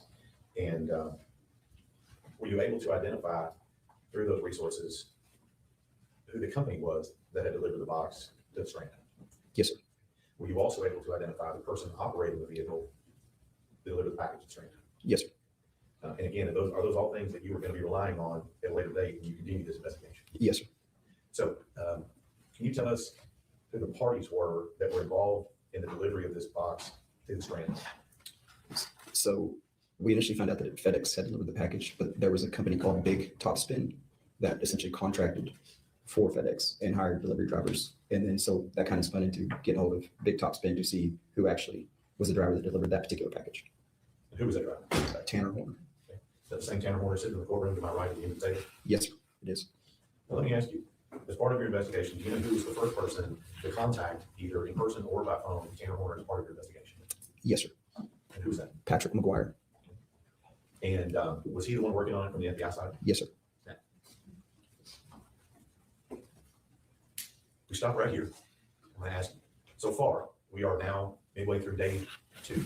Yes, sir. You said the search is still ongoing. Yes, sir. So right now, midway through day 2, what has your investigation revealed at this point with regard to Tanner Horner in this case? That he was the delivery driver that delivered. Objection, Your Honor, that is all based on hearsay. Sustained. What do you know about the package that was delivered to the Strand home? Objection, Your Honor, that's also based on hearsay. That's sustained. So what information are you acting on as part of this investigation to make determinations about the package being delivered to the Strand home? Objection, Your Honor, that's also based on hearsay. I'll let him answer that. Go ahead. That essentially a driver from Big Topspin delivered the package as a contract through FedEx. So when you got that information, what did you think? What was your thoughts about when you got that information about the package? We've now located who we believed was the delivery driver for that package. So the next course of action was, let's call him up, see what he knows, see what he saw, see what he says. Now, at that point, you're not part of that. That's the FBI. Correct. So what was going on, and not necessarily getting into who told you what, but what was going on in the investigation? You said you contacted this company, Big Topspin? Yes, sir. And they're the contractor? Yes, sir. Anybody else you're contacting at this time with regard to information from the vehicle? Yes, sir. At that time, as we moved forward in the investigation, there were some key things that stuck out to me. Particularly, there was the driver, Tanner Horner, had made very detailed statements about a green van. So obviously, we have to act on any information we get. We put out a be on the lookout or a statewide bolo for that green van. We also, at this time, we had transitioned to DPS aircraft. I had been flying nonstop. They were tasked with also locating any green vans in the area. And then we also wanted what we call the stop delivery report for Mr. Horner. And then we were also doing tower dumps in the area to figure out what cellular devices were in the area at the time. And at some point, did you come to find that there was camera footage possible from the vehicle? Yes, sir. The first reason I asked for the camera footage is because of the green van. He stated a very detailed description of the green van. I'm like, hey, do they have video? Maybe we can see a license plate on the video of the FedEx van. And then I was advised that FedEx contracted with a company. Objection, Your Honor, that's hearsay. Yes, sir. What was the name of the company that runs the camera system in FedEx? Velociter, And do you know where Velociter is located? North Carolina. And who is your contact at Velociter? My contact at Velociter, I have to look back on the notes to specifically remember. Maybe first.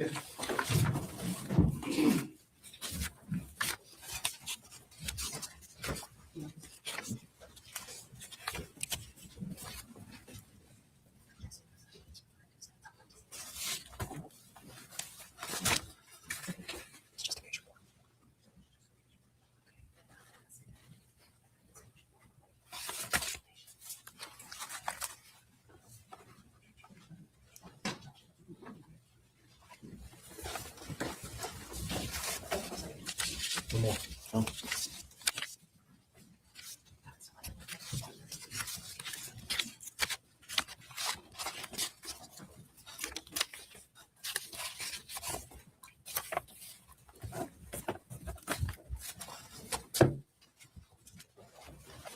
All right, who's your contact at Velociter? Jim Becker. And again, what is their role in this particular investigation? They essentially provide the camera software for all FedEx trucks. And during this investigation, I've asked you before about certain things you're relying on in your investigation. Was Velociter able to provide you anything that you were able to rely on in conducting your investigation? Yes, sir. Jim Becker, with the assistance of the FBI, was able to provide us a video from the FedEx truck. And let me just ask you, how much video were you able to acquire at that time? At that time, it was just 2 short clips.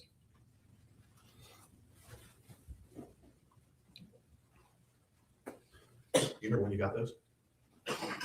Yes, sir. As As the investigation had shifted and we were in the process of detaining Mr. Horner, we received those simultaneously. So, and that happened on December 2nd. Correct, yes, sir.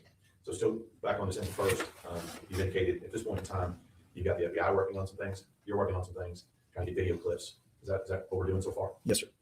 And you said we've identified Tanner Horner as the driver of that time. Yes, sir. So as the sun sets on December 1st, what's the status of the search at that time? It's continued. We still have every resource available going. Everybody's still looking, and we still have aircraft looking as well. At any point up until the time, we're talking about the end of the day, December 1st, has that search ever been discontinued? No, sir.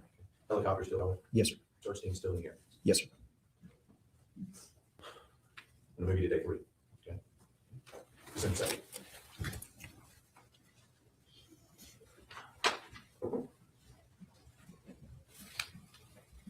As the sun rises on day 3, December 2nd, 2022, where were you in the investigation into Tanner Horner?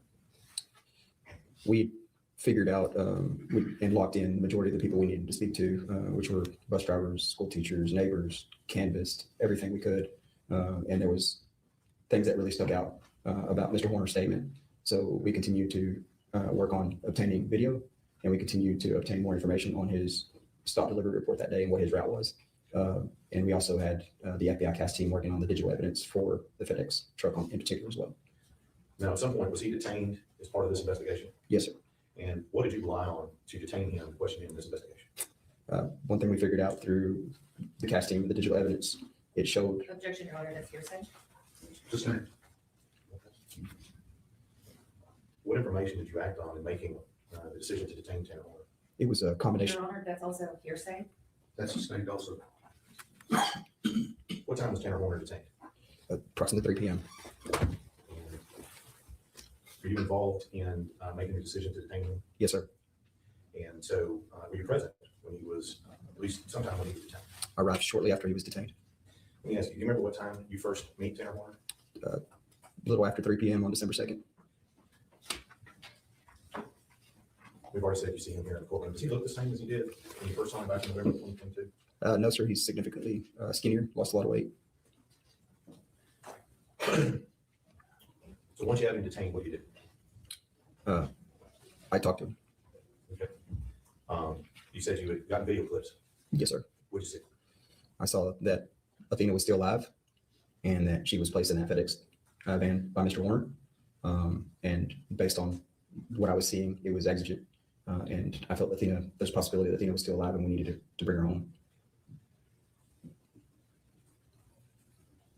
According to what you witnessed, when did he take her and put her in the back of the truck? On November 30th.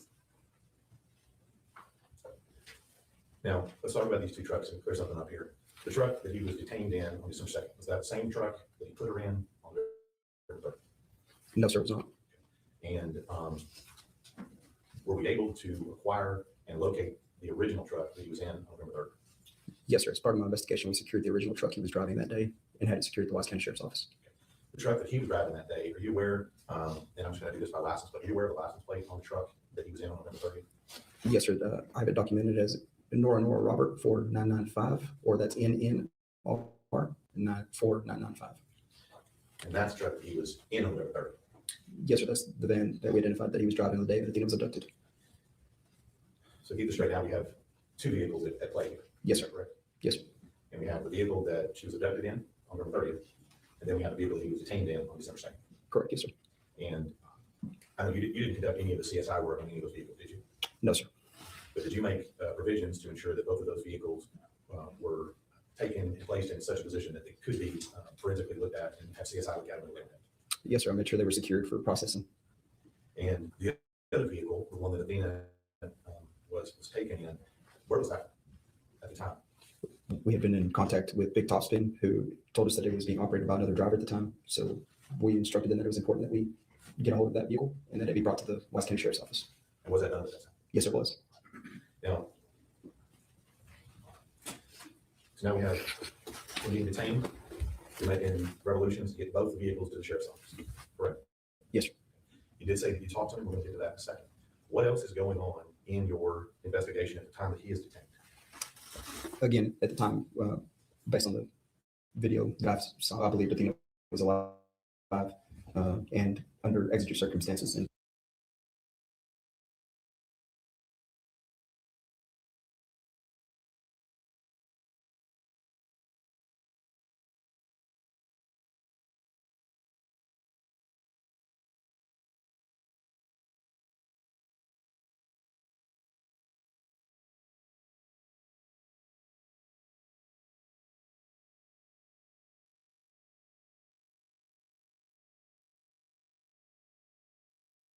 I had our special operations group, SWAT team, essentially, make entry into the Horner residence under exigency simultaneously as Mr. Horner was being detained, and pretty much let me know if she's in there or not. Same thing with the detention of him, let me know if she's in the truck. You used a term there, exigent circumstances. In law enforcement terms, what does that mean? Exigent circumstances is anything for public safety. It can be even in reference to a weapon, a bomb, or in this case, a kidnapping. If it means preservation of life, it allows us to go in there and make sure that somebody isn't in danger, and that if we can effectively save them, that's what we're going to do. And so does that allow you to detain people in furtherance of preservation of life? Yes, sir. Does it allow you to eventually enter a residence in the interest of preserving life? Yes, sir. And were both of those done in this case? Yes, sir. And with regard to entering a home during that time, whose home was entered and searched at that time?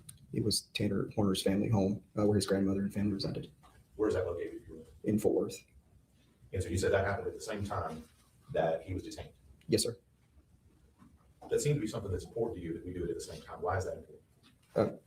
Based on my training experience, especially with kidnapping cases, if you hit something, or by hit, I mean, if you make entry to something sooner, and somebody there can give a heads up if she's not there in that house, and then it puts that person in danger. So we have to do it simultaneously, so nobody's forewarned, and we can keep any phone calls from going out, because ultimately it's about preserving life. So in this case, both the detention and the search of his home in Lake Worth, were those both done on that basis? Yes, sir. Now, with regard to the truck, was Athena located in the truck? No, sir. With regard to the Tanner Horner's home in Lake Worth, was Athena located there? No, sir. So at this point, if we press pause right here, we have Tanner Horner detained. We have not located Athena. Yes, sir. So at this point, what are you hoping for at this point if we stop right here? Objection or relevance? Overruled. I'm hoping to find Athena alive. Now, you said, as part of this, the arrival on scene and you talked to Tanner Horner. Yes, sir. Was all of this recorded? Yes, sir. How was it recorded? At that time, based on the fact that I'd be conducting an interview or speaking to a possible defendant, I acquired Game Warden Espinosa's body camera. That way, everything would be documented on audio and video. You reviewed this body cam footage? I have. And let me make sure, because we're gonna have a few videos here. You have body cam footage on your brother's body cam you took on scene, is that right? Yes, sir. Now, my understanding, we also have additional videos from the Wise County Jail and then outside the Wise County Jail as well. Is that correct? Yes, sir. And so let me make sure that I have these videos correct in my head here. We have video of the body cam, and that takes us from, and I just want generally hear from the scene, and when does that one begin? To the interview room at the sheriff's office. Okay. And then the next video would begin In the interview room. in the interview room and go until when? Then it picks up from the interview room into another body camera, Wise County Sheriff's Office body camera, to a field interview. And then the next video would be from when to when? The next video would be from the field back to the interview room. And then at some point, did you have another interview on December 7th? Yes, sir. Then there was another interview with Mr. Horner on December 7th. So that's the videos that you're talking about. Yes, sir. And have you reviewed all of those in preparation for testifying in this case? Yes, sir, I have. Let's take you back. You've got Tanner Horner detained outside Paradise. What's the first question you asked? Where's she at? The second question you asked. Is she alive? Let's talk about Tanner Horner's answer to the first question. Where's she at? What does Tanner Horner tell you when you ask him where's she at? I can show you. When it comes to the second question, is she alive? What is his answer to you? That she wasn't alive when we put her in the truck. Was not alive. Now, at that point in time, what do you know about the answer to that question? Is she alive? I knew that. I didn't know if she was alive or not. You said you'd seen a clip on that day with her alive in the vehicle. Yes, sir. I believe she was alive and based on that clip. But when the answer to the question is, she wasn't alive when I put her in the truck, what What do you know about the answer that Tanner Horner gave you at that time? I immediately knew that was a lie. Because you've seen it on the clip. Yes, sir. Now, in the first few moments, are you asking any questions about what happened? No, sir. Why not? That's not part of the public safety exception. The courts have ruled very clearly it's in furtherance of finding and preserving life, not questions on details of the case. At one point, he tries to say details and I stop him. What did Tanner Horner volunteer to you without questioning had happened in that case? Had happened in this case? That she was deceased and that he had transported her to a location with a lot of bamboo. Let me back up a little bit. What, if anything, did Tanner Horner tell you about what caused her to be deceased? That he backed into her with his van. Now, when he says to you that he backed into her with the van, what do you know about that statement as well? I know that's not factual because based on the two clips that I saw, you can clearly see Mr. Horner putting Athena into the van. But that's not true. No, sir. So, got Mr. Horner detained. You're on scene. What do you do next? We get in the vehicle along with Investigator Oliver and Ranger Briley, and we in turn have him direct us to the location where he put Athena, or stated he had placed Athena. Now, let me ask you a couple of questions about that. Who's driving? Investigator Oliver. Okay. And where are you sitting and where is Mr. Horner sitting? I'm sitting in the back with Mr. Horner. And you said you end up at a location. You said there's some bamboo there? Yes, sir. Now, who is giving you the directions on how to get from where you are to where this bamboo is? Mr. Horner. And when he's giving you the directions, what level of detail is he able to provide you to guide you from your location where you are to the bamboo? Descriptive turn-by-turn instructions on how to get there. So is he able to tell you what roads to take? Yes, sir. Is he able to tell you what turns to make? Yes, sir. And he's able to tell you where he placed your body? Yes, sir. Now let's talk a little bit about this location. How long does it take you to get from where you detained him until you get to this location where he says he dropped the body? I'd have to guess, but approximately 15 minutes. Didn't take you an hour to drive there? No, sir. All right. Is it still in Wise County? Yes, sir. So this location, and I want you to describe a little bit, if you will, for the jury, where Tanner Horner took you to this location. You drive up, what do you see? We drive up, and on what appears to be the north side of the road is a heavily bambooed area, very, very thick with bamboo. And he indicates that that's where he placed Athena. All right. When we say bamboo, are we talking 10 feet tall, 3 feet tall? What are we talking about here? It was 10 feet tall or more. And so you arrive on this location. What has Tanner Horner told you about why this location is important to him? What has he told you? He stated that somewhere where somebody might be able to find her. And so is he able to give you a description of how far in the bamboo, how close to the road? Is he able to describe the exact point at which he placed her body? Yes, sir. And what was that? He stated at the time he's kind of giving us instruction as I'm walking him, and he's pointing out a location in the bamboo, and he's stating that it was not too much further in there. It just essentially giving me an idea of where she was at in the bamboo. So once you're there, what does law enforcement do once you get there? At that time, we'd also been in communication with K9 additional resources because I wanted to search that entire area. Did you do that? Yes, sir. And at any point in this, when you back up throughout that, when you get to this location, what are your impressions of this location? At that time, I felt like I was being lied to again, and that she was not there. And based on your observations of this location on this road, why is that?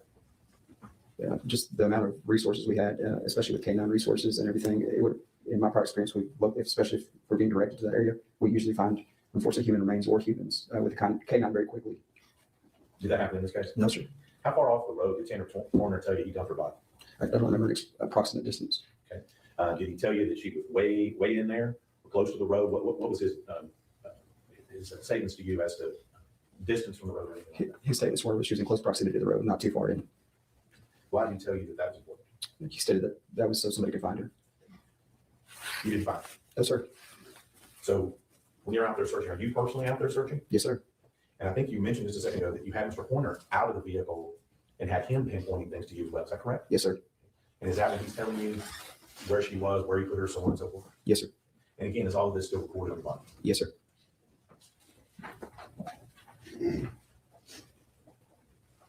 During this time where you've been taken to this location where all the bamboo is, how many times do you think you asked him if this is really where he dumped her?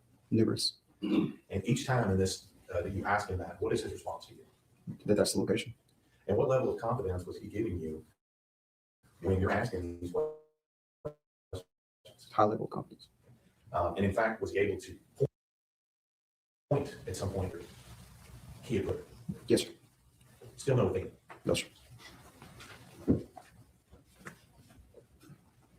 How long do you think you stayed out there on the side of the road looking at this bamboo forest? Us personally, I believe we were out there for about 30, 45 minutes. You said at some point you ended up back at the Wise County Jail, is that right? Yes, sir. Why did we go from bamboo forest back to the Wise County Jail?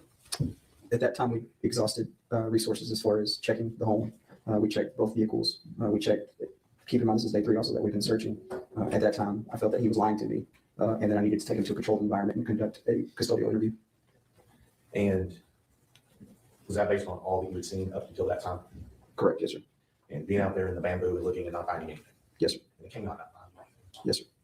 And so when you said you're going to do a custodial interview, what do you do differently now when you decide to take him to the Wise County Jail? At this time, we're exhausted our public safety and our exigent circumstances. So at this time, I would Mirandize him, make him aware of his rights. Did you do that in this case? Yes, sir, I did. All right, let's stop for a few minutes. We'll take our morning break at this point. We'll come back at 10:35, 15 minutes, stretch legs. We'll call you back in just a minute.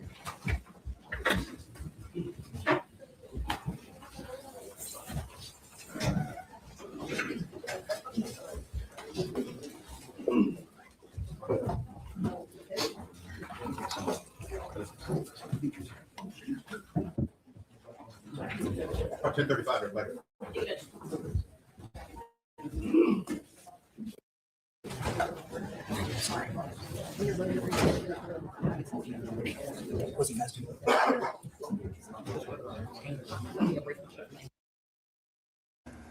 Hold on, Mercy and Grace came in. I don't see her on my stream, y'all.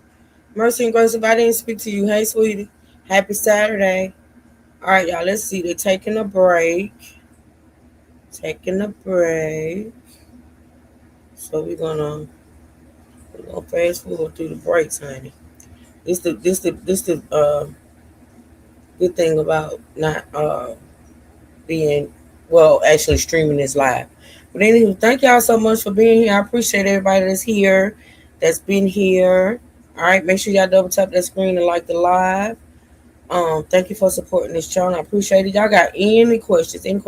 Let me ask you something for those that make and type, because I know a lot of people are multitasking like me. How many of y'all remember this case? Do y'all remember when we talked about this? I just don't believe it was 3 years ago, though. It had to be 3 years ago, because that's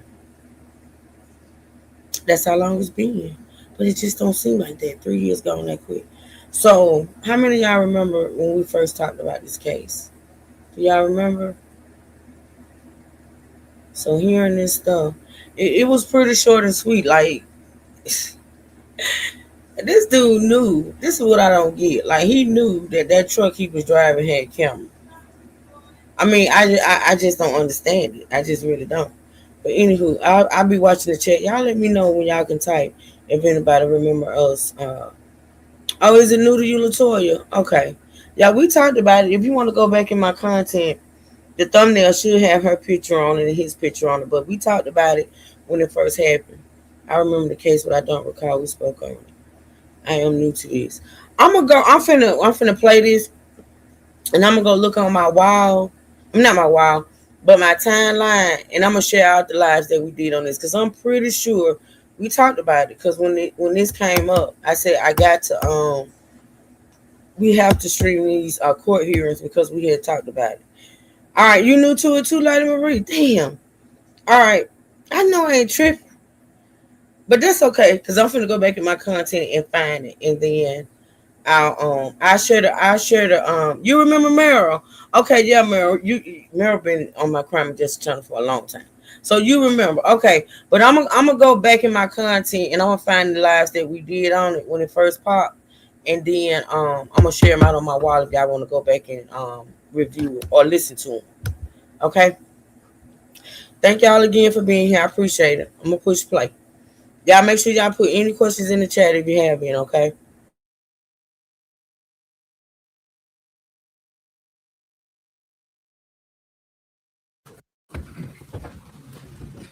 27 years I've been watching juries coming in and out, and it is so fun to see who kind of likes to move around and who likes to sit in the same seat. So we're ready to proceed. Mr. Stank, thank you, Ron. Mr. Espinoza, we were talking, I think we ended, you had now Mirandized Mr. Horner, and you're heading back to the jail, is that right? Yes, sir. And is that also recorded on the body cam we talked about before? Yes, sir, it is. Now, during this time, are you having a conversation with Tanner Horner during this time while he's in the vehicle? Yes, sir. And just to make sure here, when you're coming back to the jail, is it the same parties that are still in the vehicle? Yes, sir, it is. And that would be who's still in the vehicle at that time? Be Investigator Joseph Oliver and Ranger Danny Briley, myself, and the defendant, Mr. Horner. And so during this time, what kinds of questions are you asking him on the ride from this location he took you to back to the jail? Just asking if he was sure about the location where Athena was, and just kind of recapping what we talked about previously. At some point, did you ask him any questions about the condition of Athena's body when he dumped it? Yes, sir. Okay. And at that time, what did he tell you her condition was when he dumped her body? I believe at that time he stated that she had some bruises on her body. Okay. What about whether or not she had any clothes on or not? I believe he gave a clothing description, but I can't remember any other details other than that. Let me just ask you, when you asked him, did he tell you she was clothed or not clothed when he dumped her? Not clothed. Now, again, all of this is recorded here. Yeah, that's the one, Latoya. Yeah, the little 7-year-old girl, Athena. She was. I'm not sure she was like living with, because I think the mom and the dad shared like joint custody. So she was at the dad's house, the dad and the stepmom, and allegedly after she came home from school or whatever, she had an argument. Which, you know, back then I was like, how do a 7-year-old argue with a grown up? But okay, and then how do a 7-year-old leave out the house and the grown up not know it? Remember? And yeah, she ended up leaving the house. And this guy who was delivering a package just so happened to be a Barbie doll for her for Christmas. He claimed he hit her by mistake. Yeah, you remember? Okay, he claimed he hit her by mistake, but instead of like calling the cops or calling the police or whatever, he puts her in his truck. I've always thought it was something sexual behind that. I thought he was gonna do something to the little girl, or maybe did do something to the little girl. They just couldn't detect it. But he ended up strangling her. So yeah, you remember Latoya. This the one. Mm-hmm. Were you there at the scene when her body was recovered? Yes, sir, I was. And during this time that you're talking, in between the time that you went out there, you got the body cam, during this initial conversation, if you remember, what was Tanner Horner concerned about or worried about that he expressed to you at that time? In which interview you speaking? In the first interview, the one from when you initially detained him all the way back to the jail. What was he communicating he was worried about? I don't recall. Now, during this time, what was Tanner Horner's demeanor during this time when you're coming and questioning him at the roadside and coming back to jail? What was his demeanor? He was pretty composed for the most part. He was articulate. He continued to speak to me.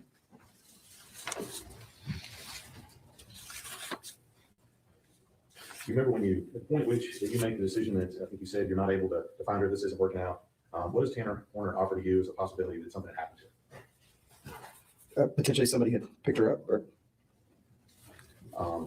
And again, looking into the future, where was she when you were interviewing him at this time? She was at Bubbles Crossing in the river. Yeah, we talked a little bit about whether those things were audio and video recorded. Yes, sir. I'm going to show you what's been marked as States 35.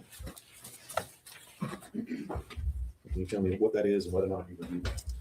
Yes, sir. This is Joshua Espinoza, the game warden's body camera, and it's labeled Field Interview 1, and it has my initials on it. And one of those initials does. That I've reviewed it. And is that true and correct depiction of what you saw and witnessed on that first video we talked about from the detention until you get back to the jail? Yes, sir. Deputy Officer Stacy Goodwin. Any objections other than those previously given to the court? No other objections, Your Honor. Those objections remain overruled and State's Exhibit 35 is admitted. Have you published, Ron? Yes, sir.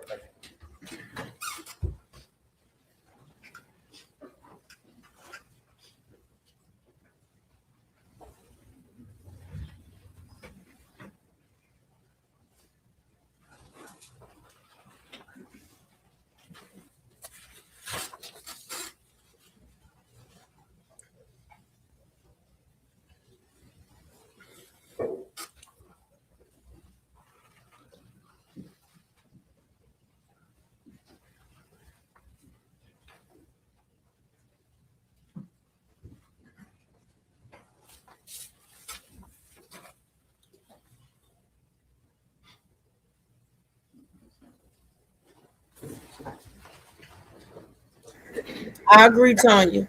Hmm. Everybody involved. Yep.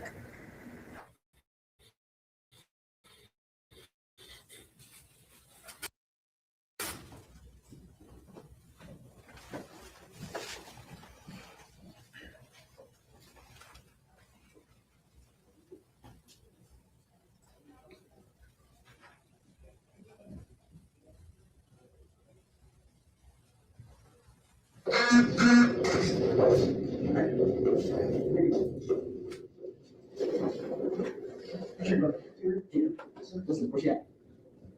Come get, where she at? Listen, let's put her. Come on. Where she at? I can show you. I don't know. She what? Okay, let's stop right there. Okay, let's go home right now.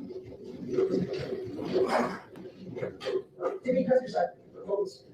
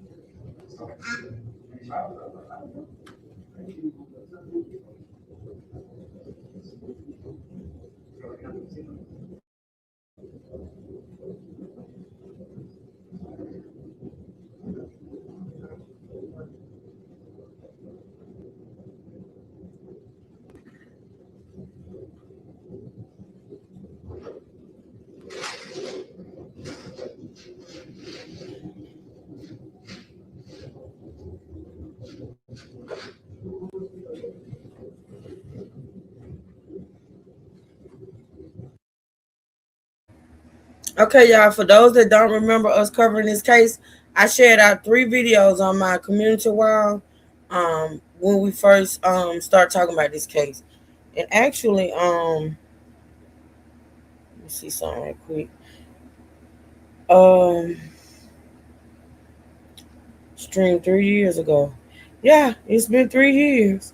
Streamed 3 years ago. So yeah, we talked about this case 3 years ago. Maybe the ones that don't remember wasn't supporting the channel at that time.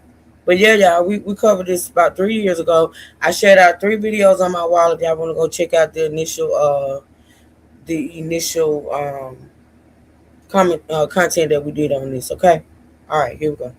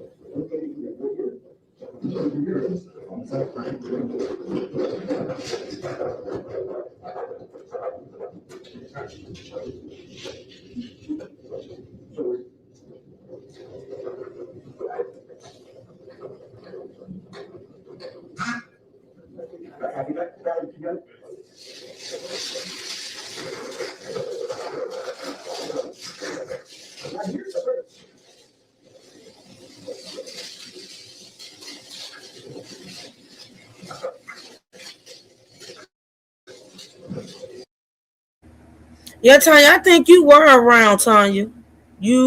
I think I know Meryl. I think you were. You probably just don't remember. I remembered immediately when I saw the little girl face, because I don't always remember names like of stuff we cover, because we don't talk about so many cases. I don't always remember names, but when it comes to kids, I always remember the faces. I may not even remember the kid's name, but I always remember the faces, right? So yeah, I think you were around time. You probably was in the chat back then. Mm-hmm.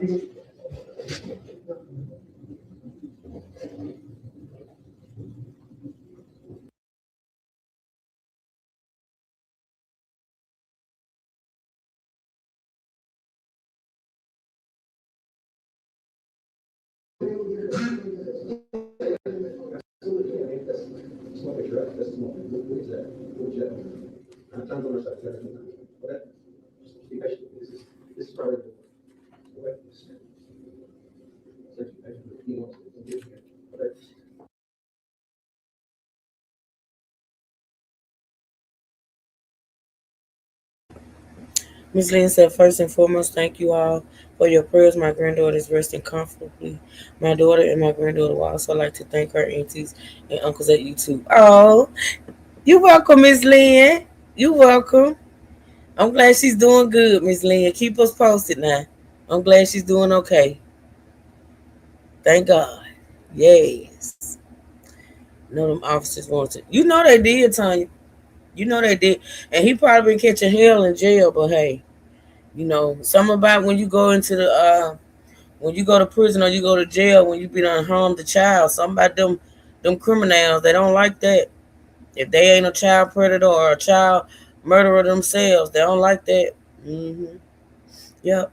But you welcome, Ms. Lynn. Anytime, Ms. Lynn, you pray for everybody, honey. I mean, you pray for everybody. So of course we're gonna pray for your grandbaby. Yep. Hey, Miss Lynn, thank God she's doing well. Yep. Mm-hmm.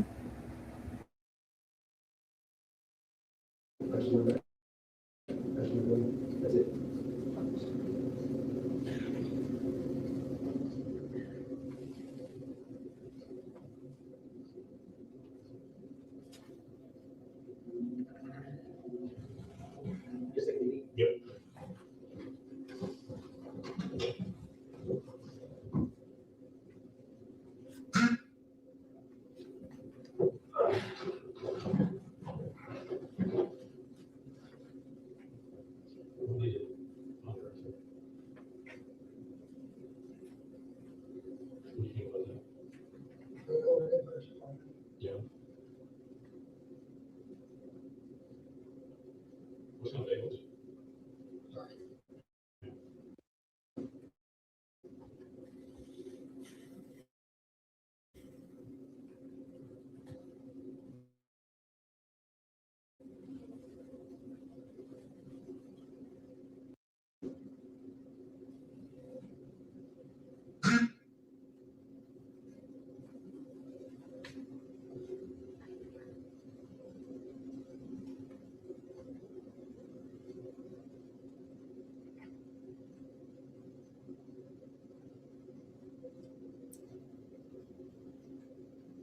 You think we'll find her?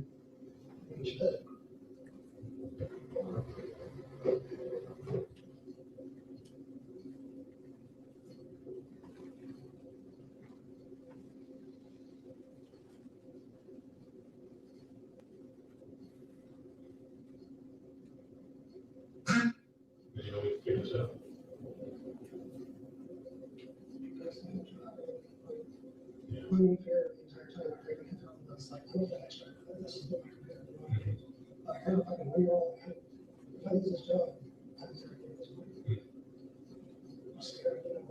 Yeah.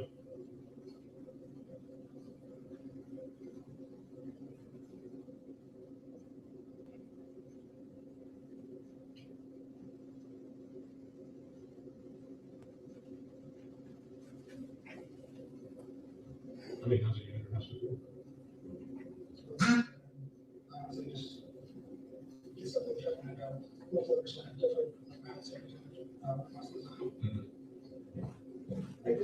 Just to make sure you're. You welcome in. Love you, sweetheart.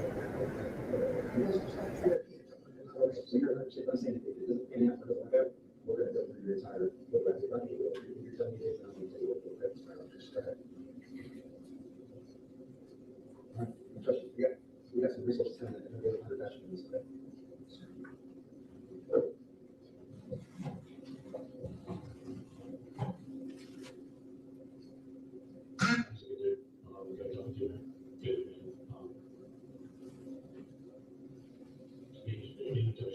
Straightforward. Take something else that's not, I think you go to say with him is probably the most valuable thing you can do. Honestly, just do this. Yeah.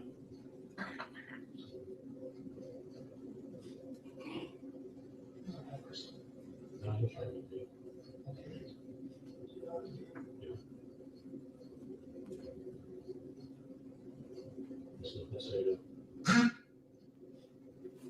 Let's say normal therapy,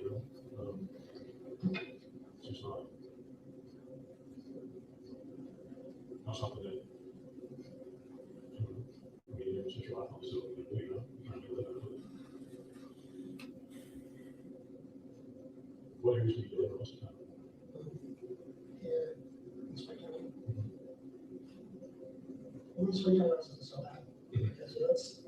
The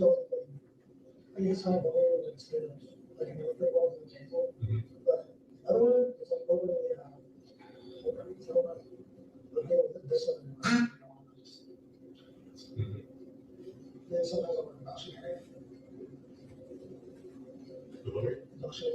Oh, yeah, yeah.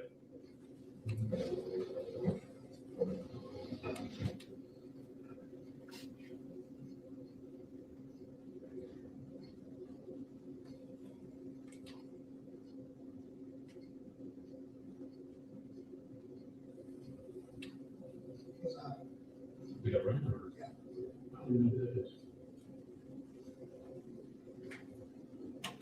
She should be right there.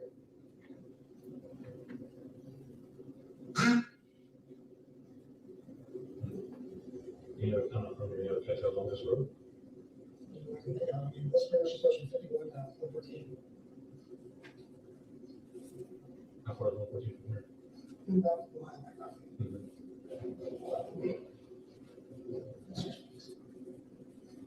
You scratch face? No, just that. Oh.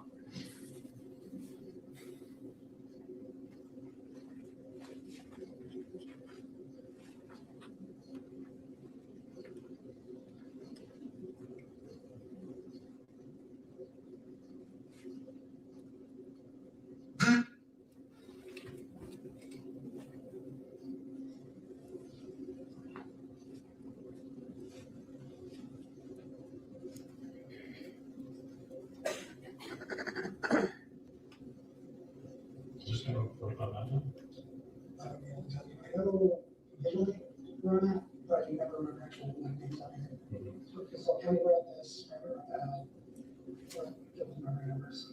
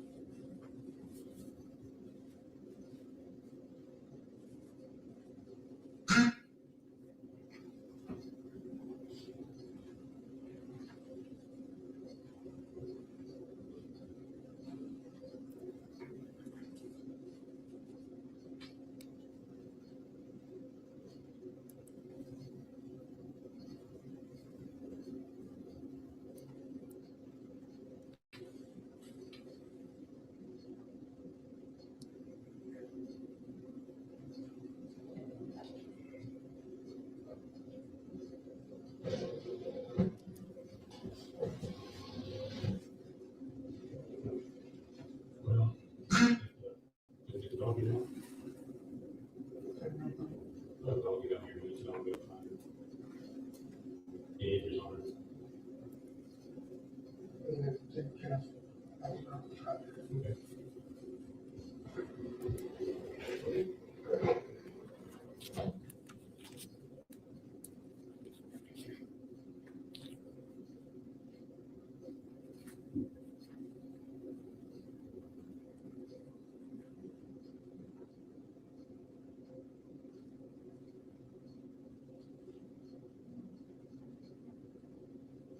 Okay.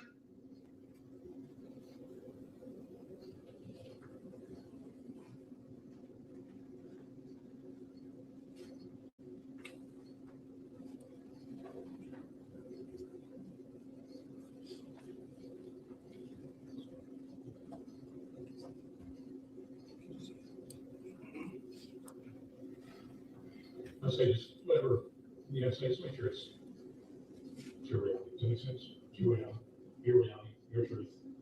That's probably the most important thing when you're talking to Joe. This was my reality. This is not true. This is what happened. It's a less exhausting process for you. I was watching you when Joe walked up the truck and asked you for sharing.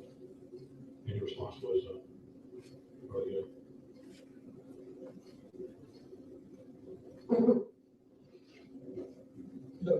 Go ahead.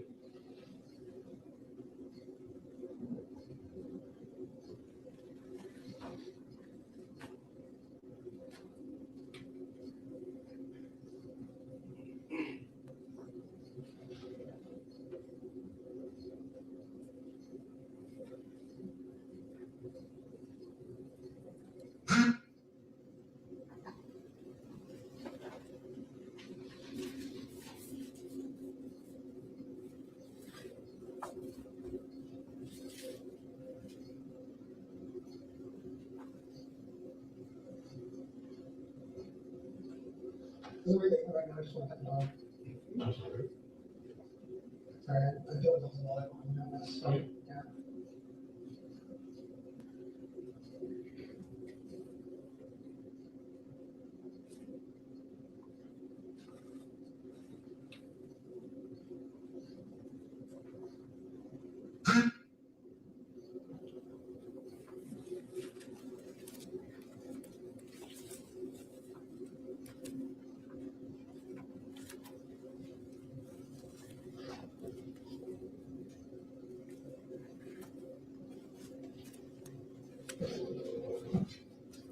Go back and take this disc like it. No, just kind of tossed her in. Okay. I don't know way too far back. That's what I'm trying to say, is that she's still not far in. They're going pretty far back. Like, I didn't even get to the game itself.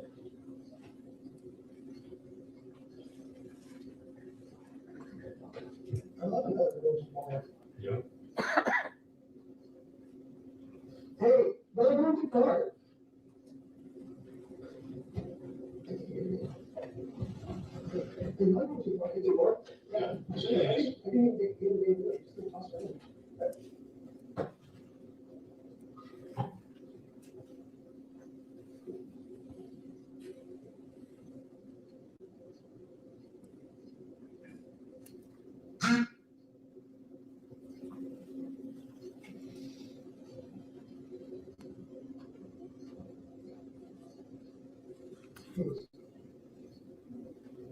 What do you understand? Music. Movies. I am into, either of those things for the most part. My main goal has just been get out of my grandma's house. I mean, I feel like there's something back that I don't even know what it is in my sector.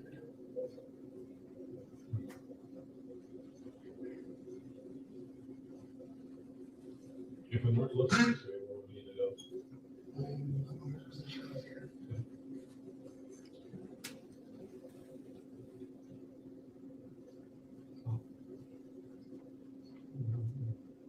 Seems like this many people have a hundred, right?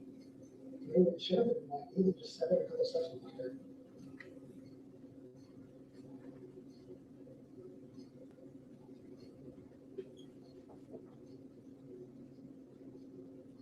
Where do you make it? I think it's your dad's house, you were saying.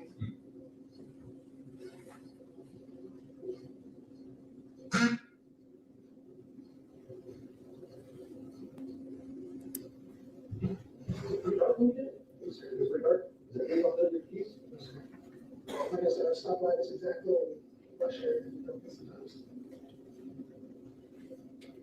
Okay, I put it out, just a mark with it. Yeah. We can listen. So let's just start like right here. Actually, I think that goes to it. Okay.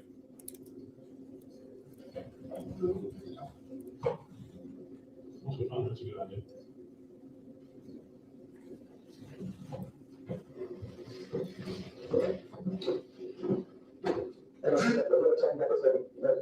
Yeah, look, he's going to 100% on this. He's back on the side? Okay.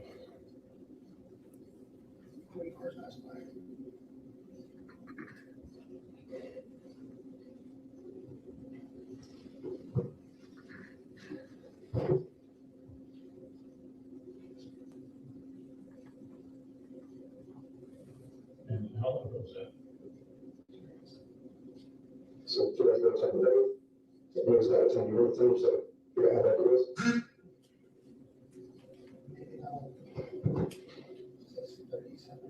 Six by seven, okay, so essentially putting down is that you're saying.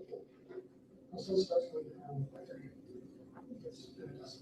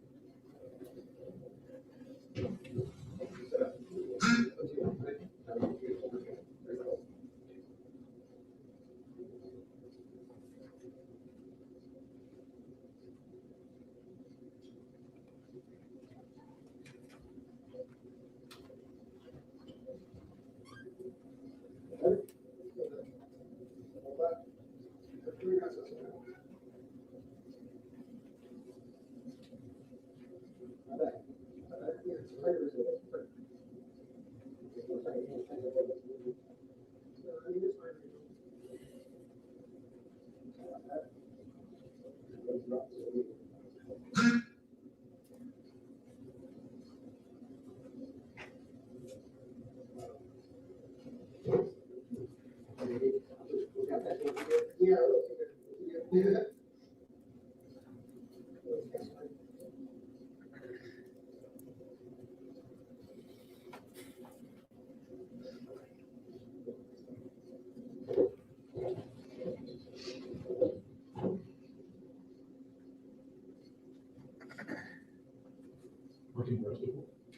work anywhere else besides FedEx before? FedEx, for that Amazon, I think so. You know, during the 20s, I fucked around a lot. Really, it was young, didn't have any kids, all that stuff. Now, I'm 31, I was ready to settle down, had a kid, and do it full Anytime, no matter what it is, of course, that, I mean, obviously you got some adversity to face, but it's gonna be not be, just give these guys what you know, and, I don't know, I mean, for example, let's just, I mean, say she's here, she's not, because, you know, she's someone, just not there.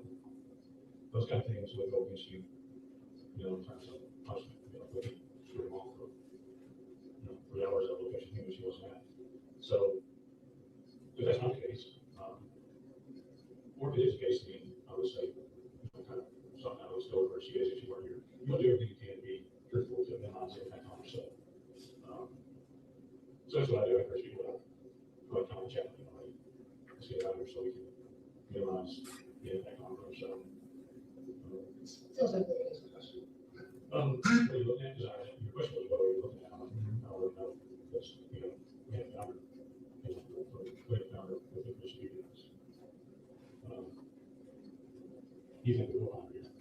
It shows I don't have to wait. Yeah, she could be right. Like, I really just toss it right there. Yeah, yeah. Well, is there anyone else that would know?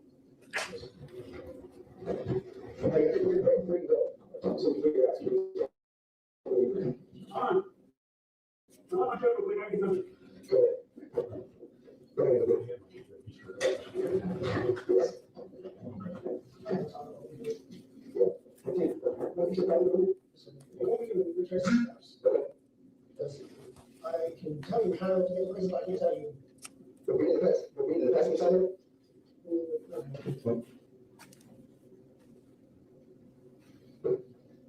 I tossed it right in there. Like, I don't know why I haven't found it yet.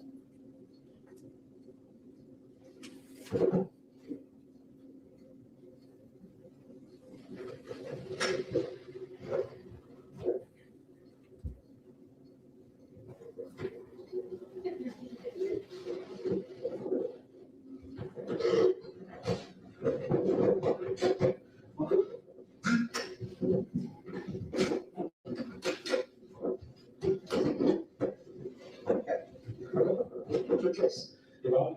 Yeah. What do you think? Yeah, okay, but we're gonna start, we're just gonna hit this road and then come back and move up there, okay? Need people of this. You know, those passes down temperature? I think it's gonna go right here. I'm gonna ask this fellow something. Okay.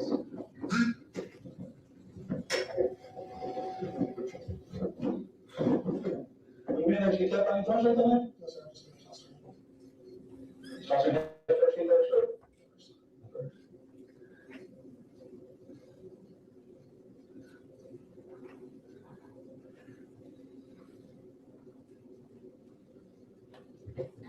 Okay, what's it ready? We're gonna get some help, so. What's it ready?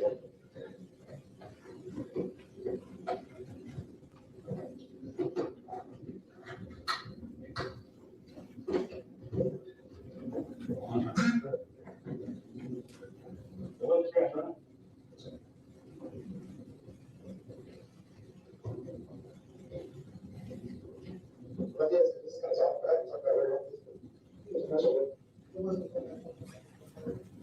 You got one side of it. So go this way, right? You're sure you want to try something? It's fine. I'm sure. Yeah. That's just something. The perimeter post, so right there.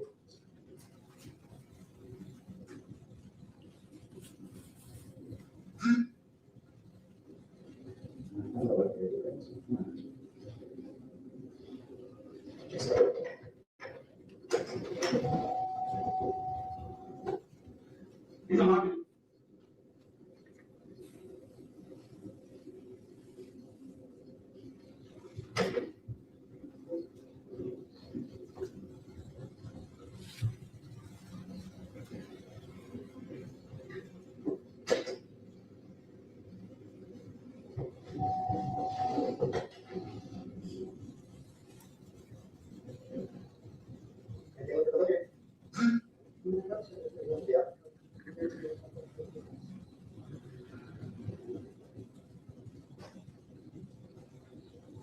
And it's Sergeant Carter right here. Did you go this way after you done parole? Okay.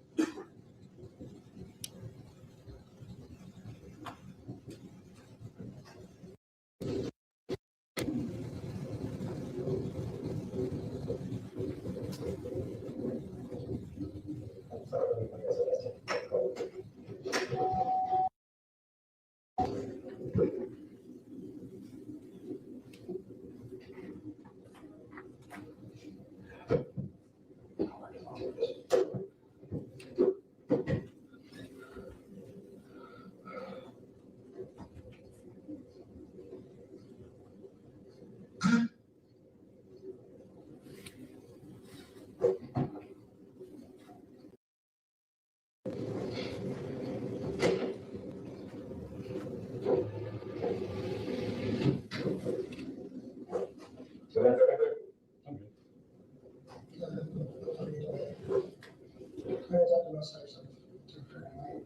How you got my thing? You were the other night.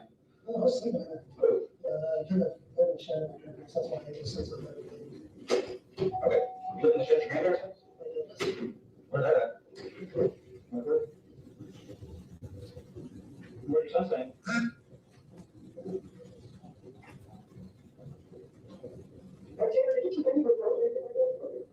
No, you didn't.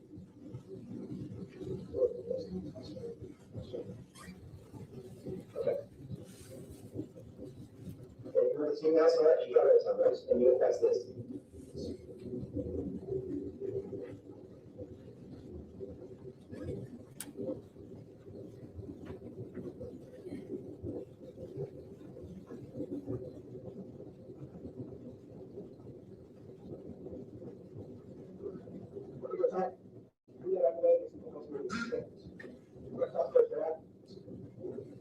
I'm sure you must have been great.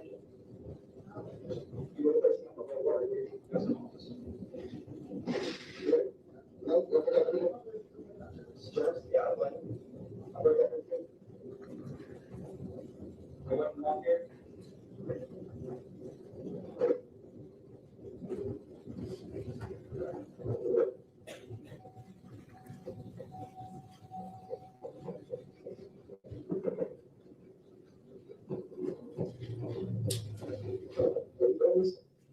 No, I said, no, it's not look at it. We go turn on that. That's it.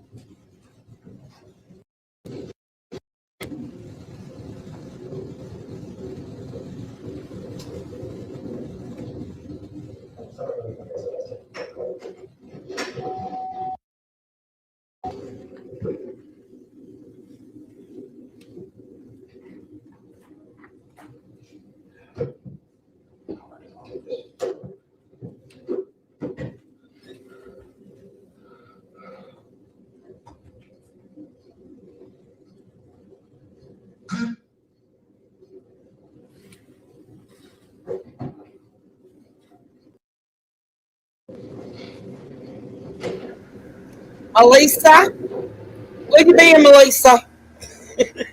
Hey, Melissa.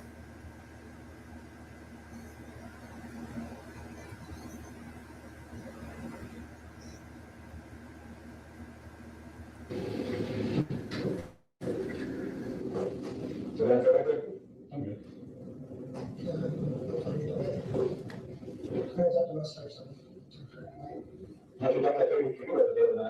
I was thinking that. I kind of live in Shannon, that's why I just said something. Okay, you live in the Shannon County? Where's that at? Okay. Where's your son staying?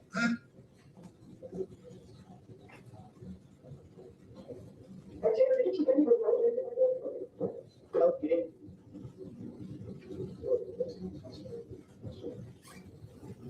Okay.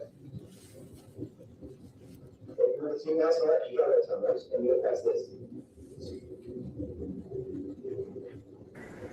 You need to send me what you got, girl. I ain't got time to be looking at two shots today. Send me what you looking at, girl.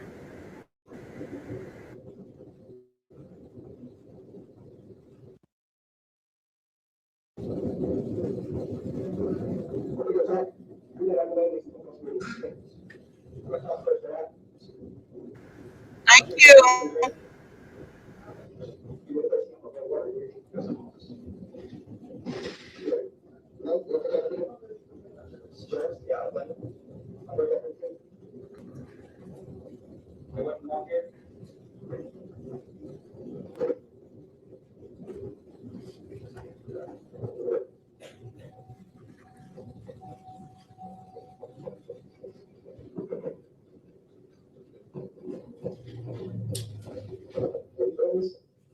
No, it's a, no, it's not, look at it. You go turn on that, that's okay. That's good.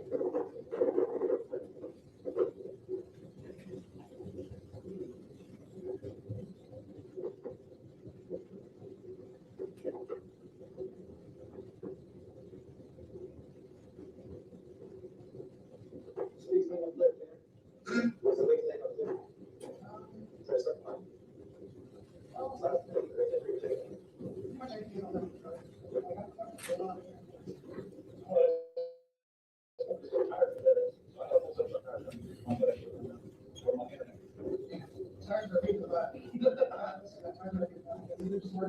Oh, I know that, a lot of places. Especially when it's like, yeah, that comes later.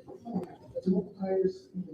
Well, that's right, so they're driving that next time, they're all over, so it's the tires, which one is the tires that go out there? Yeah, so I told it. I know that.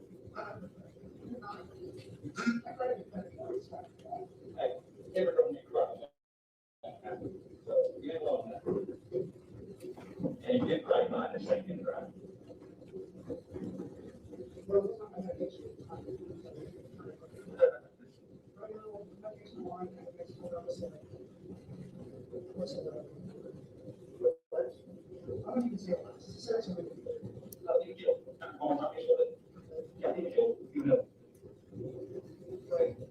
You don't get too started.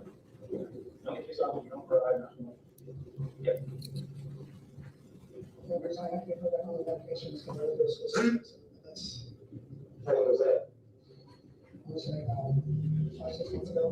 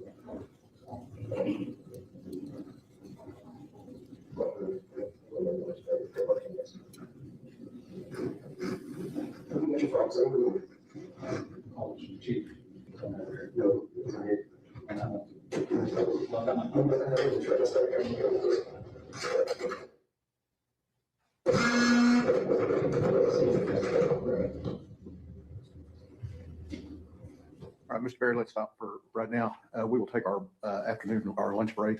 Your lunches are here. We'll start back up at 5 after 1, okay? All right.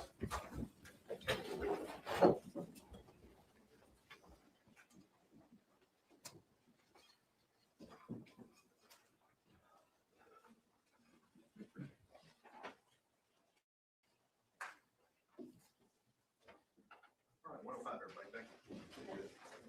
Thank you.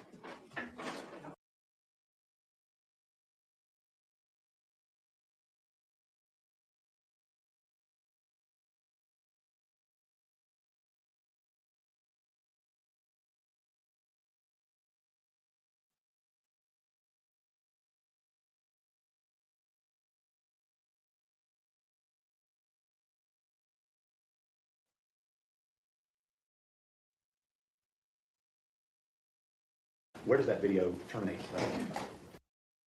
Geographically? It ends at the Wise County Sheriff's Office. Is that where you told me before that then the video from the Wise County Sheriff's Office then takes over? Is that correct? Yes, sir, that's correct. All right. So the next video in the chain here that we're talking about is now at the interview at the Wise County Jail. Yes, sir, that's Is that correct. Okay. I want to clarify, we've got several videos here. I want to make sure we're on the right one. All right. Let me go back a little bit. Some of the video we were watching here, some of that stuff was a little hard to hear. And I want to clarify a couple of things when we talk about that. Let's talk about the discussion about Athena's clothes. From that video, what was Tanner Horner's first statements to you about whether she was clothed or not? In that incident, he said she was clothed, Okay. And then what did he then later on in the video tell you about her clothes? that she was wearing a t-shirt and jeans. And what did he tell you he had done with those? If you remember. In that particular video, he didn't say anything, that he'd done anything with the clothing. All right. So let's talk a little bit about the story that Tanner Horner told you about the incident that led to him killing Athena Strong. What was his story throughout this first video about what he had done to her and how she ended up in the truck? The initial story was that he had hit her with his FedEx vehicle and ended up taking her because of that. So what do you know about the statement to you from Tanner Horner that backed into with the truck? What do you know about this? I knew that to be a lie. With regard to his statement to you that she was deceased when he put her in the truck, what do you know about that statement? I also knew that to be a lie as well, based on the video. How long did this wild goose chase in the bamboo go on? I believe almost 2 hours, close to 2 hours. All right. And so we heard on the video, there's a lot of discussion about, I think I heard you ask several times, is she in here? Is she in here? Right? Yes, sir. And is that what you were describing before in the first part of your testimony, that you guys were all out there on the road looking and then having conversations with Tanner Horner as you're looking? Is that what's going on? Yes, sir. Some of it was hard to see, in and out of the truck. Okay. So when you're out there and you're searching, do you take any resources that are looking for Athena and bring them to this bamboo area? Yes, sir. At that point, we had other resources in other places, K9, additional officers, and I went ahead and concentrated those into that area since that's where he was telling me she was at. I felt obviously we needed to check it and confirm that she was or wasn't there. So during this entire hour, I noticed on the video that you guys drove up and down the road several times. Is that right? Yes, sir. And you guys, it appears, this bamboo area multiple times. Yes, sir. Several officers went in and out of the bamboo, including myself, including Investigator Oliver, several White County deputies, game wardens, agents. Everybody was in there trying to find her. And is it correct that Tanner Horner's story to you was that he just kind of barely put her in there a little ways and you should have found her? Is that right? Yes, sir. Correct. And what was the word that he used multiple times with regard to what he had done with her body? You remember the word that he used? Tossed. Tossed. And did he tell you whether he tossed her head first or feet first? In that video, he stated he tossed her in head first. Now, I noticed on some part of this, there's some discussion with Tanner Horner about y'all's desire to get the truth. Is that correct? Yes, sir. And is it also correct that you had told him that in the beginning, that you just want to know the truth? Correct. Yes, sir. And in this particular situation, at this location at the Bamboo Forest is what I'll call it here, because that's kind of what it looked like. When he's telling you that she's in there, what do you know about that statement? That was a lie. Because where was her body eventually located? At Bubbles Crossing. Which is that anywhere near this bamboo area that we're talking about? No, sir. Now, one of the other things that I asked you about, and again, it's kind of hard to hear through the road noise and stuff, is that did Tanner Horner make any statements with regard to things that he was concerned or worried about during this situation? Yes, sir. He stated he was concerned about losing his job. He was also concerned about seeing his child and concerned about what was going to happen to him. But at this time, when he's expressing those concerns, had you found Athena's body yet? No, sir. But this is what he was concerned with. Yes, sir. So this next video we're going to look at from the jail, okay? Is this a continuation of your interview from before? Yes, sir. Okay. And let me ask you a few questions about it.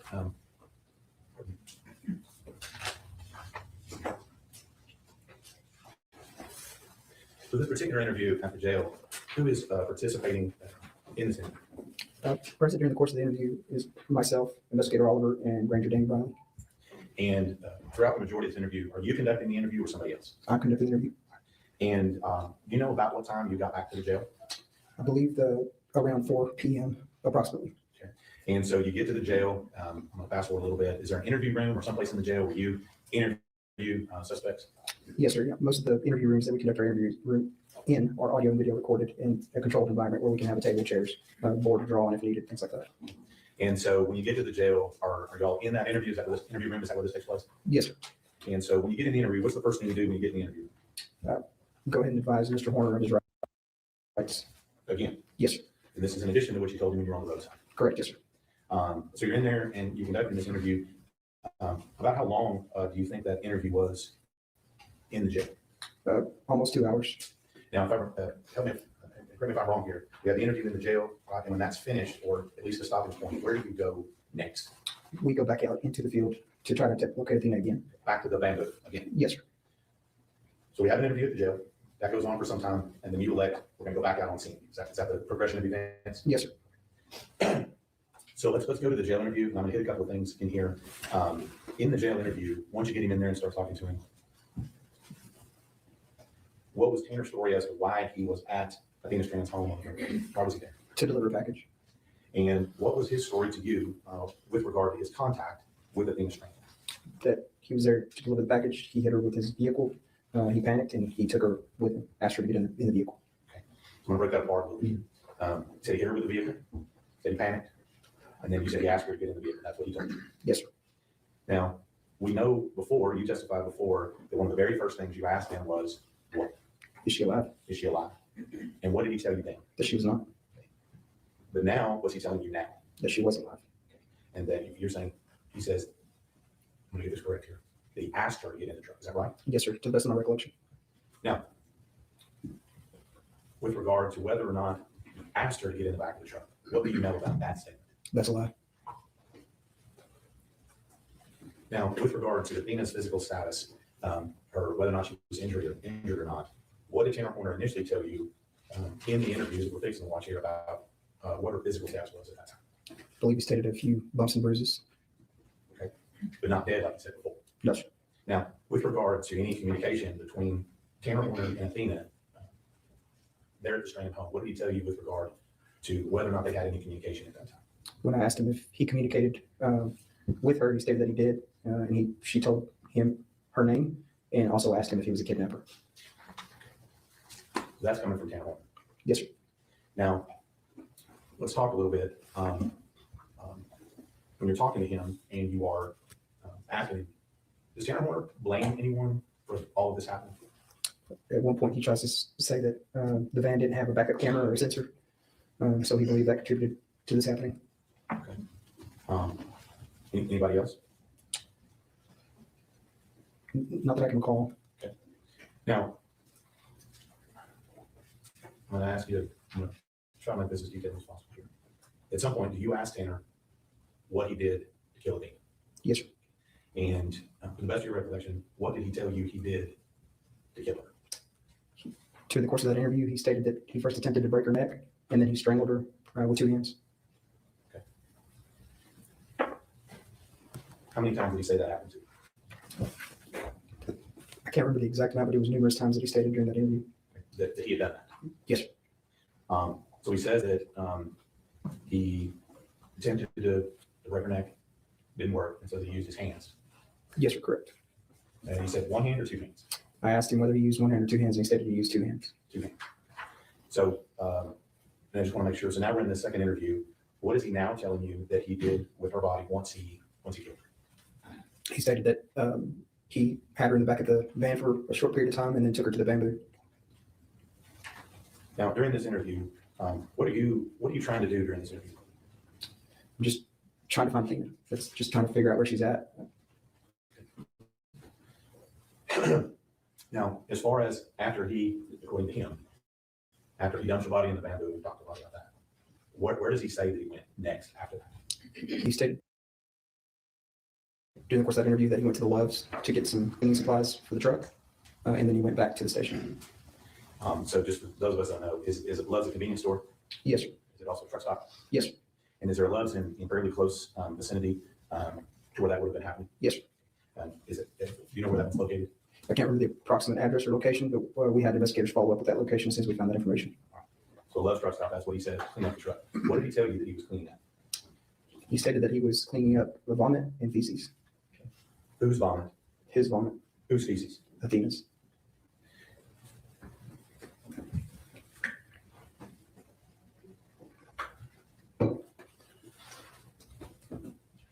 During the course of your time being a ranger and being in law enforcement, have you ever heard the term used with the suspect when you're interviewing that they're playing the victim? Yes, sir. And what does that mean to you? Essentially, there's no accountability. It's just blaming everybody else. But that. Correct, yes, sir. And in this case, when we're talking about Tanner Horner in his interview, does he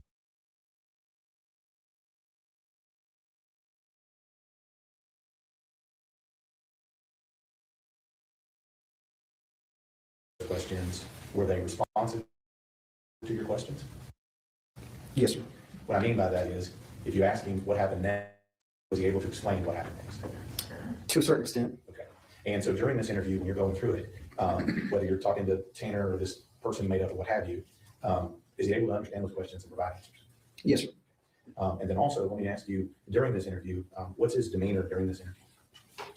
His demeanor through the course of these interviews was very laid back. I mean, he wasn't worked up, had a cool, calm demeanor, cooperated, spoke, was articulate, joked around, made jokes at times, made jokes inappropriately sometimes.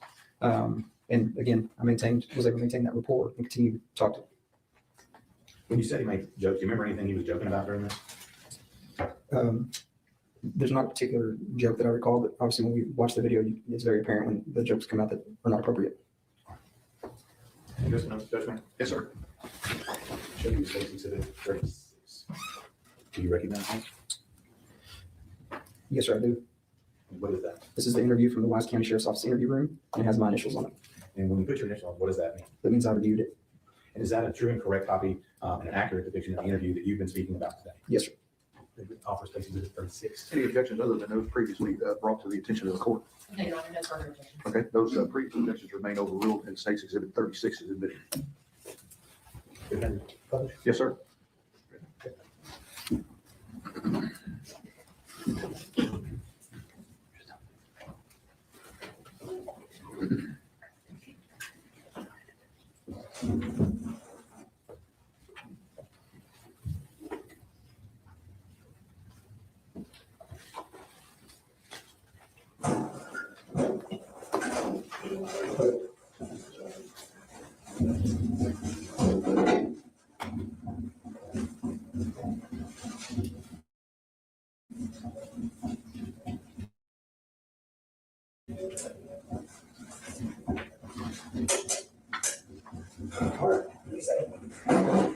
The best part, y'all. This be the best part. Interrogations. Well, it'd be the best part for me.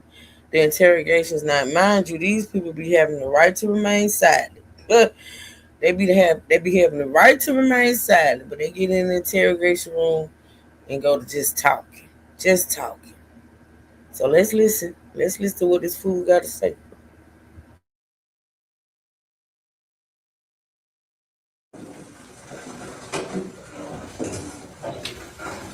Yes.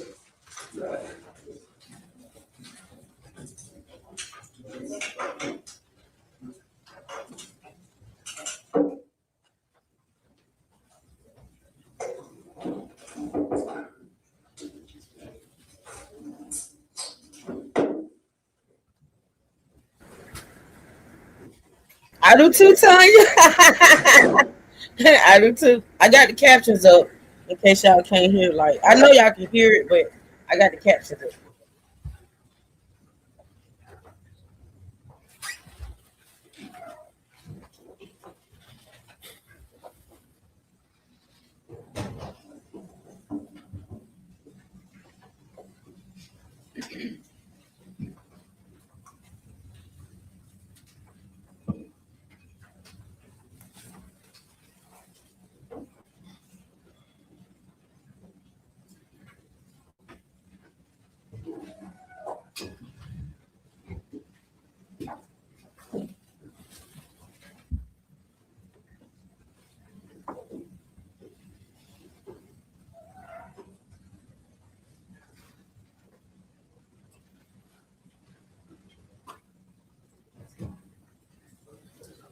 Running outside the road to this. Right here. It's gonna make us. Or at least in a position that's not like.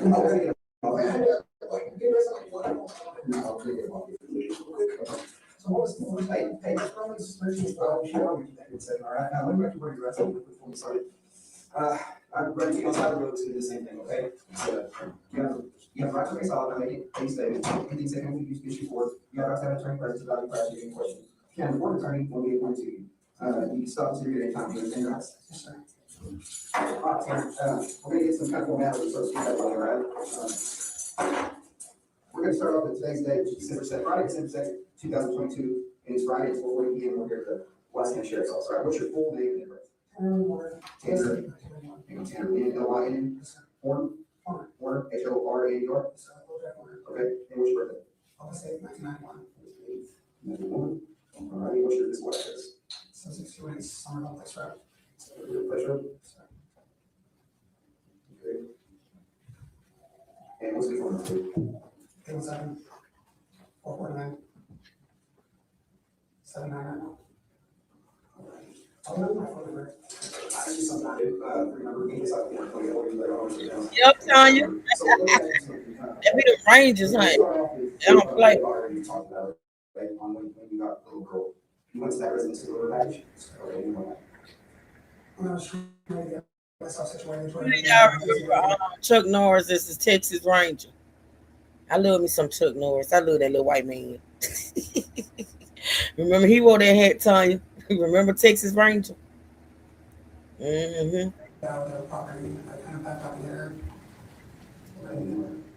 She seemed like she wasn't too incredibly hurt, but it was I panicked. I didn't know what to do. My main fear was I could lose my job, lose my source of income, like everything was on the line. I didn't know what to do. Right. So what did you do about her? I guess it was a little voice in my head that told me just grab her, grab her. I did. Okay. So you said you were today, you just kind of bumped her, or? I mean, she answered this. Okay, so she's still talking to you, what'd you say? She was working on anything ever. And what'd you tell her? Told her no. She kept asking me what was going. I didn't know what to tell her, so I just talked to her about random things.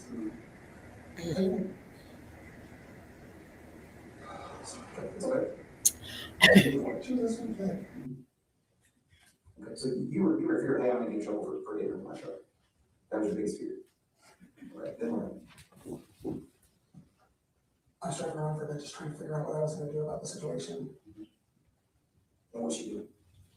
Asking questions, we're just talking at this point. Yeah, she sitting down, she's standing up, she asked her to see where she at. She's saying, she's in the back. Okay. What's she asking? Just random things, like, I just had a dog. It was, I don't know. And then what'd you do? We went down this private road and I listened to that little voice again. What day is it?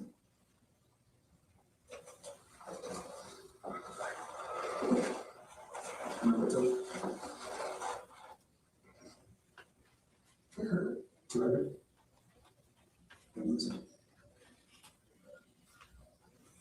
How'd you heard it?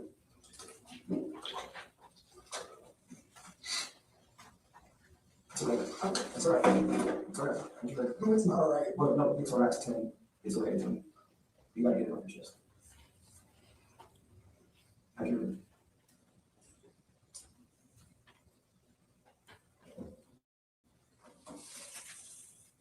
Sorry. But you got something, you gotta get it off your chest, okay? Listen, Okay, if you don't want to talk about how you heard it, any touch, okay, then let's talk about how she ended up after you heard her radio siren. so the private road, trying to figure out what I was gonna do from that point. I didn't know what I was gonna do. So I just started heading back to the station. And then when I was driving back to the station, I saw the Bandero. Tell somebody in there. Obviously, we're, if you tossed her there, we're gonna find her, so she's fully clothed, and, you mentioned she didn't have any shoes on. No, she didn't have shoes. Right, wearing socks, barefoot? Socks. Okay. You remember what clothes she was wearing? I mean, I think like shorts or jeans or something. Okay. There was a lot going on in my head at the time, but I didn't. Is there any voices telling you anything that time, after you just get her out of the truck or anything like that, or was that just kind of a decision you made? I just tossed her in. Like I could just keep running around with a kid in the back like that. I just tossed her in the bush or whatever you want to call it. And you sure she was not alive at that time? I was relatively sure. Okay. I mean, I didn't check her heartbeat or anything, but I'm relatively sure that she wasn't alive. Okay. So let's backtrack a little bit, okay, to that private road that you went down. And when the voice is telling you to her, how did it start? Did you say anything to her? Did you explain that you had to do what you had to do? I mean, can you give me something on that? I just told her to turn around and You choked her? One hand or two hands? Two. Was she facing away from you when you were choking her? it started off, I tried to Oh, you tried to break her neck? I tried to break her neck, make it as quick and painless as possible, but it didn't work. She started crying. So I'm trying to calm her. I'm trying to. It's all right. Listen, when I tell you earlier, right? A lot of times you fixate on what, right? On what happened. So now we know a little bit of what happened, right? We know that you never gone through the truck. You got scared, right? She's not telling you. So you got her in the truck. When you got her in the truck and stuff like that, you just get her in the truck and dress her again. Yeah, so I get out. Okay, so she listens, you got in the truck, and then you drive from your route immediately, start headed back to the station, right? No. After that, that's when we went down the private road because I was trying to figure out what I was going to do. Okay. What do you think the time frame was from your life?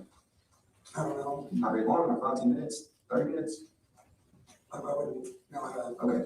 No worry, right? Unless I'm like sitting there looking at the time, I have no idea how much time has passed.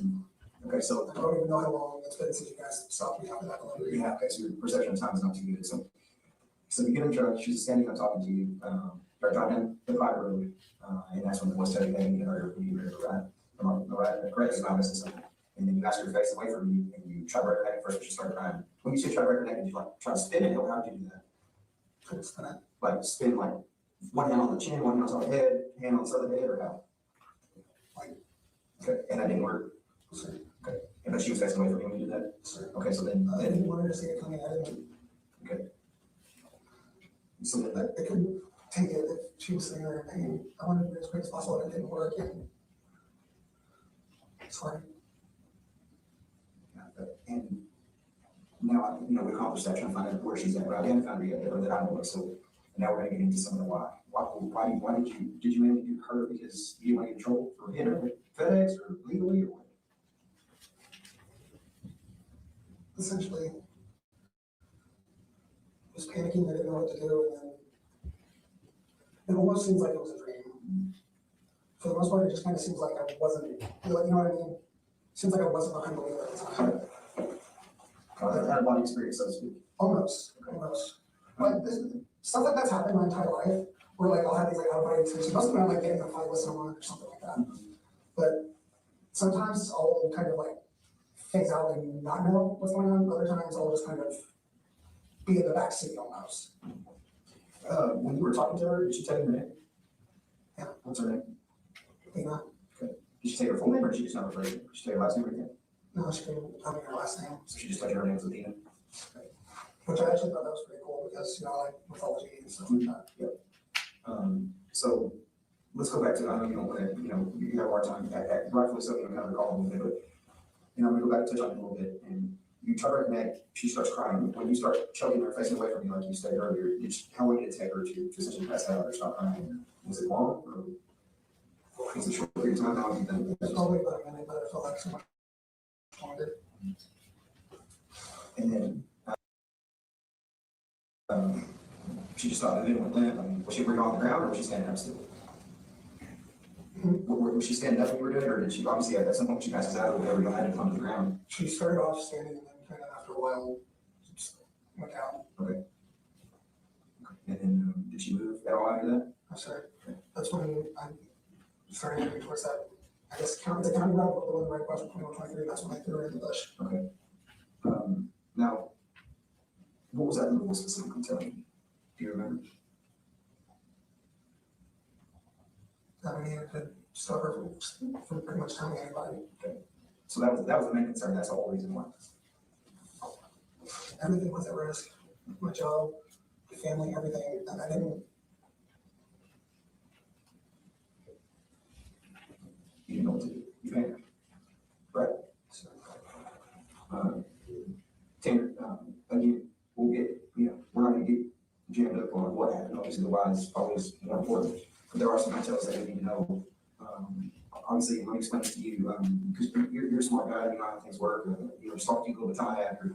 You're obviously into mythology, you're into superhero movies, you know how things work. You're not, so to speak, recluse, you know the things that are going to go on. So It used to be a really bad recluse, but that's a long time ago. I mean, but so by that saying, you're exposed to things, you know how things work. So obviously, when we work this type of investigation, right, a medical examiner's body looks at the body right to determine how this person passed away. So we're going to know some of what, right? We're going to be able to essentially corroborate what you're telling us now, right? So is there anything else we're going to know? Because I don't want you to lie to me, I'm going to shoot you straight, just like I want you to shoot me straight, all right? You're setting my boots, so don't lie to me, because you know how it is. You like being lied to? I'm sorry. Okay, so.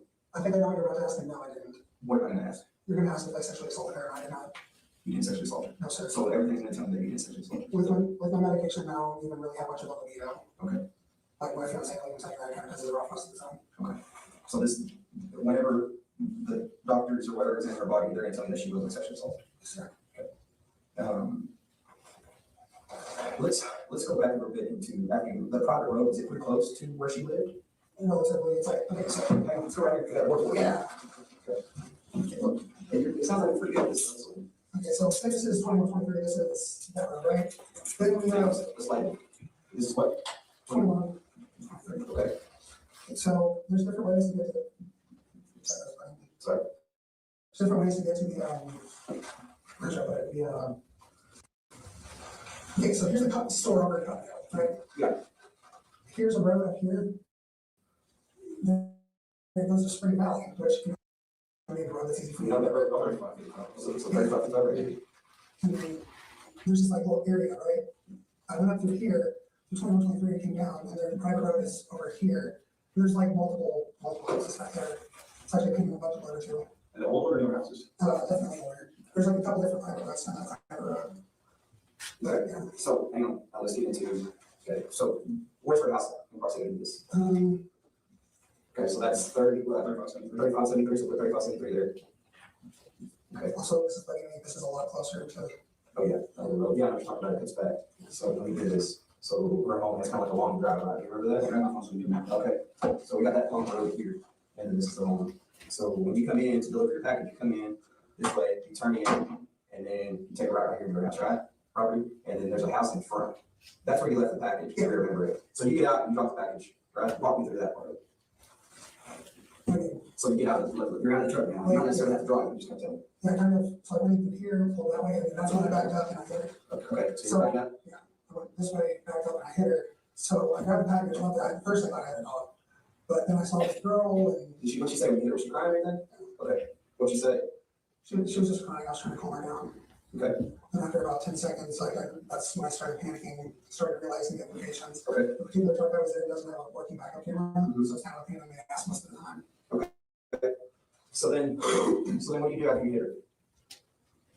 You start panicking, it's about 10 seconds. What do you do with her? So we're gonna get in the back of the truck, we're gonna go on a quick ride, and then we were talking the entire way. Okay, so when she's in the truck, she goes, does she jump into the driver's side, passenger side, where? In the back of the truck. Oh, the back, okay, so you got it open, you got the back, so she gets out, you shut it, get on with the words of your mouth. Would you go in with her, or you shut it that way, or do you go around? Yeah, I shut it. Okay, and then you walk around in the driver's seat. Okay. The side door on that truck doesn't work. Okay, and then I show you your route out. So I was up in that private road. From right here, so you go, So I went this, this, and yeah, you come I back, went through, I'm looking at the private road. so you go back this way on the private road? Yeah, the private road itself, say this is, can you see that? Yeah, yes. Okay, so here's Spring Valley. So I have two roads, right? I have two roads, right? Yeah, 100%. So where were we? Okay, this way now. Okay, so private road is right here. I went to about, I was in this area. Yeah. So we're here, 35,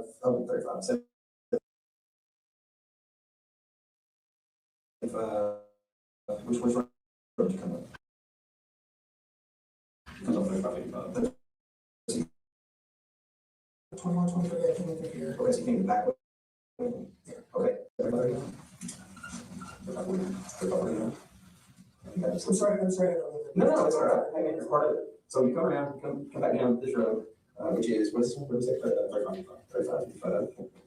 Okay, so you come around, come 35, 55, so you're private road 35, 49. And then you go all the way to the end of it? Is there like a little cul-de-sac, no houses there or what? It's just weird. So there's just like, okay. I'm sorry, I can turn the rotation off. Turn the rotation off. Oh, you know, okay. Okay, this is my phone. Yeah, I'm using my phone. So are you trying to, so let's just say we're looking at it, just private road, so this is where you're at. You're there how long, you think? Probably about 20, 30 minutes. Okay, so 20, 30 minutes there. You know, first I was going to try to leave the body down there, but people kept driving past. Okay. So I was just like, maybe not right here. Okay, so you were gonna dump her off right there on that private road, that side of the bay, I need to further. I pointed to her somewhere else, someone would find it easy. But in all honesty, man, I don't care. Like, I won't have things. Yeah, that's what happened. Look at me, I'll tell you this. This is what I'm trying to do right now. I'm gonna bring her home. That's why we're going through this, because I want to bring her home. Okay, so look at me, you got to help me bring her home. Okay, you gonna do that? Okay. Here you go, Tanner. Let's bring her home. Okay, so with the way the private road is, it's okay. You go back. It's a hell of a drive. This is like a hill right here, but right here is about where. It's all right, you can get that in there. Good. Is that right, you think, or can you on this side? It's somewhat, I was trying to pin it on the road itself. Let's do this. You got this one out? And try again. I was trying to get it on the road, but I don't think that would work as well, but. That's my first one, gonna get right there. Okay. So we were there, I was sitting there, like trying to figure out how I was gonna get rid of the body. And then after I remembered that bamboo bush, that's when I was just like, that's what I was gonna talk about. So I started heading out Okay, that's 21, 23. So you're on, Okay. 3 here. So you're on 21, 23, you walk me through it to the next row you did. 51? Yeah, 51, and Okay. then 51, and you go right over to 51, right? Okay, so this is 51, and obviously it's not to scale here, so you jump it here. Okay, so that's where the family brush is. okay, so the heavy brush is right here, and where'd you park the truck? Like right on the road, Right on the road. so you're on the road. Here, okay, and then you have to go through this to the back to get her out, or did you? have to push- That was first in the world. Yeah, okay, so this is kind of like a little lot here. So let me actually label it, and then this is the bamboo. And then, you said, so when I say this lot, I'm drawing it here, because from here to about here, and then the T-posts start right here, right? Is that what it's called? Yeah, T-posts, yeah, because like, the top looks like a T, or if you look at it, the top looks like a T. So, and then you said you like, I mean, you didn't even walk in far into that avenue here? I didn't even really want to do it, I just kind of stood like right in front of the family, tossed around. Okay. And then what do you do from there? Let's talk about what your next course of action is. Found the truck, I sat for a minute, thought about everything, I ended up throwing it in the back of the truck, like it was. Did she leave anything in that truck?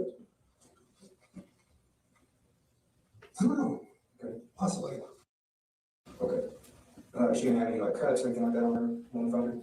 I mean, like, to kind of throw it in there is possible. So you took a discussion from the bamboo or whatever, not from something you did to it? No. Okay. I'm not some psychopath, so, at least I don't think I am. So then after you don't, she's fully clothed, right? Okay, then what's your next route home? You draw that down here. If it's too complex, one have to just kind of explain to me. So I went 114, pretty much all the way, I had to stop a couple times, because Where'd you stop? on the road. Okay, just on the road. Yeah. What'd you stop for? So Okay. Did you go outside the truck, outside the truck or inside the truck? a little bit of both, 129 on the side of the truck, and then I stopped at Love's to kind of clean out. Okay.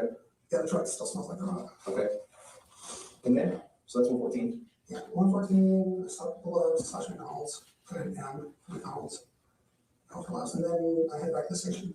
Good. What time did you get to the station? I didn't go Really late, later than normal? later. Later. Which would be after 8, before 9? I wouldn't say After that. 9? I would say that. Okay. At some point in this deal, did you ever turn off your phone? Did you ever get off the radar or anything? I mean, my phone died there for a bit. Okay. Where's your phone died I don't remember. at? At some point during this, your phone died? After you got hurt, after you picked her up? Okay, so your phone dies, you put it on the charger, I guess? My charger was kind of broken. Okay, so you put it back on the charger and then turn it back on, I'm sure. Yeah, I had to fuck with it a little bit. Okay, so when you get home, what do you do? Well, my fiance picked me up from work, and then just went home and went to sleep. Okay. Took my sleeping medication, watched Game of Thrones, and out. Okay. And then what time you wake up the next day? 6 o'clock, ready to go to work. Okay, did you make it to work on time? Late? Cassie likes to kind of drive by, which is. Oh, so she's taking, you took it. You said Cassie, just Cassie. Fiance, another one, all the time. Okay, so she's taking work, so she makes you late. Every once in a while, but she works at FedEx, and she works as one of the package handlers. Okay. What clothes were you wearing when you were in the jeans, those jeans, different jeans? Different jeans. We wearing those shoes? Yes. Okay. That shirt or a different shirt? So that was a different one. I have multiple FedEx shirts. Okay. So you don't remember exactly what time, about what time did you get to that house, her house? I think you actually have the timestamp on when I did that delivery, I'm not sure. Okay, so whenever you delivered that package or whenever that package was dropped off, it's when you were at that house. Okay, perfect. Okay. Now, did you take anything from her and you didn't, because I asked her, I said, did you take any of her clothes? Did you take anything from her? I mean, not that I can think of. I mean, I might have found a sock on the thing, but I just kind of threw it out. Okay, is that maybe or did you find something? I did find a sock, but that was just. Was it on her socks? I think so. Okay. But that's. Unless it was just some other driver's sock. Well, I mean, you would be able to know it's a little girl's sock or a driver's sock. So you don't know either way you found sock. Yeah. Okay. When did you find that sock? When I was stopped throwing out. Do you remember the truck number or anything that you read? I don't remember the DOT number. You don't remember the DOT number? Do you trust have any like number time there, like truck 41 or whatever, you know? I don't know, we just have particular It's just routes. random. They move around a lot. Okay, so you don't have one particular truck assigned to you? Yeah. Now, like today I was in, like, normally we're driving like cutaways and stuff, but today I was put in a box truck, which I hate because you don't have that kind of thing right there to go back and get packages, you have to open it up from the back. Okay, so the truck was the bigger truck or One smaller? of the big trucks. Okay, We have 3 different types of trucks, like cutaways, step vans, which I prefer step vans, I'm tall, I have my head on everything. And the weird box truck things. okay. But you're under there when you said. Okay, and describe that to me, describe that truck to me. What's the back look like? Does it have a side door and a back door, or is it just one back side? All of them have the side door back door. Okay, so all of them have that, that's what it is. And the cab to the front of the truck, is it connected with the bed, obviously? Okay, but again, that's. I'm pretty sure, by the way, I do think she pooped herself also, and I'm not gonna say it, but you know what I'm saying. Okay, choke. All right, and here's the deal, Tanner, remember, we're gonna be completely honest to each other, all right? So honesty and transparency means that we talk to each other and we don't hold back from each other, and then we talk to each other direct, right? So you respect that, right? You told me earlier that's what you expect of me, and I think I've proven that thus far, have I not?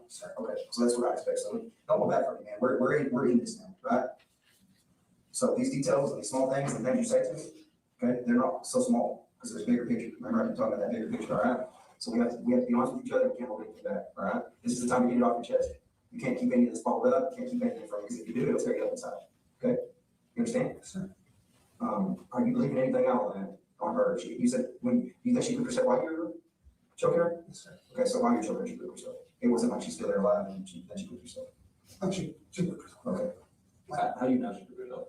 I smelled it when I was living here, some of it got on the floor. That's good. There's a little bit of pee. That was in the truck, so some of that stayed in the truck. Yeah, I cleaned it up. When I started, I was like sanitizing and stuff, and you clean it up with my phone. What'd you pay for it, Les, when you bought that stuff? Did you pay for it? I didn't pay for anything. I just asked something, I didn't get any supplies. So you asked the store person if they sent supplies? And they provided you? Male or female? Hispanic, male, white, male, black, male?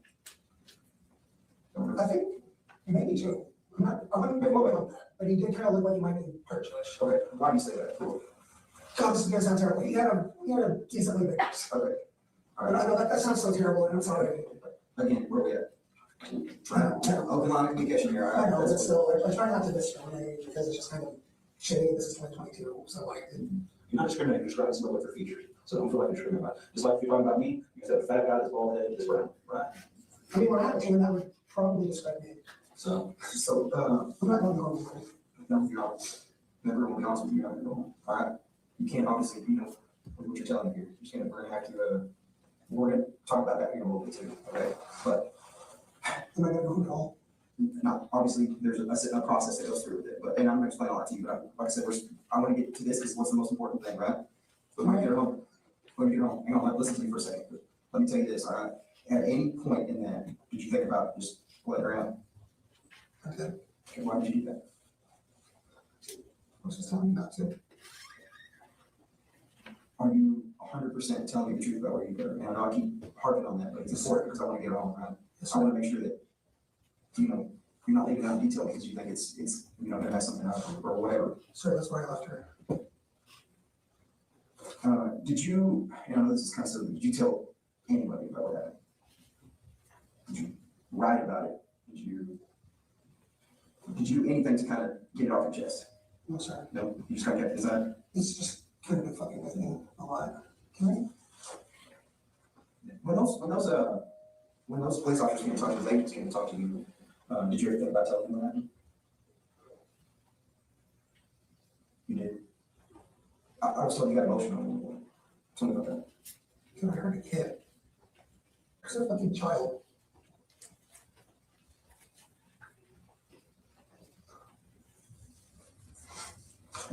Can y'all just, You admit it? can y'all just treat me bad, No, we can't do that. We can't do that. please? You admit it? No, I just want to be with my family. You get a chance to talk to your family and kind of explain it to them, okay? And tell them what's going on and fill them in. We're gonna give you that opportunity, all right? If you want to give that time. We were just.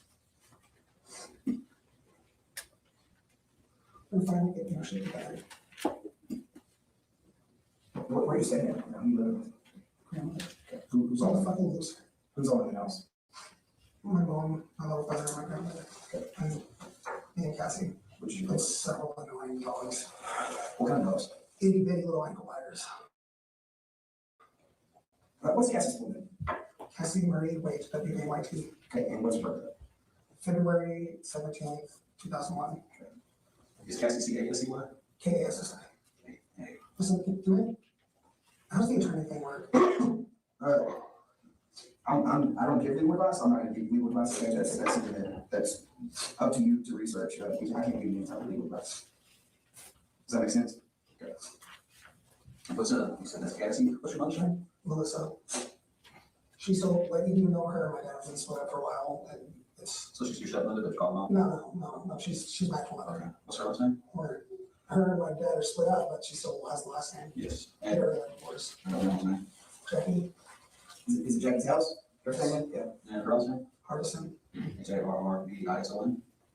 Is that correct? Sorry. Okay. You said somebody else was living there as well? My little brother, What's his name? Nick. Nick or Nicholas?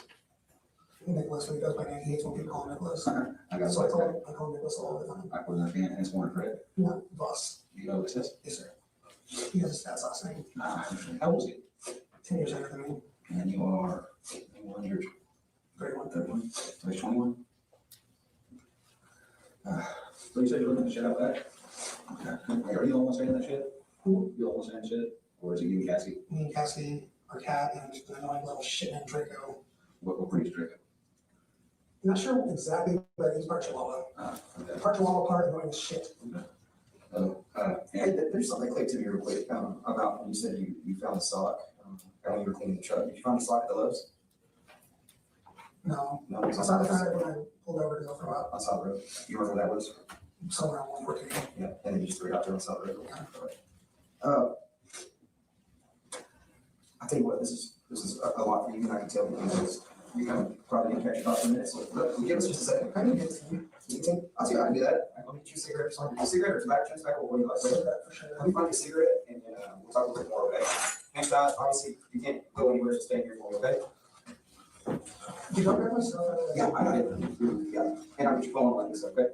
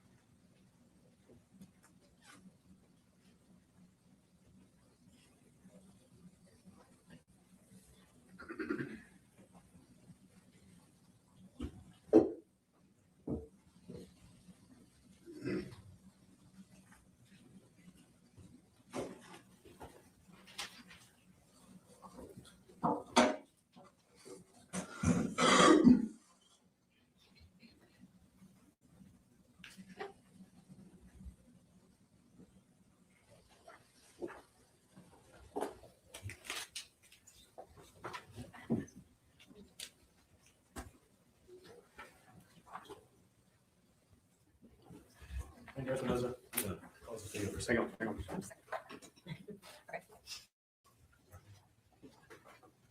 Okay. Andrew Espinoza, I'm showing you what we're on State's Exhibit 223. Can you tell me what that is? That's a picture of the board from that interview room with the writing from that day. Yeah, we just saw this board. Is that what's on the left of this video? Yes, sir. Correct. And I noticed on part of your video, you were talking about locations and maps. Is that right? Yes, sir. And is what you wrote and what Tim Horner wrote on that board? Yes, sir. As far as the maps are concerned? Yes, sir. But I noticed on there, he got up and he wrote something else. Yes, sir, that's correct. Now, what he wrote, is it also on that? Yes, sir, it is. And is that a true and accurate depiction of what you saw when you're in that room just now as we watched? Yes, sir, it is. Judge, would ask United States 223.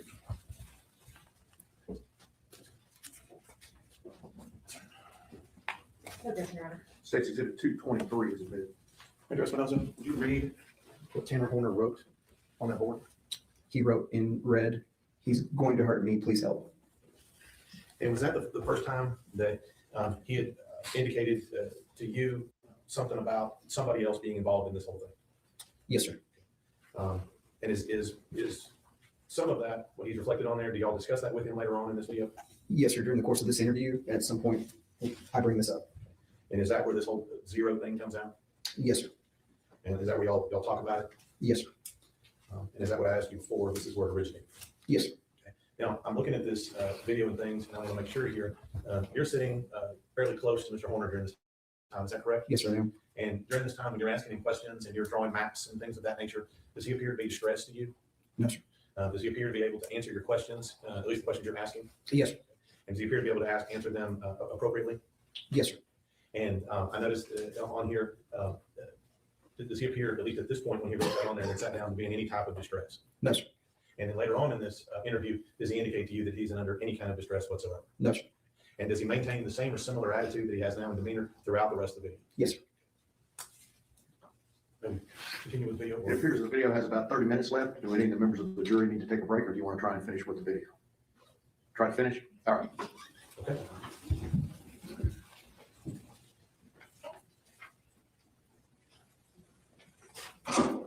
Hi, Tanner, I got working on this book for you.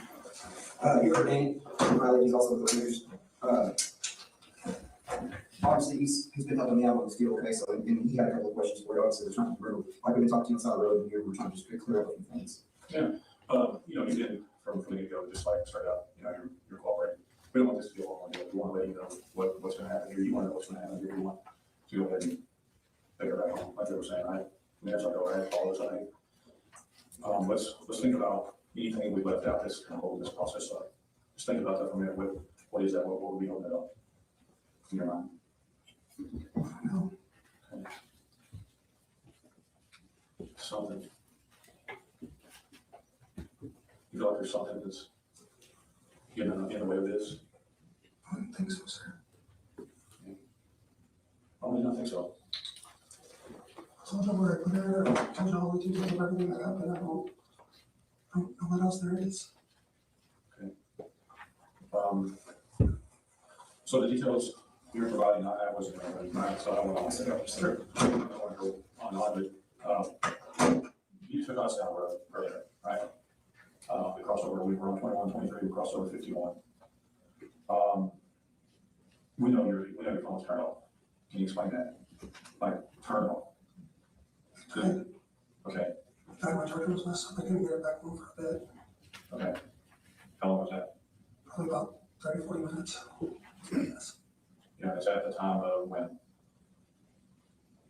What's happening on your phone is,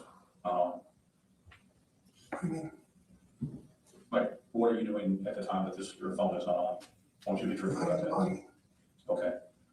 And just because you and I will both be truthful with each other, I want to give you everything I got. I want you to give me everything you got. I want to test your truth, okay, for a moment. The phone was turned off because behind the bike. That's what I would do. That's what you did. Correct. I'm more receiving information right now. Okay.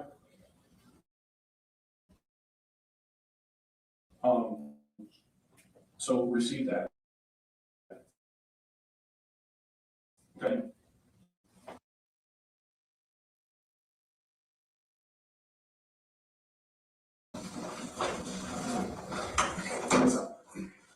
I'm gonna go ahead and do all this above us stuff here. So when I came in here, I went like this and I backed up and I hit the girl. She was on the ground crying. I felt bad about her, tried calming her down. This voice in my head told me, give her, gonna get in trouble. I had to do something with her. So I told her to get in the truck, and for the whole time I was trying to figure out what the hell I was doing.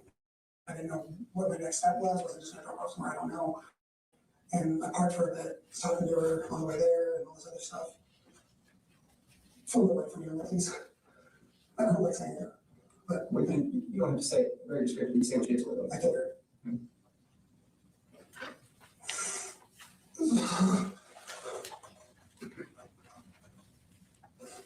I was trying to figure out what I was gonna do with the body, so we left here and started going down, like I was heading back to where I remembered the brush area. That was across 151, or not 51, that was across on the other side of 51. So I stopped there, waited for a couple cars to pass, took her out the back, and I put her in there. Just kind of tossed her in. And the phone was turned off where? I'm not sure exactly when it died. Sometime when I was driving over here, I think. Over where you saying you're at? I think, I'm trying to remember where it died. I was really paying attention to my phone. I was worried about other things at the time. What kind of cigarettes do you smoke? Lucky Strike, Lucky Strike? Rebel Hundreds.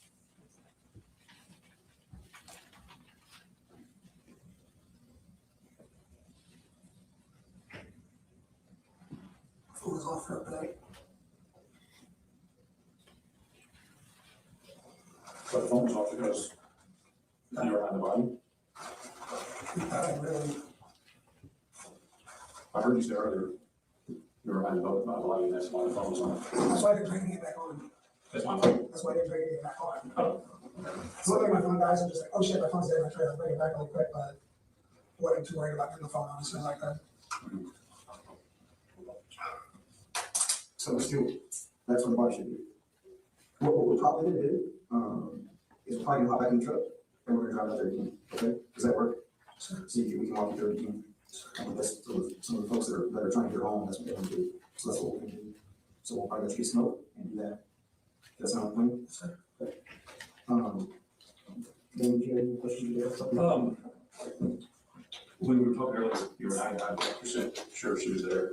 We talked a little bit more and you're 100% sure. So, I mean, there is some changes in your percentage, so I'm just trying to see. I'm saying the exact, like, right there, like there's like maybe, what, 30, 40 feet of that stuff? Yeah. So that's where the 1% came in. Okay. Is it possible to move further in there than you think? I didn't even technically even go in there. Okay. I was right outside the edge and just kind of tossed her in. When you say tossed, are we talking like a hard toss, like as hard as you can in there, far, or is it like right there? Like right there. Okay. Well, did you try to hide her? I tried to make it to where somebody would find her Or somebody would find her? Now, how did you do that? by not throwing her too far in, Why would you want her to be found? because I'm a parent. I wouldn't want to know, I wouldn't not want to know. Okay. During the next couple of days, you didn't return? Sure. Why? You're a parent. I didn't want to know. I didn't want to know what was, I was hearing updates about this constantly. I was just asking you that. Did you see it on social media? Did you see it on the news? My grandmother, she sent me stuff about it at one point. Then, I was passing that road yesterday and I saw a bunch of people down the road, so I kind of already knew what was going on. Well, you met with FBI the other day and you didn't tell them you're a parent. And you didn't tell them the truth. Right? They were looking for her and they're a parent, you didn't tell them. So, what do you mean that wasn't you? They didn't talk to you? They talked to me, but they didn't talk to me. Okay, interpret that for me. What you write that for on the board? When you said that, you wrote that. Why did you write that? If I say too much, I'm going to die. Why do you say that? Zero's gonna hurt me. Who? Who's gonna hurt you? Zero's gonna hurt me. Zero? What? Z-E-R-O?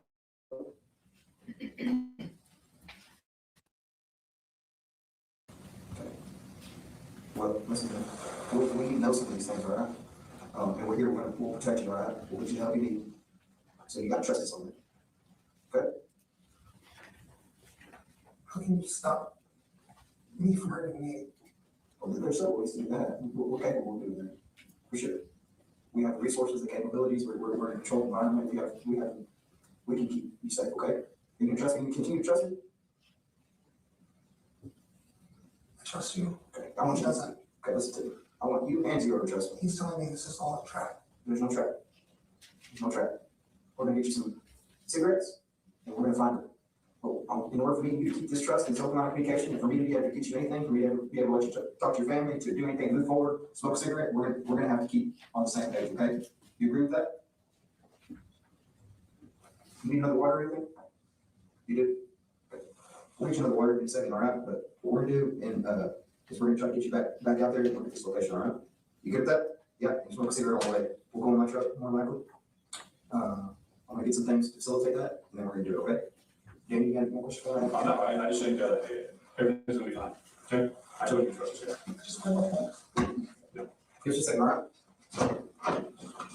You know, what you, Where you need it? so, if you can do some more, we'll take another ride. You know, it's just about doing the right thing. And it's hard to do the right thing when you agree sometimes. So, I didn't know what to do when either. I don't know. Honestly, I kept telling me I'd be able to get rid of her. Yeah. I just wanted to leave her there, hope that she would tell me. Yeah.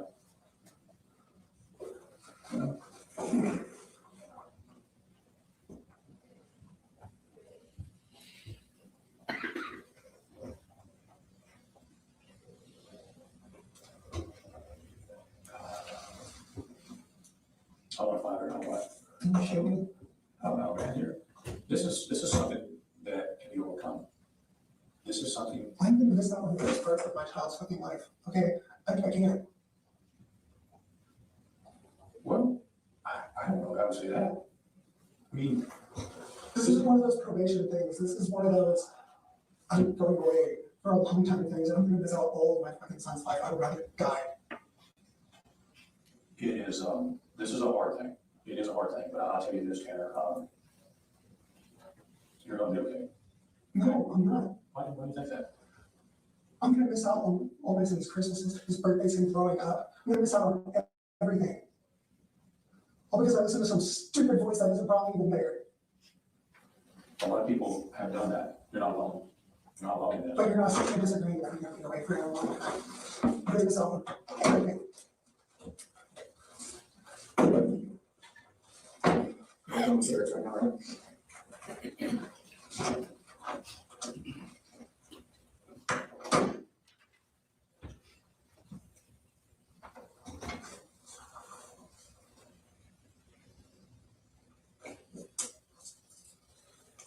I think what we're trying to figure out is if there's anything that you're not telling us, you know, based on what we know. See what I'm saying? I think we're trying to help you, and then we're trying to figure out how much you're trying to help yourself. Thanks for that.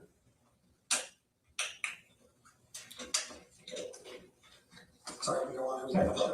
No problem. We want you to help you and for us to help you, helping us is beneficial, right? Our expectation with where you took us is that we're there, we got her. It hasn't been when this happened, so it leaves us curious. I understand. But I left her there. That's where I put her. I don't know how you guys haven't seen her. Like, I did not throw her in there for her, like, at all. She should be, like, almost visible.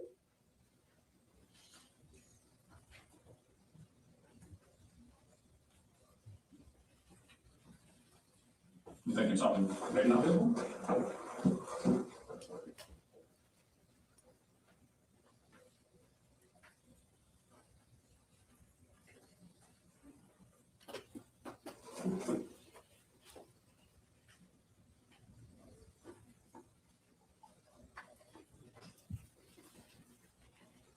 So I was saying we need to speak to an attorney.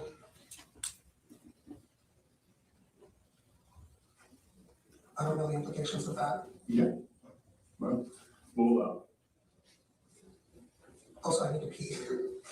okay. I think you're trying to get your cigarettes. So as soon as they do that, we'll get you up and out of here and you can have cigarettes. And go back.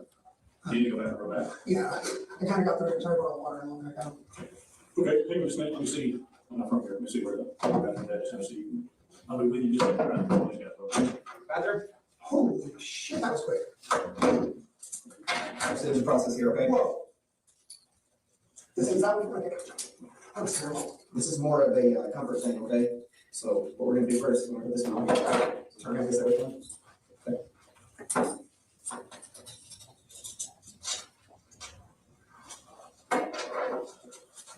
We're just gonna do one hand here on this side.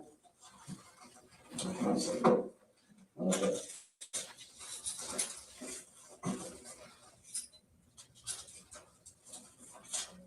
So that's about, that's about. Okay, we're gonna go up here like this. Okay, if you got a pee, so what we're gonna do for now, just lift it through there, just sort of like that, so just do that. I don't know, just keep one hand, because you got a pee, all right? Right, you see how to pee? You can't exactly. Okay. Oh, there's an ankle strap. Yeah, that's a great thing. Yeah, you just walk around with those. All right. Which walk around? Hang on a second, actually. That easy? Hang on, right here for a second.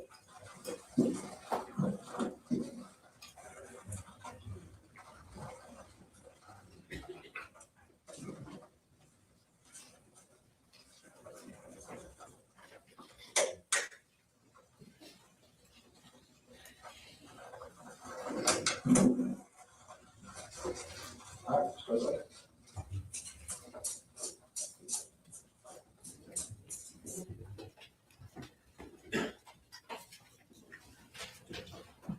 Frank Espinoza, now that you're aware of this conjured persona, the City Road person, what is your plan to do with that at a later date?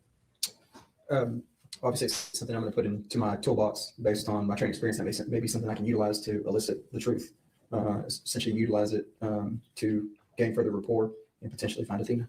And was that the case in this case? Yes, sir, it was. And so this video, when it ends, I notice where you're still in the interview room that you described before, is that right? Yes, sir. And then where do you go next? We go to my state issued pickup and we go back to drive the routes to see if we can jog his memory. All right, let's pause, take a break. We'll come back in about 5 after 3, okay?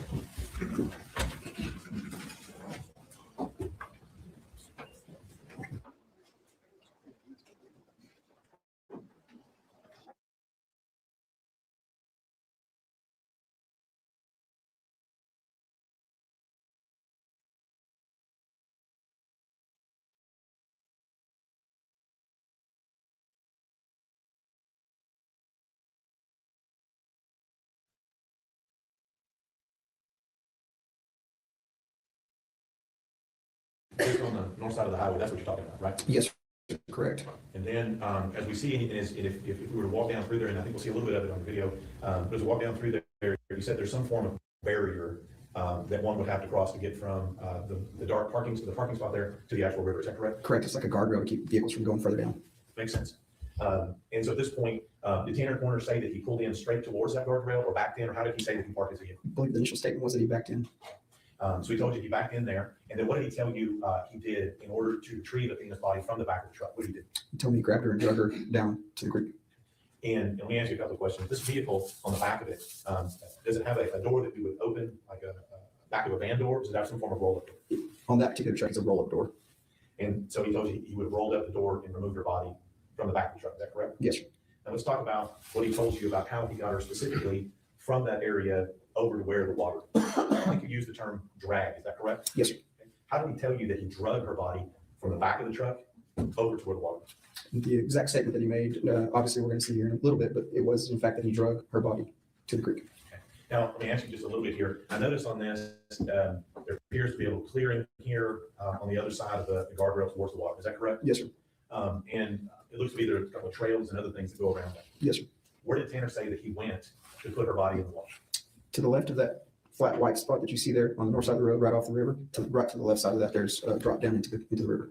And this is what I would believe, because people would fish from there or something else. Is that right? Correct, yeah. You could just access it by walking down, which would make the river accessible to you for whatever recreation you were taking part in. So the distance between where he started dragging her body on one side of that barrier, all the way down the trail, down the side and down to the water, how far is that? I can't give you an exact measurement, but it's got to be at least 30 yards or more. Okay, so 100 feet or more? Yes, sir. And then down to the water? Yes, sir. Okay. And this terrain that's there, is it smooth and flat like a sidewalk? No, sir. It's rocky, rough. As you're walking in, it was muddy at that particular time. So no, it was not easily accessible, especially not at night. And so his statement is that did he tell you if he drug her by her feet or by her arms, or how did he drag her? I don't remember the exact statement. I'd have to reflect back to the video. And then we get down to the water. He's now drugged her down to the water, and what does he tell you that he did once he got her to the edge of the water? He told me he dropped her right there over the edge. Let me ask you, so you get there, you're there in your truck now. Mhm. Ranger Briley is there with you. Investigator Oliver is there with you. Tanner Horner is there with you. Correct. Does he give you directions to go down where it was? Do you go with him? What is the process by which you got down to where he dumped her body? We get to that location at Bubbles Crossing, to the guardrail portion of that location, and I pull him out of the truck, and he physically directs me down to where he put her body. So he takes you all the way down to there. Yes, sir. When you get down there, tell me a little bit about the water conditions and the depth of the water when you get down there. Obviously, that portion of the creek, the water goes approximately 1 foot and gradually increases to the middle of the creek. So it goes from shallow to deep. At that time, it was stagnant. I just posted it. I'm going at 5 my time, which is like an hour and 10 minutes away. I just posted it. I'm going live over there for a few minutes. I don't know how long I'm gonna last, but I'm gonna go over there. So it was hard to see. And let me ask you, when you got down there, Ranger Espinoza, did you find a theme? Did. Tell me about, was she in the water? Yes, sir. How deep was the water that she was in? I'd say approximately 3 feet where she was at. Were you able to see her clearly walking up on it? I wasn't initially. So when I first walked up to the edge of the creek, he told me she's right there. That's where I put her. And based on the water visibility, it was dark. I had a flashlight. I angled the flashlight at different angles, and I was able to see her nude body buoyant beneath the water. Now, when you can see that, did you see the entirety of the body or just parts of it? Partially. And how were you, what did you have to do to be able to see? What was the manner of means you were able to have? I had to adjust my flashlight in a certain way where I could see, but it was very clear she was there once I did that. Right when he finally told you she was? Yes, sir. Now, in the water, what is her position in the water, if you remember? Based on my location, I could see that she was obviously buoyant beneath the water, and it appeared that she was face down with her arms at her side. Time out.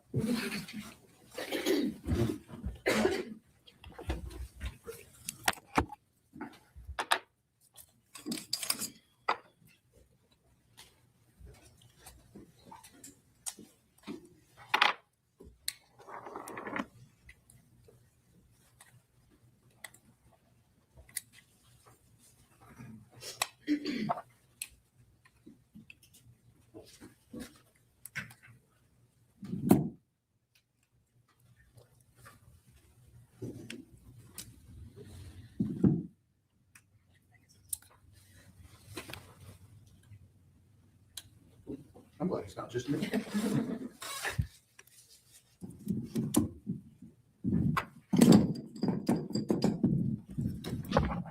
Thanks, sir. Go ahead, sir. Thank you, Judge.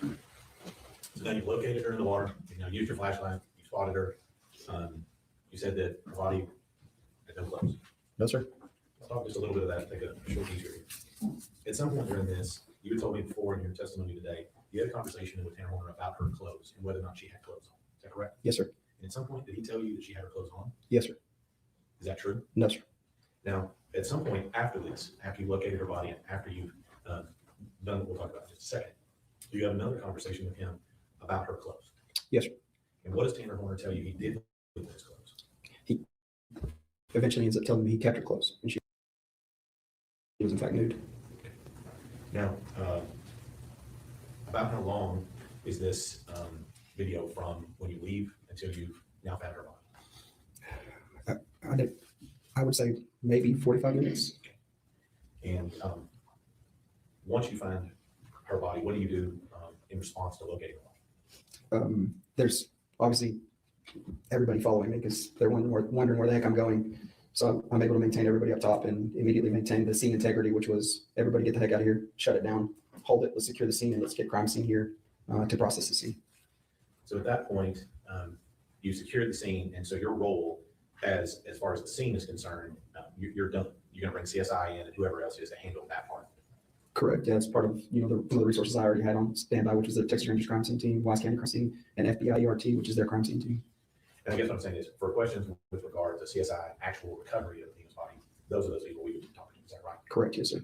So you've got the scene secure. You still have Mr. Horner with you. What do you do next? I load him back up in the truck and I take him back to the Wise County Sheriff's Office, continuing to get, some more details, some more facts.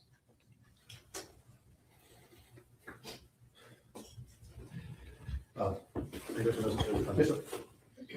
Let me show you State's Exhibit 37. Similar to before, have you reviewed that? I have. And how do we know that you've reviewed that? It's got my initials on it. And what is that? It's going to be essentially what we deemed body recovery or the field interview. And that would be from the jail, as we saw leaving, all the way until we locate her. Correct, yes, sir. And it is the actual location of her body contained on this video to some extent. Yes, sir. I don't know how clear it is based on the fact that it's on the body camera, but you'll be able to kind of see what I just walked you guys through. United States 37. Any objections?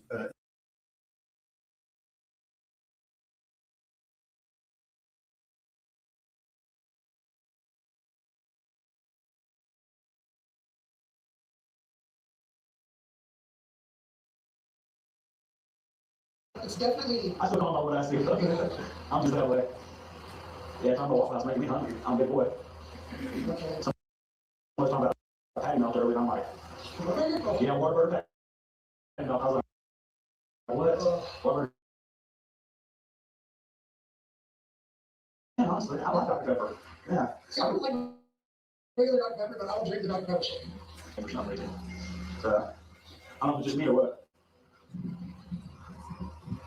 Oh man, I'm just thanking the Lord it's not 30 degrees right now. It's crazy though. Goes from 20 degrees to. My conversations with God right now. I do understand that. This is not a great situation. I appreciate you being honest with us. What happens if I get an attorney right now? You get an attorney right now? I mean, that's your legal right. But you shouldn't go through the process of going to jail, shouldn't do all that. So, I'd like to be honest with you, just to finish this out. I told you guys pretty much everything in this, but. Oh, I know you have. I was gonna say that's in like another. You sure did. Dirty dog. I'm sorry. I'm dirty dog. Oh, you get. We got trustees that you can talk down and talk about. Because we got trustees that come out here and clean up, and they'll find it and they'll take care of it. Because So it doesn't go right. I understand. So, Last time I was in handcuffs was like 4 years ago. Suicide, that was.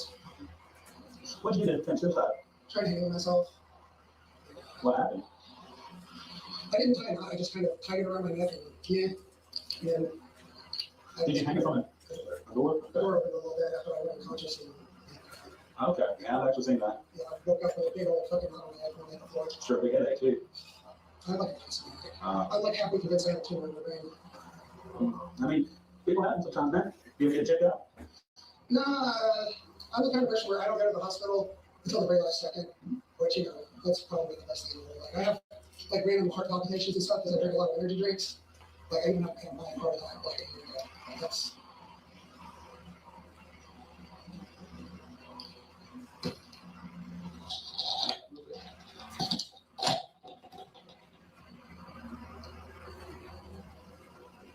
Okay. Yeah, absolutely. I don't know what happened to him. Yeah, he was those too. They take him? No, you got a cigarette? I think I put him on shirt. Hang on.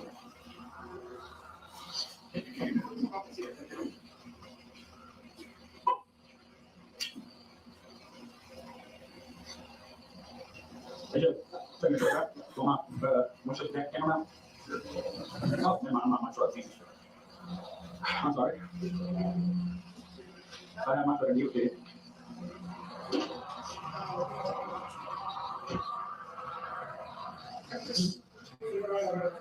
Yeah. 5-star review, remember that. 5-star review. I had 60. If I could give myself 6 stars. Yeah. Free. How was my driving? Not as bad as the cops before. Come on. What did you say that tonight? Okay, so.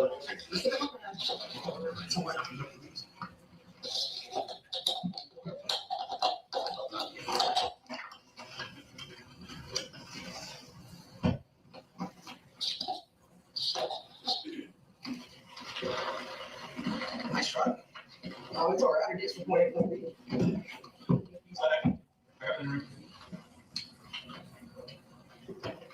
All right.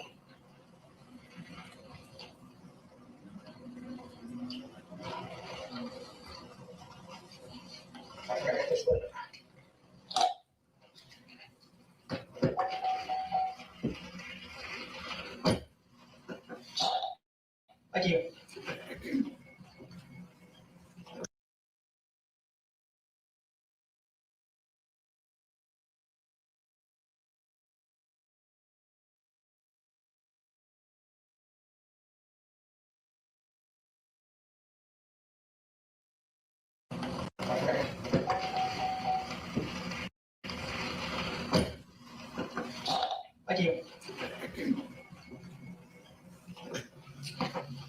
you let the guys that are out there looking, let them know we're coming back up? Yep. All right.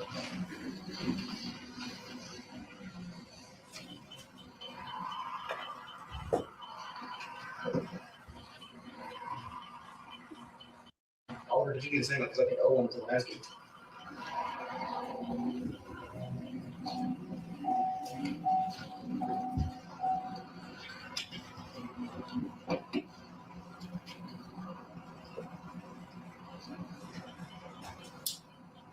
Guess I'm not gonna be able to make it into work on Sunday.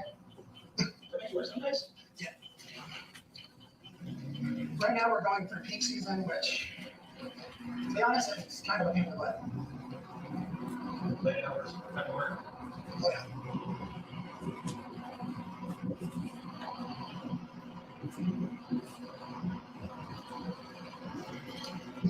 Oh, here you go. Oh, I was gonna roll that up for you. I was rolling up for him. I don't mind the cold. Oh, yeah. Is it cold out there? It's a little heavy.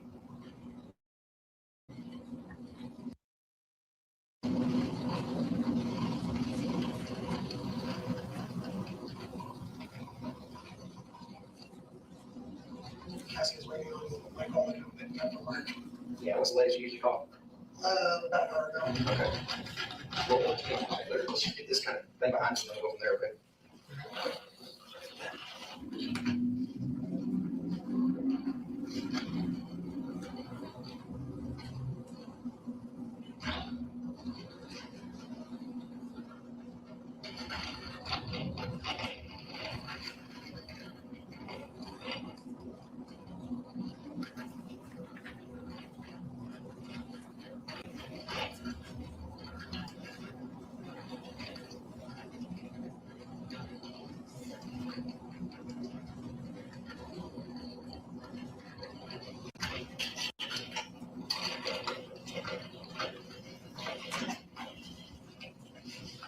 Don't worry, be a good driver.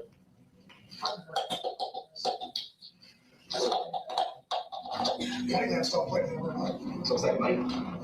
Yeah, I just didn't like the whole being 1099 thing. Oh, yeah, what was that? Yeah. I thought it was big enough for they. I can think about it. Years, they're still the whole 1099 thing, which I think is ridiculous.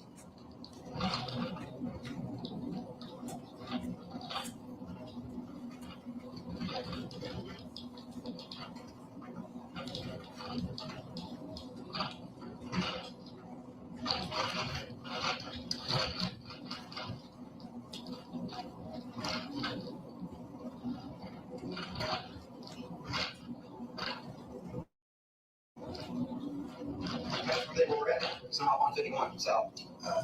Not really, I don't know anything. So this is right south of Decatur. You come in on 51, you're right south of Decatur.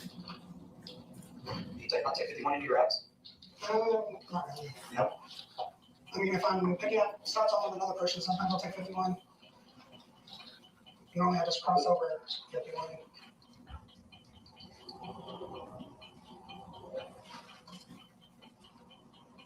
The thing about 51 too is it's very busy.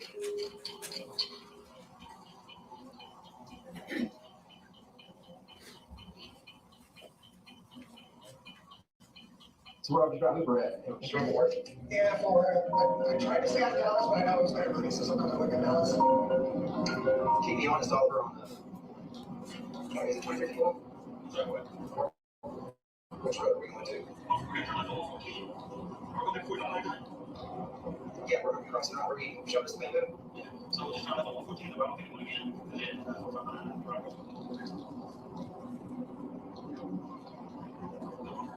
what is it?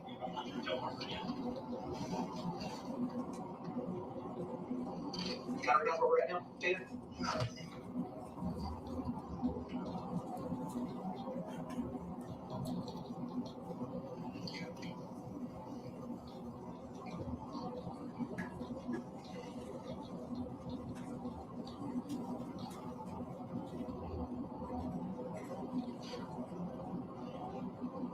Hey, maybe you pull up your maps.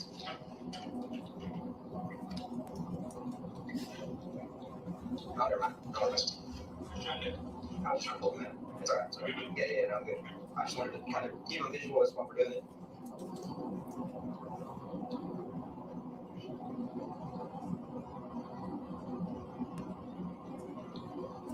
Jim, I'm just here too. Get out here. Roll the windows down, let you slow. Does that sound good? Yes, sir.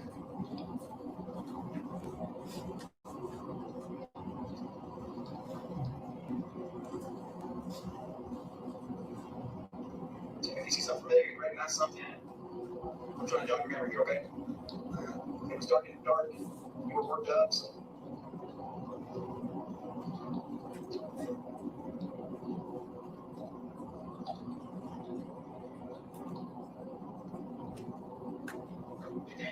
Yes, dark. Can you touch the car? Yes, sir. That's right. Yes, sir.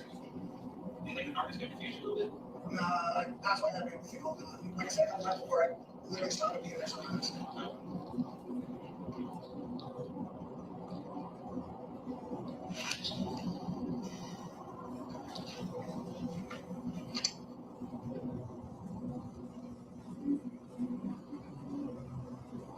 Traffic's pretty backed up. Wouldn't wait for me to back up.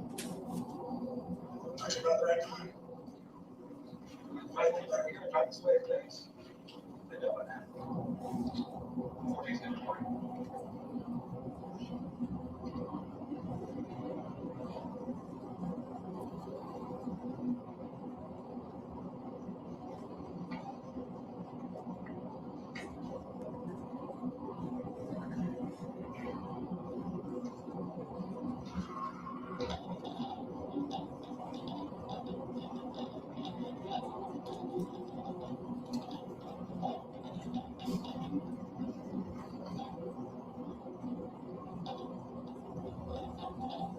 So this is about the time, right? You're saying this is about the time you're right here.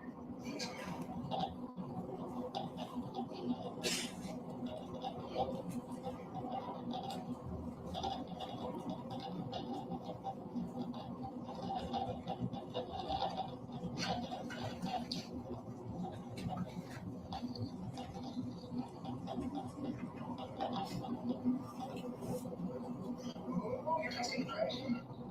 Well, I'm actually looking and driving, but it's just as bad as. Sorry, we'll do that. I appreciate that. You want this idea? No. He does give me a hard time. Everybody gives me a hard time, though. Okay, so we're getting pretty close to 114. Obviously, is this turn your memory on?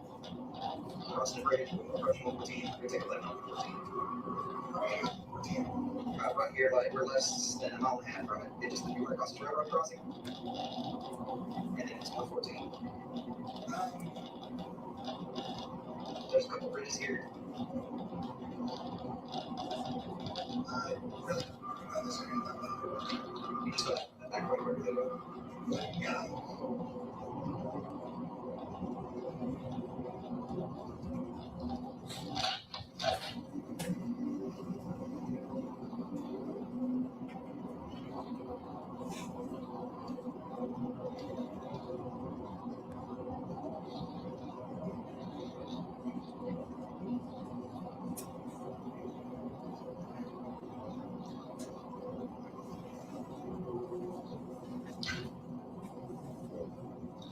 Starting my rail. This is 114 right here. I just want to keep you alert of your surroundings. That way, if you go to this job.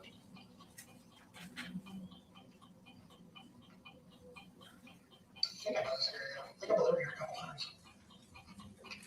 Is 51 that way? 50, oh, yeah, 51's this way. No. Yeah, oh, yeah, I'm sorry. You go around and it turns into 51 south. Go around that little bridge. So 51 south and 142. Is that what you meant? Yeah. I didn't even know there, like 51 was past the bridge. Okay, so we're 114.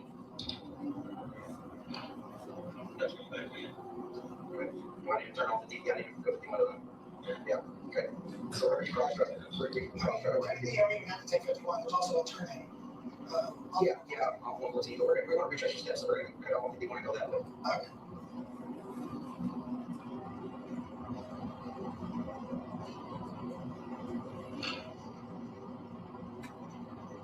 What happens when I get an interview? Sir? What happens when I get an interview? I don't know the legal system. Yeah, like I told you earlier, I can't really give you legal advice. Obviously, you know, just the same thing as what I explained to your rights earlier. Just that's basically the rights you have afforded to you.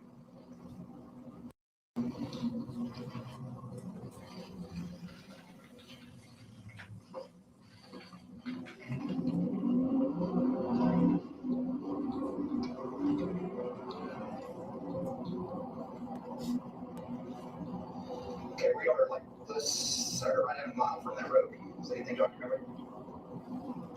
No, that's part of the road. Okay, yeah, I'm not past over. Okay, but you usually do that on a regular basis, right? Yeah. Okay.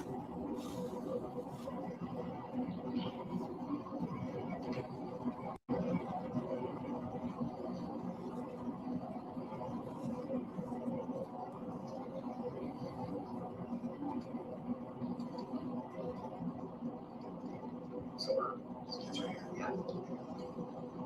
So this is where you crossed. Yes, sir. Actually, at the time, there was someone being pulled over. I think they're getting DOT inspection.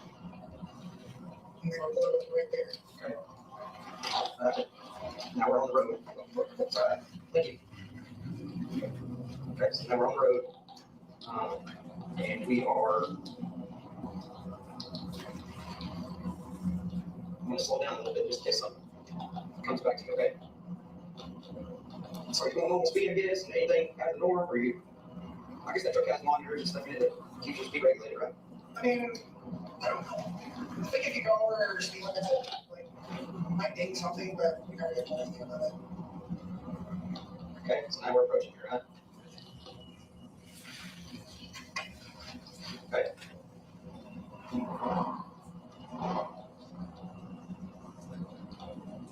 Anything? The car up there.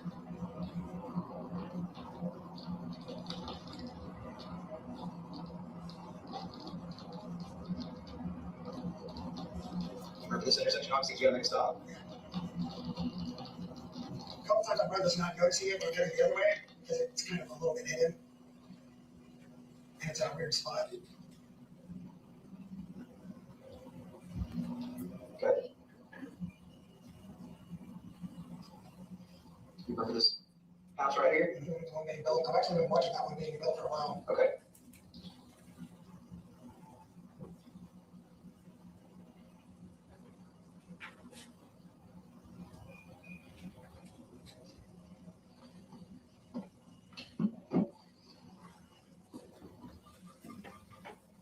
That sounds like Cassie's dog.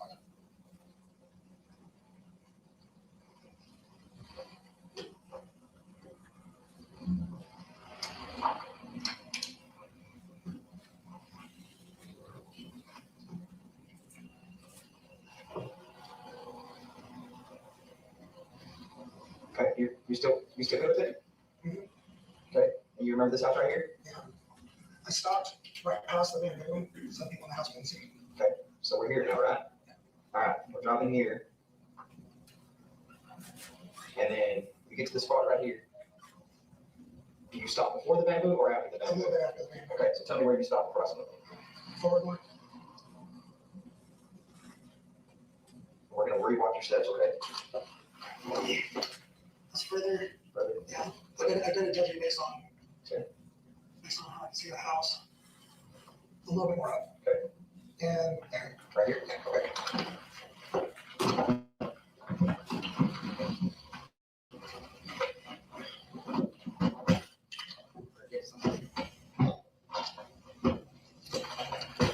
So you don't have to hug me.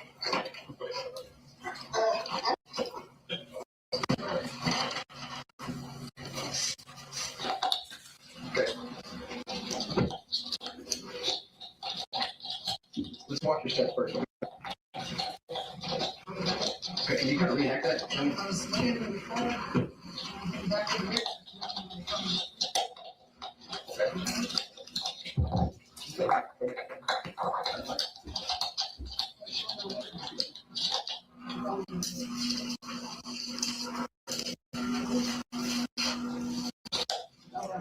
Okay, and you think she was pretty close? Yeah. Like pretty close to the. Yes, sir. Okay. Walk in about how close you think she is. About right there? That close to the road? Okay.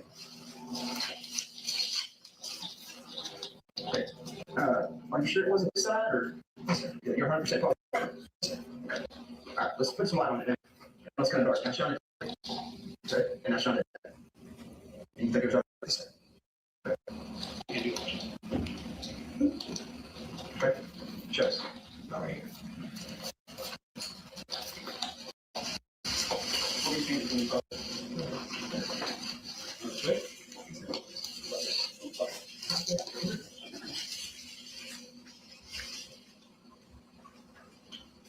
You remember that hard tree being there, that bigger tree in the middle of that?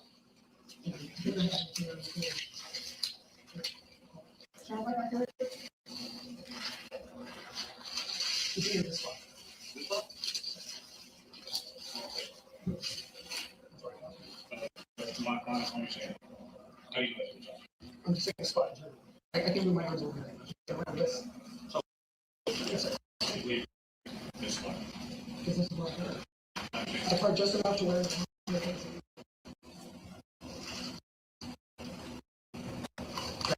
That's good. I'm gonna try to smoke a cigarette real quick. Back up.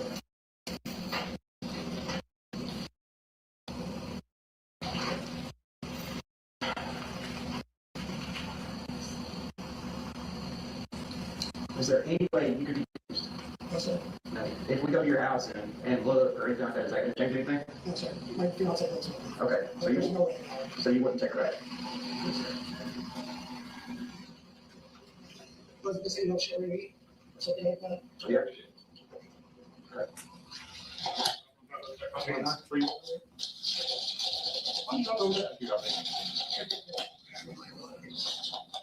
Like 3 or 4 cars, like in a row. And the developer went to run this versus over like this. Gotcha. Is that kind of dead end down there? Like people are gonna remember the next truck parts on private road. I got you. Something like this, people will just think, oh, they're just trying to get their inspectors on. Yeah, makes sense. Makes complete sense. I'm smart to a lot of people think, a lot of people think I'm Some people are pretty judgmental, man. So. Am I right?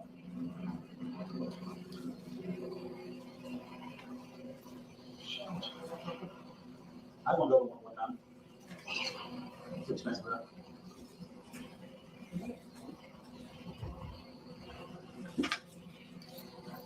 Imagine fuel alone is pricey. Oh, I've heard about fuel costs those things going up for a little while. What was I saying? Well, yeah, this economy's kind of going crazy right now. Doesn't have to be, but. I try not to blame whoever's in office, but it's hard not to. Well, they sent them $91 billion overseas. It's kind of hard not to blame them. And they can't track 20 billion of it. You know that? They've been trying to track it all. They lost track of 20 billion. Don't know where 20 billion went. $20 billion. American dollars. Mind your money. 20 billion of it. Yeah. When they asked about it, they're like, yeah, pretty much. Yeah. So, who made the money? Who made money? We don't know. I mean, it's just printed, but I mean, when you send $21 billion over there for aid, we don't know where it went to. So they put it in somebody's pocket. We have homeless people in our whole freaking country. Why do we have to help other people? 100% with you. 100% with you. We can help our homeless veterans, our homeless people, take care of them, feed our starving, our hungry children. But I'm just not out. So I don't know.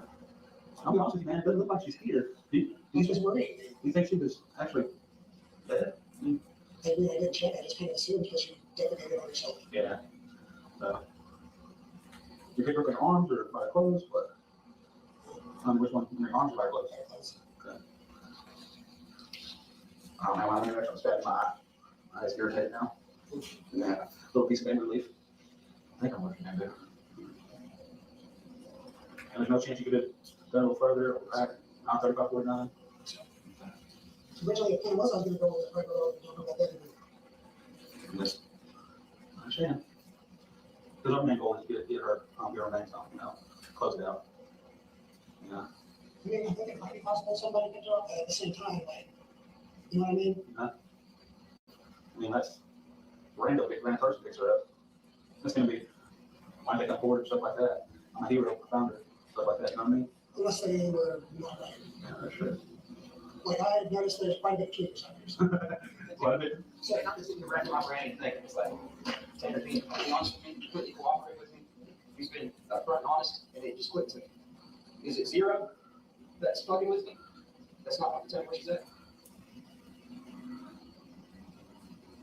Zero, tell me where she's at.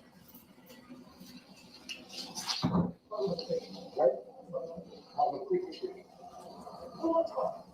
Can you take it to the zero? Take it to me. Tanner, trust me, why don't you trust me? I'll give it to you. Let me trust you. Take her home.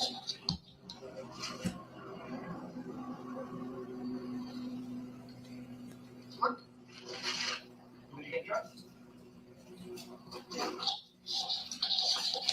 Come on. Good.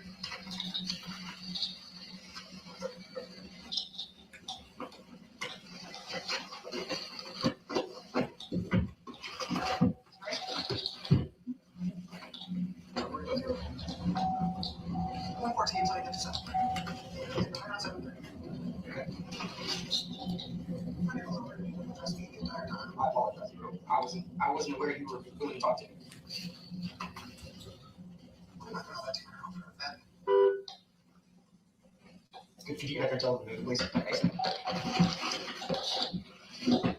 Hey, come on. Let's have a good. Read it out. Read it out.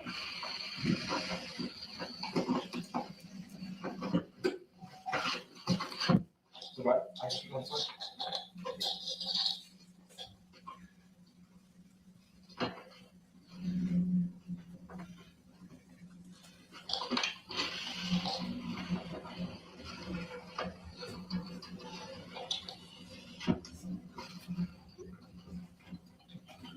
What?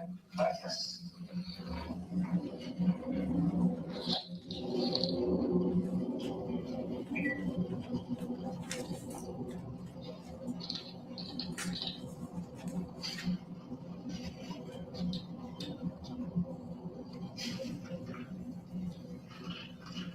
Right away.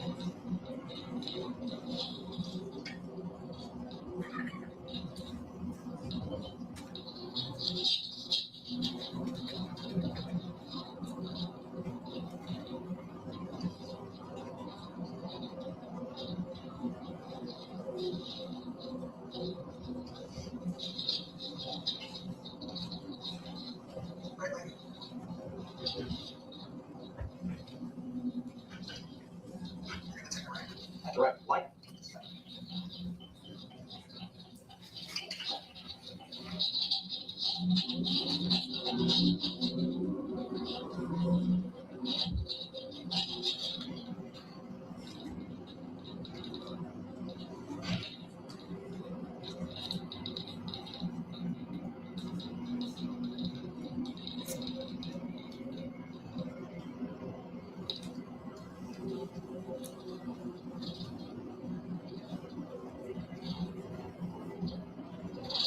Do you want to go slower? I think you're getting closer.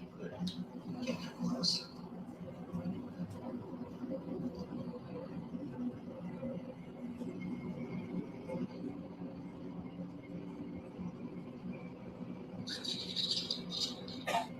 Slow down.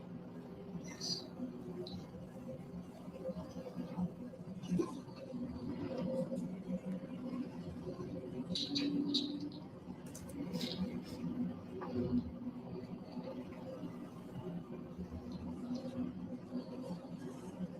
See where all the stars are?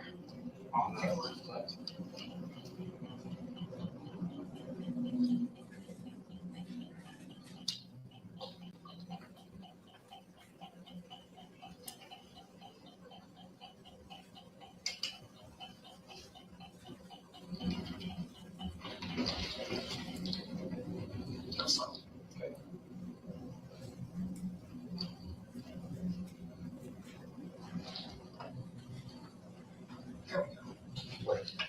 Where those trucks are?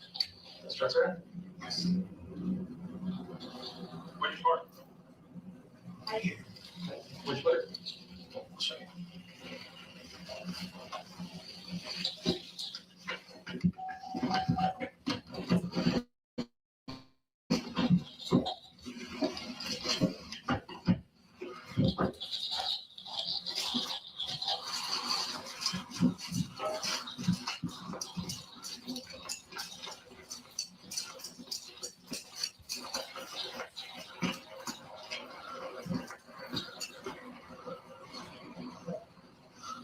You put it in the water?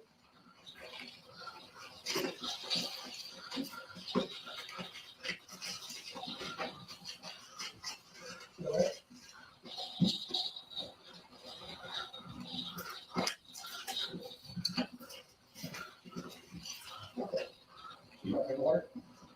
I have a couple in there. Toss it in, go back in the truck, start it over. No, let's get it back in there.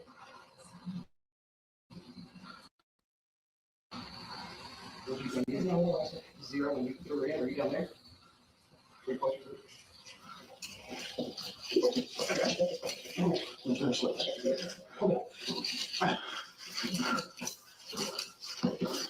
Yeah. Were you this far down? You said, well, you tossed her in right there? Did she sink? Did she sink? Did you toss something to her? Right there. Right there. Oh, yeah. There she is. Thank you, Zero.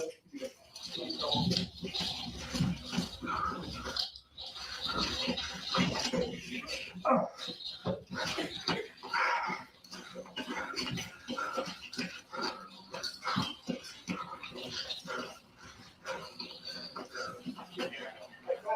Stand up, stand up. I'll work you on it.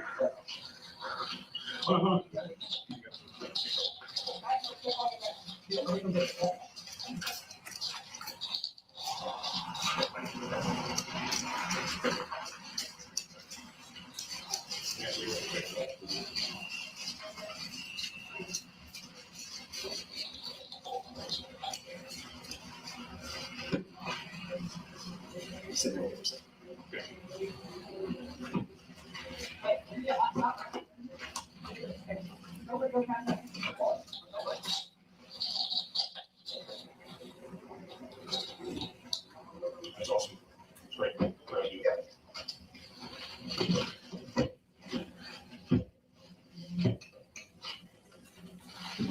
Zero. Thank you for getting here.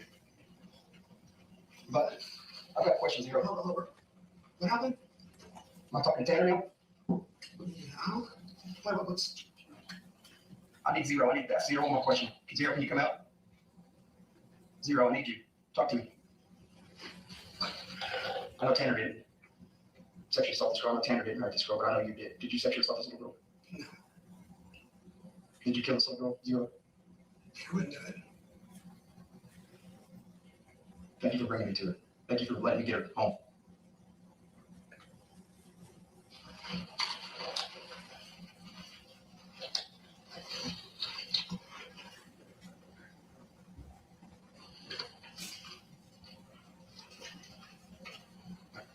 I'm gonna have to back up.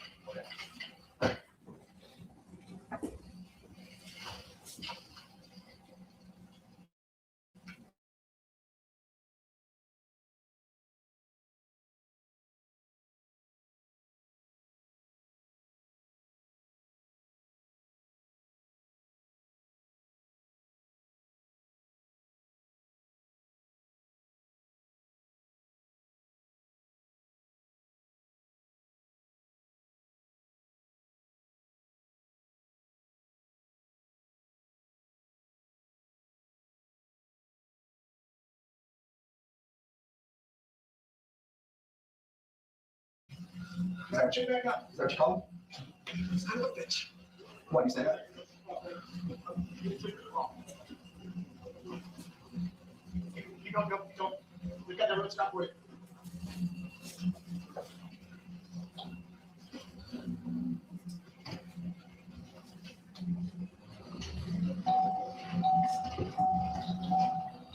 Sir, why do you call him Tanner, bitch boy? Because he made me come out. He made me tell him. I'm not. He's not. You did the right thing. We needed to get her home. That's the only way to do it.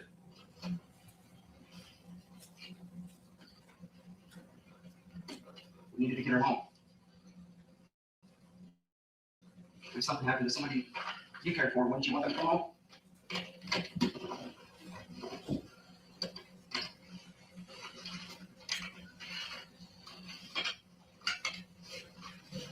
Zero, how long have you been with Tanner? About 6 months. Where'd you come from?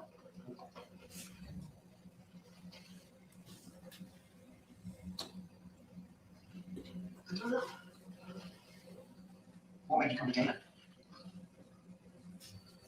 It's vulnerable. Where did you find him?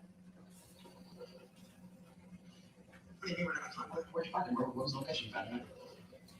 Did you just find him at home? Did you find him when he was in a dark place? Did you find him? Did he come to you? I found him when he started taking his medicine. That's when he first came out. He wanted to die. I wanted him to die. He seems to be more in control most of the time. Why do you want to talk to me? Zero, you've been more helpful than Tanner right now. Tanner was really honest with you. You helped me, so I want to know why you took advantage of Tanner. Tanner was honest, and he was really helpful. But you wouldn't let Tanner tell me where she's at. I had to talk to you to get the truth. Tanner didn't know. Last thing I can remember was leaving her in the bamboo. Did you go back to the bamboo meeting?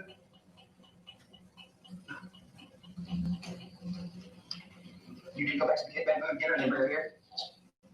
Immediately after she was put in the bamboo. Immediately? Tanner didn't handle this reality. So I took over. What was his reality?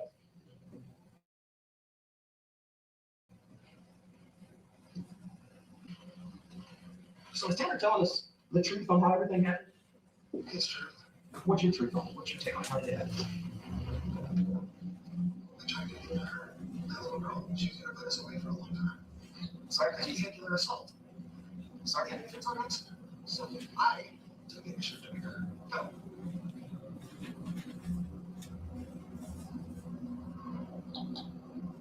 But everything that he told us is correct other than where you put her. Much. He wants to know me. Fine. Because he's clearly not this. So was that your attempt at getting me to talk to you and grow on board? Because obviously that wasn't Tanner. Or was that Tanner warning you about you? That was his brain.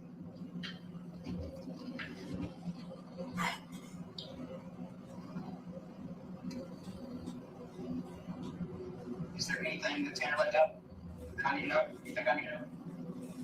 Because obviously Tanner left out. Is there anything you left out? That's what you wanted to know. Else for me. Yeah, why did you do that? I tried to set it out like someone else did it.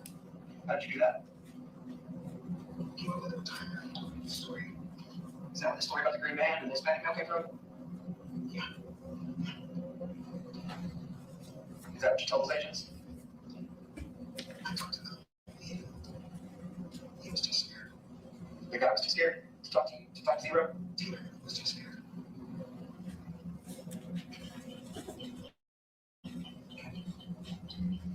Zero. Is there anything else I need to know? Did you do anything else to that little girl? No.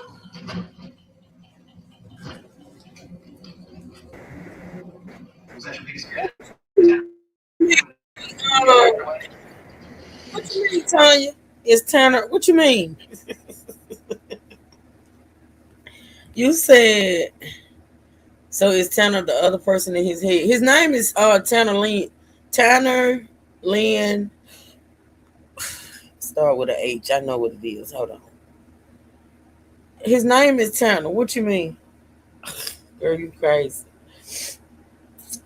Let's see.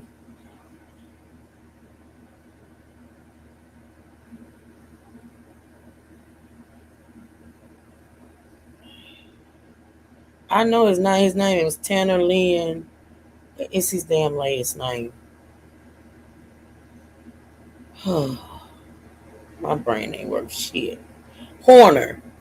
Horner. So what you mean? Is Tanner the other person in his head?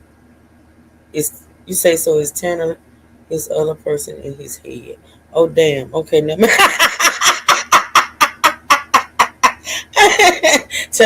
Tanya, you doing the truth? We almost done with this, y'all. I think we got like 15 more minutes, maybe. Okay. I appreciate y'all being here all day with me. I'm sitting here like we at the movies. I'm sitting here like we at the movies. Oh, Lord have mercy. Miss Lynn, time doing the truth. All right. What was he saying to you?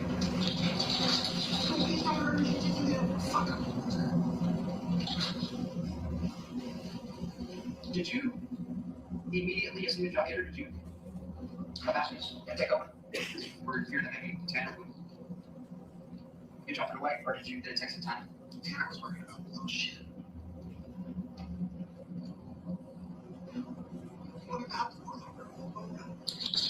Girl, me too. Why did you want to help? Do you want to help anybody? No. I love myself.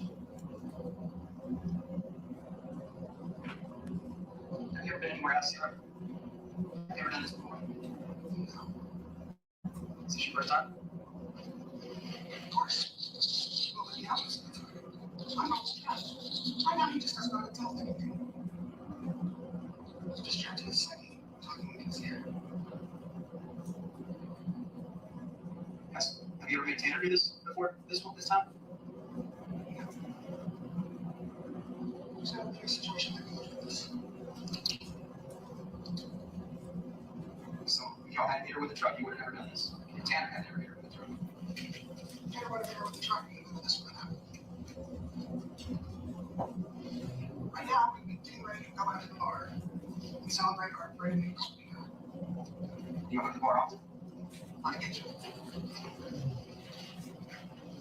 Tanner and Cassie like karaoke. Have you ever tried our Cassie for any reason? No. Does Cassie know about Zero? She does. How does she know about Zero? What does Cassie say to you? What do you think of her? I like her. She asked you? Yeah. Well, to be nice, she likes to play hard for her, but she's okay with us. I mean, why is that?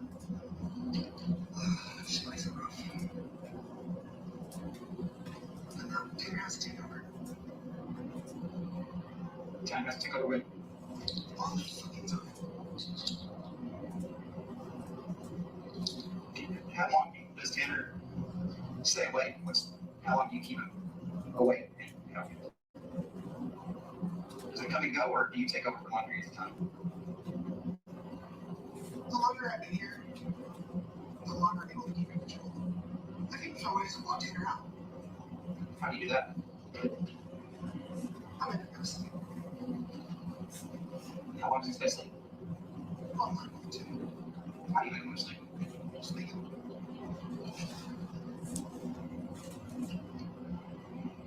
So, when you killed that little girl, was Tanner trying to stop you? Was he trying to come out or did you really say?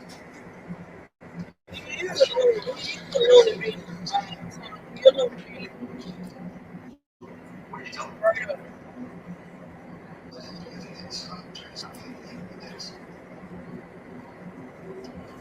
What was his response to that?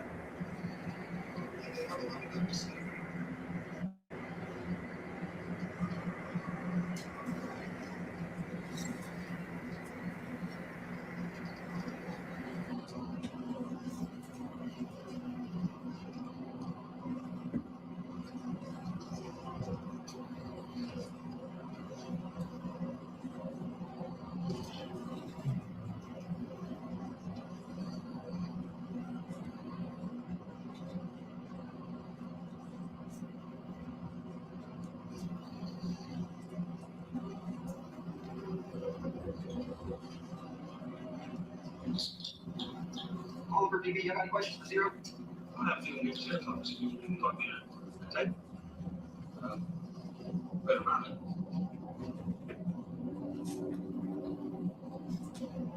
Zero said you only been here 6 months. 8 months? In those 8 months, how have you made Tanner a lot better?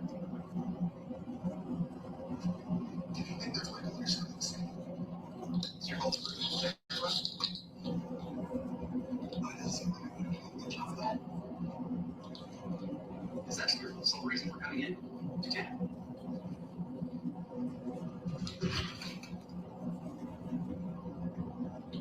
He doesn't have a way to go.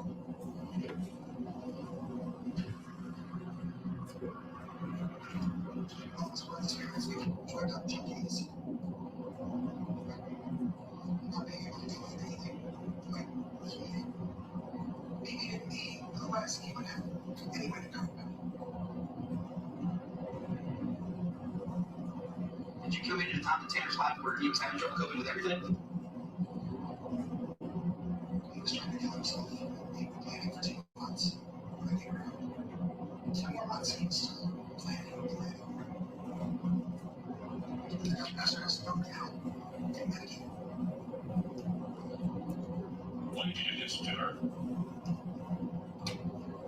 Well, I can't have any fun if I'm in jail. Say what? You can't have fun if you're in jail. I can't have fun if I'm in jail. What's your idea of fun? So you're saying that's why you didn't play particular? I'm a very big fan of Quincy. Cocaine or meth? Okay. Is Tanner or just you? Tanner just likes being like the world that we're fun that way, he just wants to relax.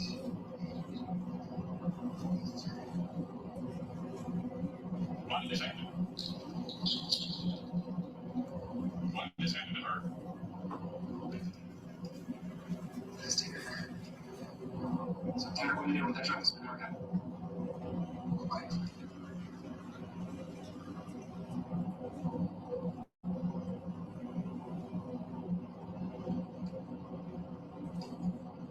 Why her and not someone else? Because he had her with the truck. So you never intended to hurt anyone unless it was going to potentially cost you your freedom. You would never just randomly hurt somebody. Tanner doesn't want me. So Tanner keeps you suppressed from hurting anybody. But if, when you hurt her, that kept you from partying, that kept you from cocaine, that kept you from doing what Zero likes to do. So you knew if you didn't take control, that Tanner would get you put in jail. Is that right? Right. But you knew if you didn't take complete control and take care of business, Tanner wouldn't. Because he's like, what?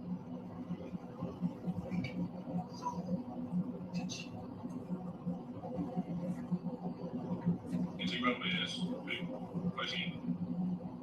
I want to get stuff done.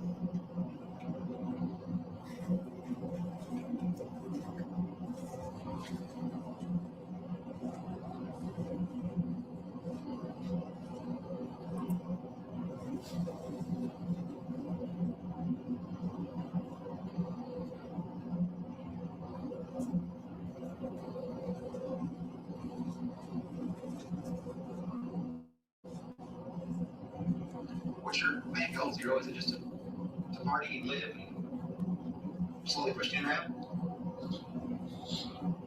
I wouldn't be able to push Tanner out even if I wanted to. Why's that? Is it hard for somebody only been around that long? Just next to the right there. It is. I find it to be completely impossible to get rid of anything. Yeah. This is the first time you've been in anybody? You've never taken on somebody else? You've never been any person? Only take one. This is the first time I've been around Tanner. When were you around Tanner before? I would be the store 13. Did you do anything when he was 12 or 13? Did you hurt anybody then? Only Tanner. That's bad. You might hurt. You don't know. So this is the first and only time Zero's hurt anybody. Tanner. What did you do to him? How did you hurt him? I know, as you say, look at your arm.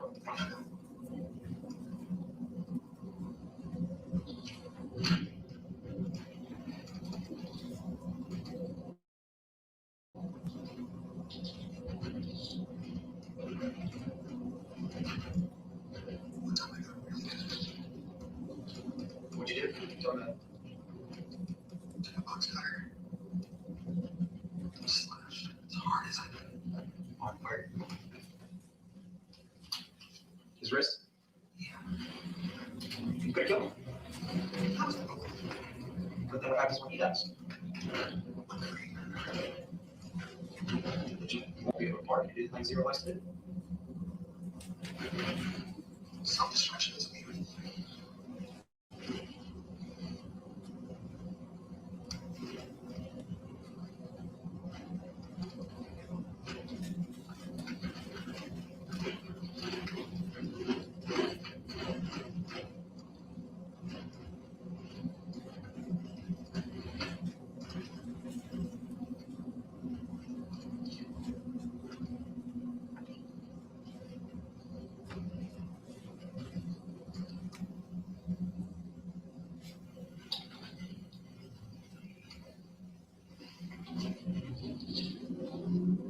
Zero, how did you choose that spot? What do you mean? Why that spot? What spot? The spot where you took her body. Because I knew you would tell. Eventually. So that was the spot where she might not be found. Did you wrap anything around her? Did you do anything to weigh her down? Like what? What? Anything? Rocks? Anything touch her or anything like that? No. Did you turn your phone off, Zero? Yes. When did you turn your phone off? When I took over. What did you do that for? So nobody would know. You're afraid somebody's been tracked by something? They say something no. Where'd you get that idea from? All the crime shows and stuff, I'm sure? Saying yes.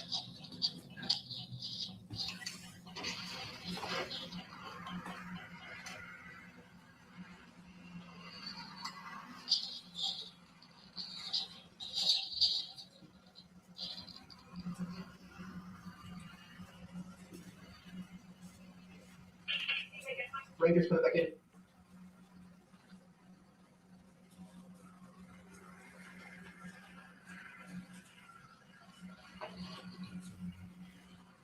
That's another one. The Rangers put it back in.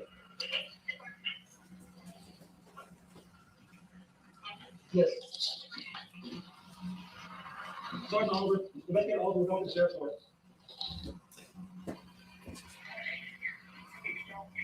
No, you got to go.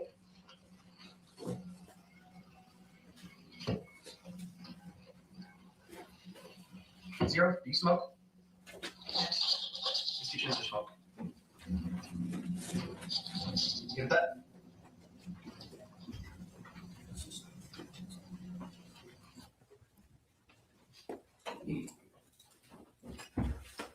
You want to stop and take people? Yeah, we can. There's some left and then there's one like this. Okay. Do y'all want to stop for today and start up in the morning? I'm fine with that, Your Honor. Is that agreeable with the day? Yes, Your Honor, I refer to the court. Okay, we're gonna stop for today, okay? Go back to your room and I'll have Deputy King tell you. I need coffee water. All right?